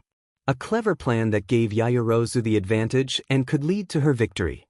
Present Mike exclaimed, as Katsumi growled and raised her hand to blast Momo away, only for the girl to wrap a white foam around her forearm. Katsumi didn't hesitate and tried to activate her quirk, but nothing sparked to life as it usually did. But the blonde didn't give up. She headbutted Momo away from her, narrowly escaping elimination from the tournament. "What is this thing?" she asked, trying to remove the foam with her other hand. Momo created a staff with her quirk, preparing to continue the fight. "It's a fire retardant. I learned how to make it in case I ever had to deal with fires. Your quirk is powerful, but also has its weaknesses," Momo explained, slowly circling around Katsumi to catch her breath. Katsumi gritted her teeth and grasped the rope Momo had dropped, pulling it closer to ensure Momo couldn't use the same trick again. "Ponytail. I'm going to take you down," Katsumi growled, activating her quirk to fly toward her opponent as she always did.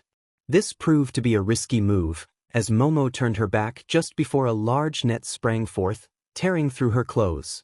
Katsumi narrowly avoided being caught by veering to the right in midair, colliding with Momo's metal staff. She winced at the impact against her side, just beside her stomach. Izuku walked to his spot in the bleachers with a proud smile, knowing Shuko was making progress. He had been anxious for much of the fight, but he saw that the girl could break free from the chains of her past, and he understood how liberating that felt from personal experience. Jairu nodded as he sat down, pleased that one of her friends was advancing closer to the finals. Surprisingly, the next two matches were quite similar. While Ibra was strong and fast, Ida managed to dash toward her at top speed, skillfully dodging her extensive array of vines and carrying her to the outside border in record time. A true blitz worked wonders against the unprepared girl, who had expected something like Kaminari's previous performance. Still, it was impressive to see a girl from 1B make it this far in her first year. Tokoyami proved too formidable for Mina, even with her agile and quick playstyle. While she could have used her acid as a deterrent against other students, Dark Shadow was unfazed by the melting liquid and charged forward with incredible speed, sending Mina out of bounds in a single move. It was well known that Tokoyami was strong. He was a long-range fighter that most would struggle to contend. The next match had already begun, pitting Kirishima against Katsumi. As expected, the field erupted in a cacophony of explosions, with Katsumi launching a barrage toward the redhead. If she had been tough on Momo, she was downright relentless with Kirishima. Scorching winds and powerful shockwaves rattled the stadium, filling the spectators with awe. But Kirishima was no slouch either. His skin was as hard as rock, and his determination was even stronger. He absorbed most of the hits without flinching, retaliating with everything he had whenever he found an opening.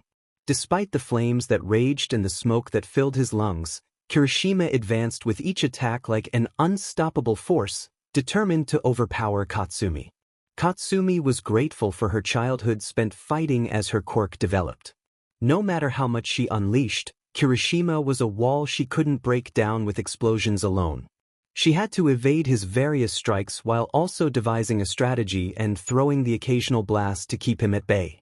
When she realized her previous plan was ineffective, she decided to change her approach entirely. Instead of large, devastating explosions, Katsumi opted for rapid, focused bursts. The heat and shockwaves struck Kirishima's rocky body like jackhammers, gradually wearing down his stamina as he struggled to harden the damaged areas. But it was a risky gamble. Katsumi knew that a single punch could potentially knock her out. It became a test of endurance. A single well-aimed strike would determine the outcome. Unfortunately for Kirishima, he made a critical mistake. A punch that missed its target, a slight shift in balance as his arm extended, and a precisely aimed explosion sent him tumbling to his knees, his body unable to harden as adrenaline faded. However, his fall was met not with anger but with acceptance. He recognized when he was beaten and vowed to come back stronger next time. Midnight beamed at how valiantly they fought, pleased that her students were putting on a great show. Finally, Katsumi was declared the winner as the crowd erupted in applause, cheering for the girl they had booed not long ago. Such is the irony of competition. You only dislike someone when they don't put up a fight.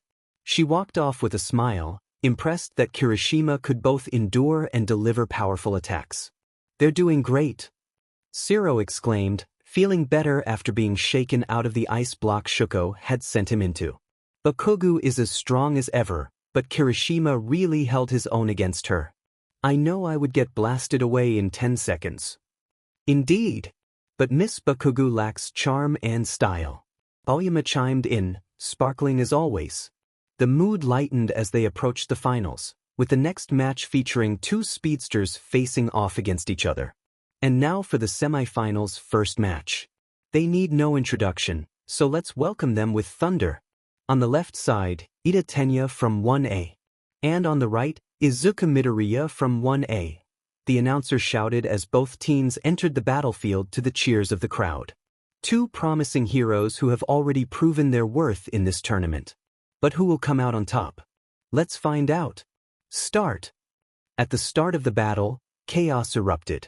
First, Izuku flared up, only for Ida to shoulder bash him with all the strength of his reciprocal burst. Then, the blue-haired teen pushed forward with everything he had, his engines roaring like a powerful machine as blue flames scorched his exhaust pipes. The sheer force of Ida's weight and speed pushed Izuku backward, leaving deep trenches in his wake as he struggled to regain his footing and avoid being overwhelmed. 6 seconds left. Ida roared internally, the blue flames of his exhaust burning brighter. As fierce as it appeared, Ida had yet to devise a solid plan to take down Izuku. The rider's strength lay in his raw physical abilities as demonstrated in the previous trials, while Ida relied on his speed. The rider also had ranged attacks, which would be dangerous if Ida allowed him enough space to use them. So, he focused on the one advantage he had over the rider, his natural speed.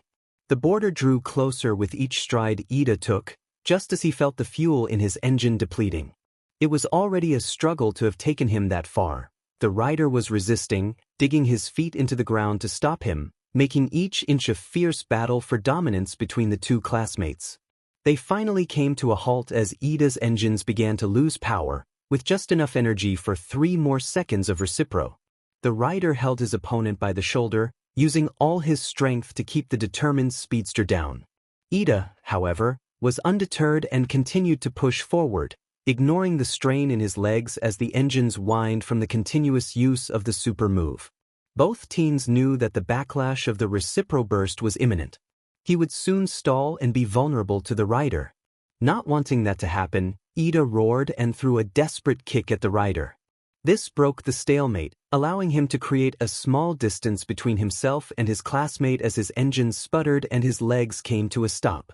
Out of breath, he found himself a few meters from the ring's edge as the rider recovered from the last kick.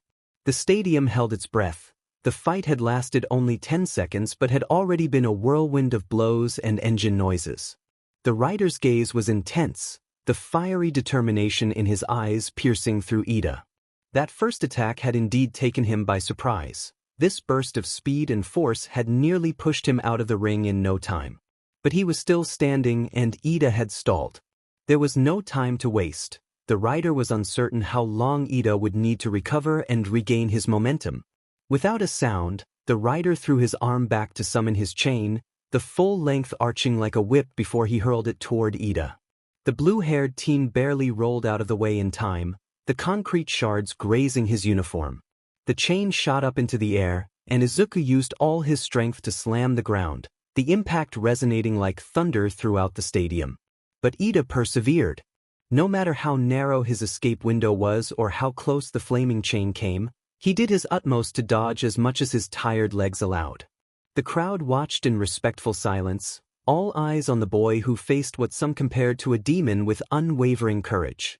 While many would have given up at the thought of battling the rider, Ida chose to stand firm. Even Izuku was impressed beyond words. He was the worst matchup for Ida. He could counter everything his classmate might think to throw his way, yet Ida charged forward with the determination to win. This was why the rider used all his strength and speed to bring down his chain. He needed to match such will and spirit with equal ferocity. Finally, after several near misses from the chain, Ida felt his engines hum to life again. It wasn't the full roar he was used to, but it made evading the hits much easier than dragging his legs behind him. More importantly, it allowed him to slowly gain ground on his opponent. While Izuku had remained stationary during his assault, Ida was getting closer with each strike of the burning whip against the concrete. He stands up. Just like the legendary tale of David against Goliath, Ida Tenya rises after stalling. Present Mike exclaimed, the crowd erupting with encouragement for the 1A student. Realizing his chain assault wasn't gaining him any advantage, Izuku decided to finish this in a straightforward manner. He let his chain vanish and rushed forward to close the distance to Ida. Perhaps he wanted to showcase Ida's strength to the heroes watching. Ida grinned at the rider's somewhat reckless but generous move, the blue flames of his legs igniting as he sped toward his classmate for a final showdown. A furious exchange of kicks, punches, and narrow escapes unfolded before all of Japan, the two teens delivering a performance worthy of any action movie finale. Izuku led with incredible strength and resilience, while Ida skillfully dodged blows too fast for most to see, occasionally landing a kick against the rider's body. Unfortunately, this exchange didn't last long. Ida had overworked his engines, and his legs couldn't keep up with the speed needed to match the ferocious strikes of the rider. He gradually lost ground until Izuku caught him off guard with an uppercut to the stomach, powered by the full force of his quirk. The impact knocked the wind out of Ida, sending him flying out of the ring. After such a high-octane battle between two formidable young heroes, we now have a winner. The rider claims another victory and moves on to the final bout of this thrilling tournament. Present Mic announced, as Izuku transformed back into his human form to meet Ida. The teen was winded but managed to stand with a grin as he noticed Izuku approaching. "You almost had me at the start," Izuku said, extending his hand to his classmate. "And I'll have you next time we fight. I will train hard enough to push you for miles one day." Ida replied, shaking hands as they left the stadium under the applause of the crowd. Although he had lost, Ida had captured the attention of many for standing his ground and finding new ways to fight even when his engines were down. Numerous professionals were already considering sending him invitations, recognizing the immense potential within the robotic teen. And soon it will be time for the finals. So let us take a brief break from all these emotions and return more focused than ever to witness the battle between the two powerhouses of UA's first years. Present Mic announced, as many in the stadium left to grab drinks and snacks, the tension rising in anticipation of the upcoming fight between Katsumi and Izuku. The rider decided to use this brief respite to rest, leaving Ida alone as he received a call from his mother.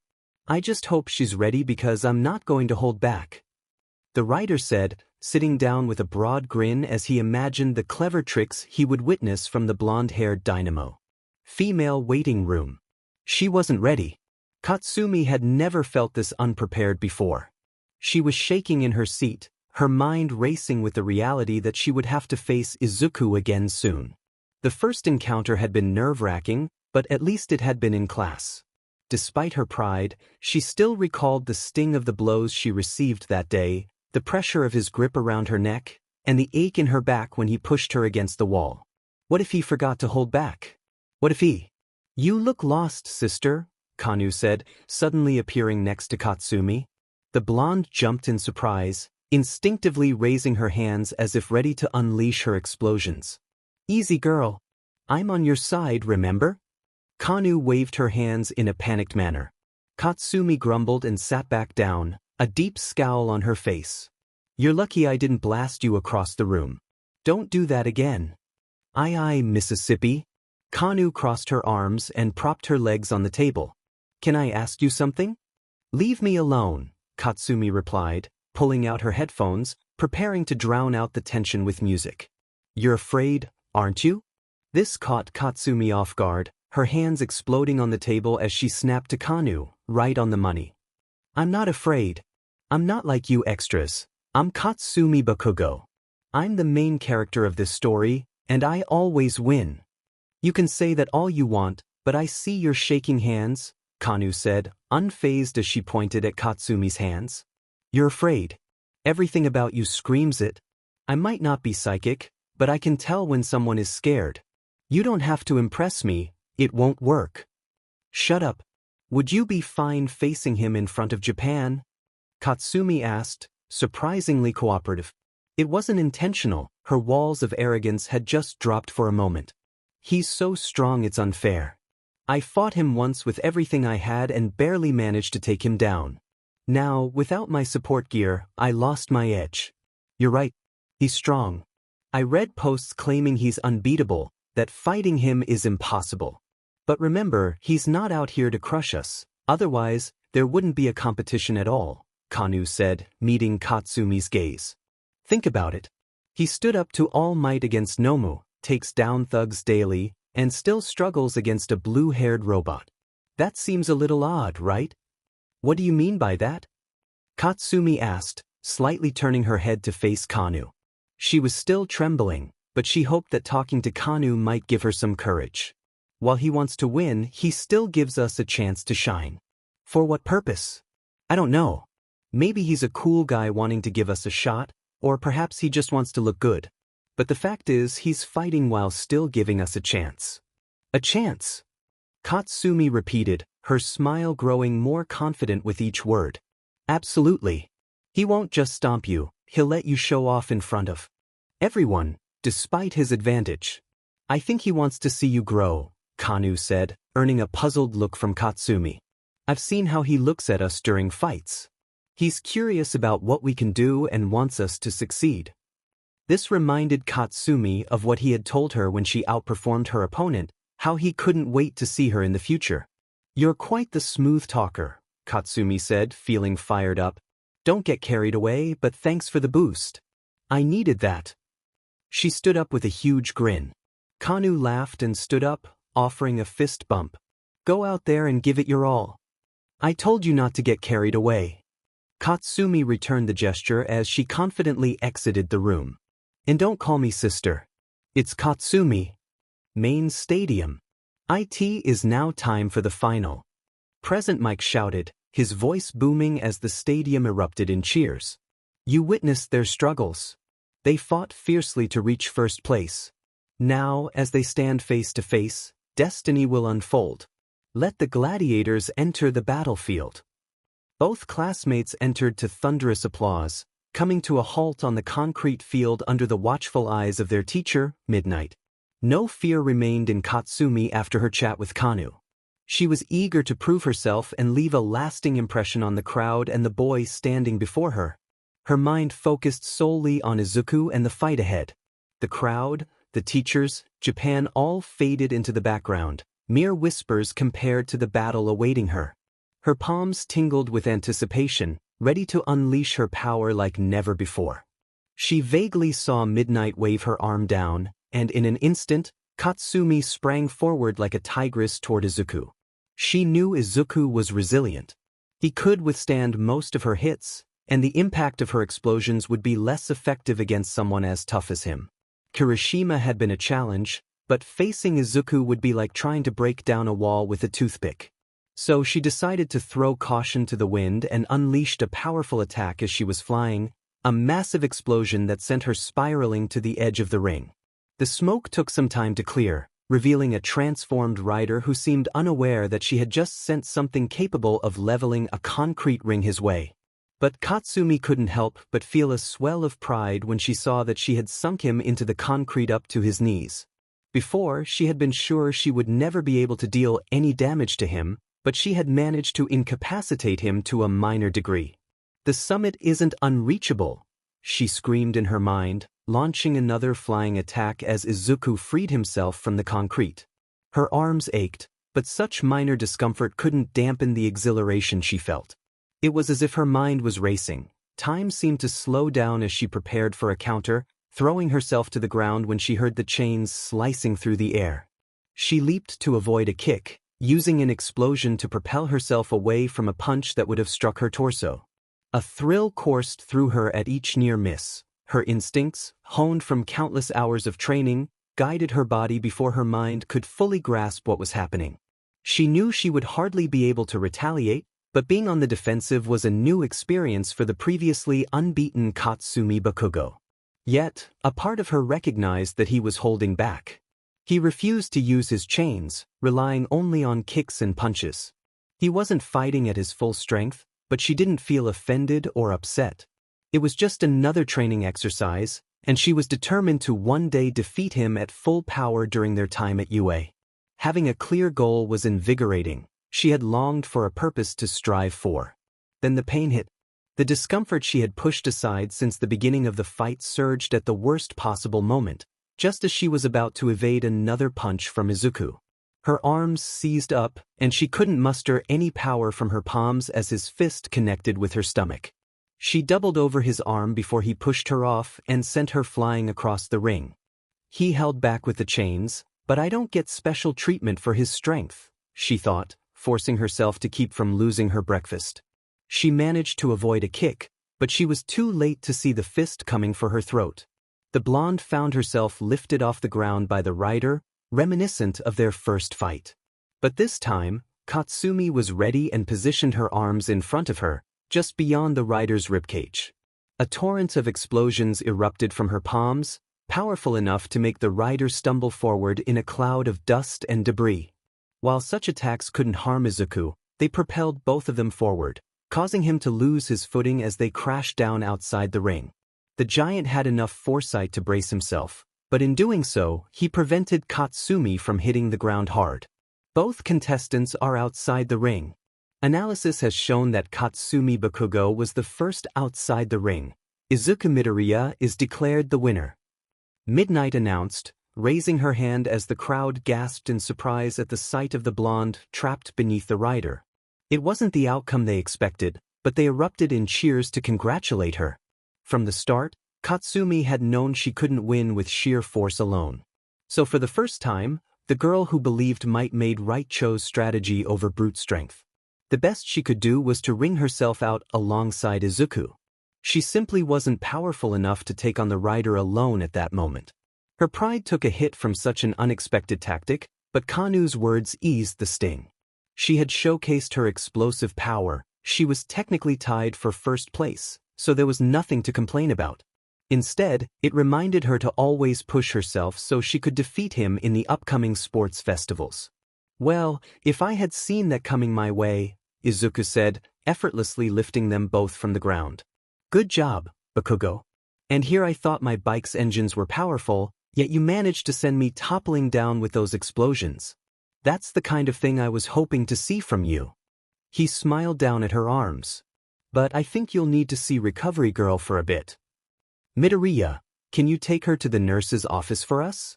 We'll continue with the rest, so neither of you will miss the medal ceremony, Midnight instructed, glancing down at the blonde in Izuku's arms.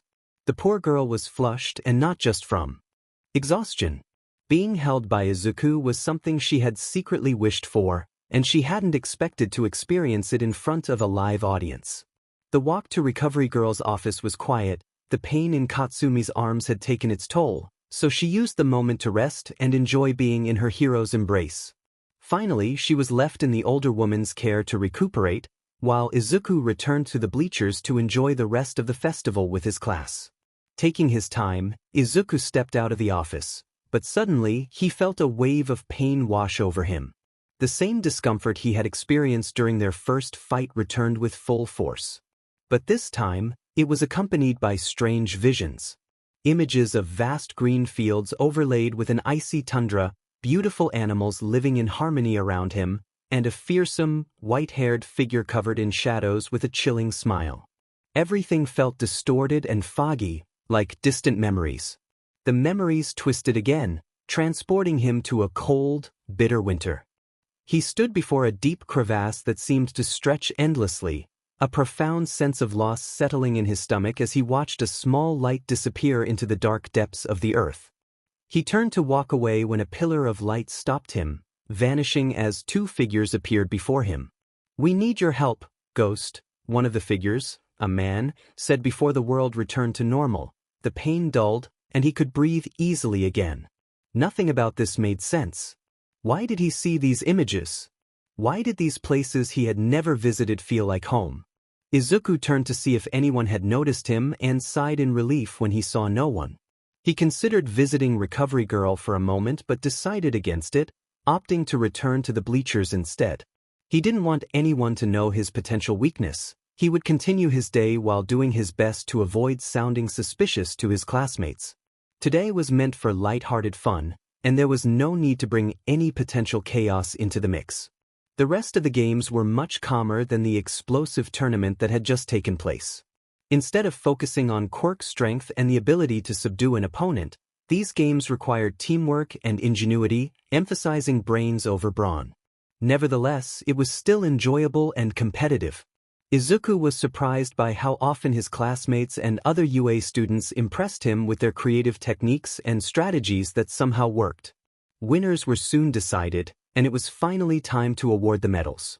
Those who hadn't participated in the one-on-one tournament were rewarded first, with each winning team receiving their due recognition. Meanwhile, Katsumi, Shuko, and Izuku were taken to an underground podium and told to wait for the platform to rise.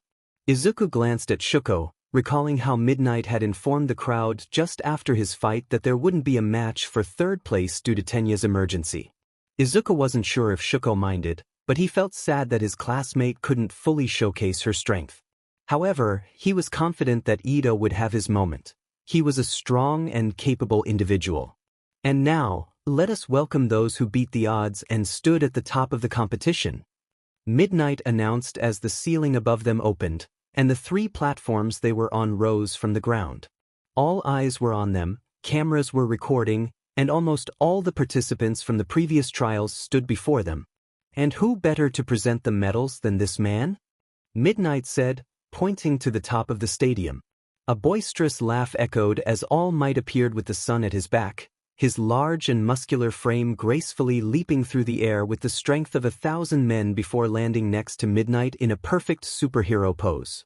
I am here to give the medals, the number 1 hero declared, the stadium erupting in cheers at the sight of the symbol of peace. Midnight handed him the 3 medals, and he approached the winners with an unwavering smile. Young Todoroki, congratulations on reaching 3rd place, he said, carefully placing the large bronze medal around her neck. I see a new fire in your eyes, as if this competition has prompted you to reflect on many things. I assume it's related to the fact that you managed to use your fire during the semifinals.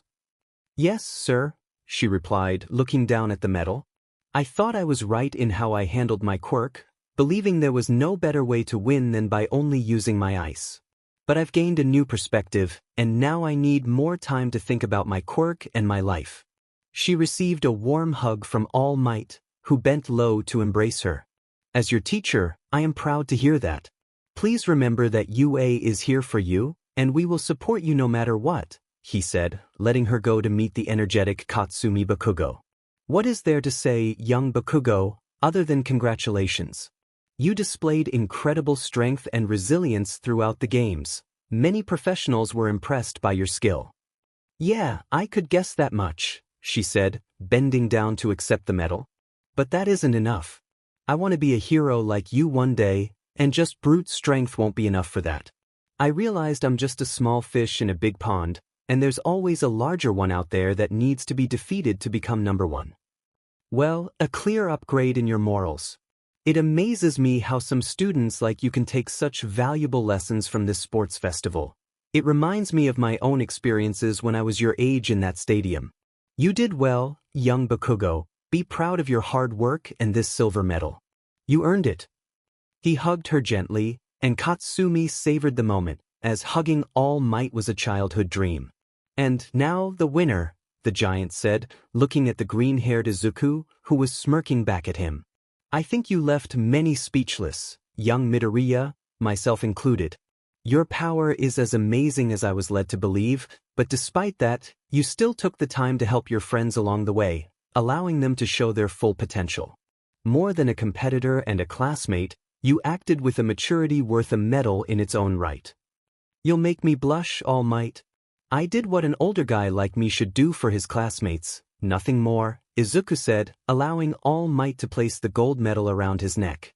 But I didn't allow them to show their power. I just gave them a little push. They were the ones who did the hard work afterward. So, don't put me on a pedestal. I did nothing to earn praise. Well, isn't the writer modest?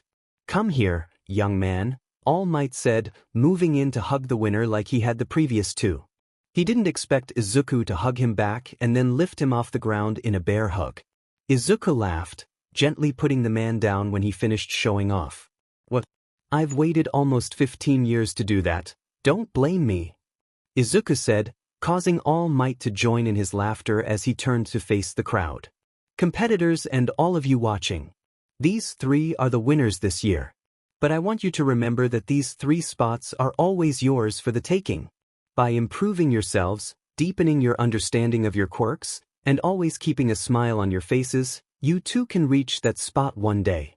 No matter your quirk or where you come from, you can always be a hero if you work hard.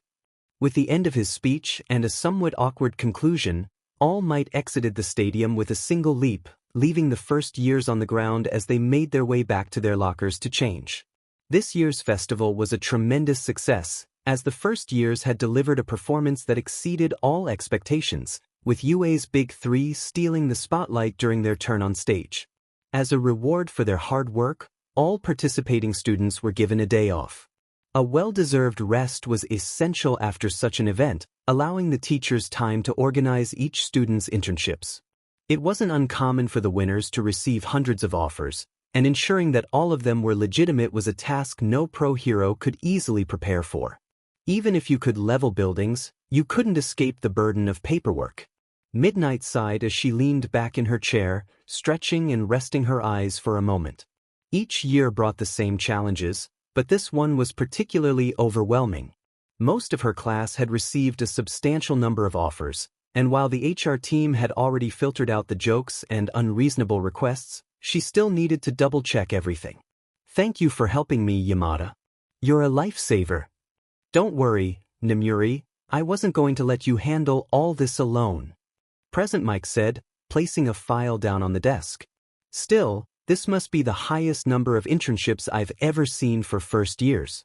Especially the 3 winners, each with over 3,000. How are they going to review every single one to make their choice? They know it's important for their careers, so they won't waste time. Todoroki is level-headed, Bakugo will likely choose the highest-ranked offers, and I can't predict what Midoriya will decide. That writer sure is impressive, isn't he? He's powerful enough to be a pro, and they expect us to teach him some things." The blonde-haired man remarked, glancing at the extensive folder belonging to Izuku. "By the way, aren't you on duty next week? You'll be returning to your agency while they are on their internships." "Yes, Mr. Nedzu will teach my class." She smiled at her fellow teacher. "I think the timing is perfect since I won't have the little ones for a week.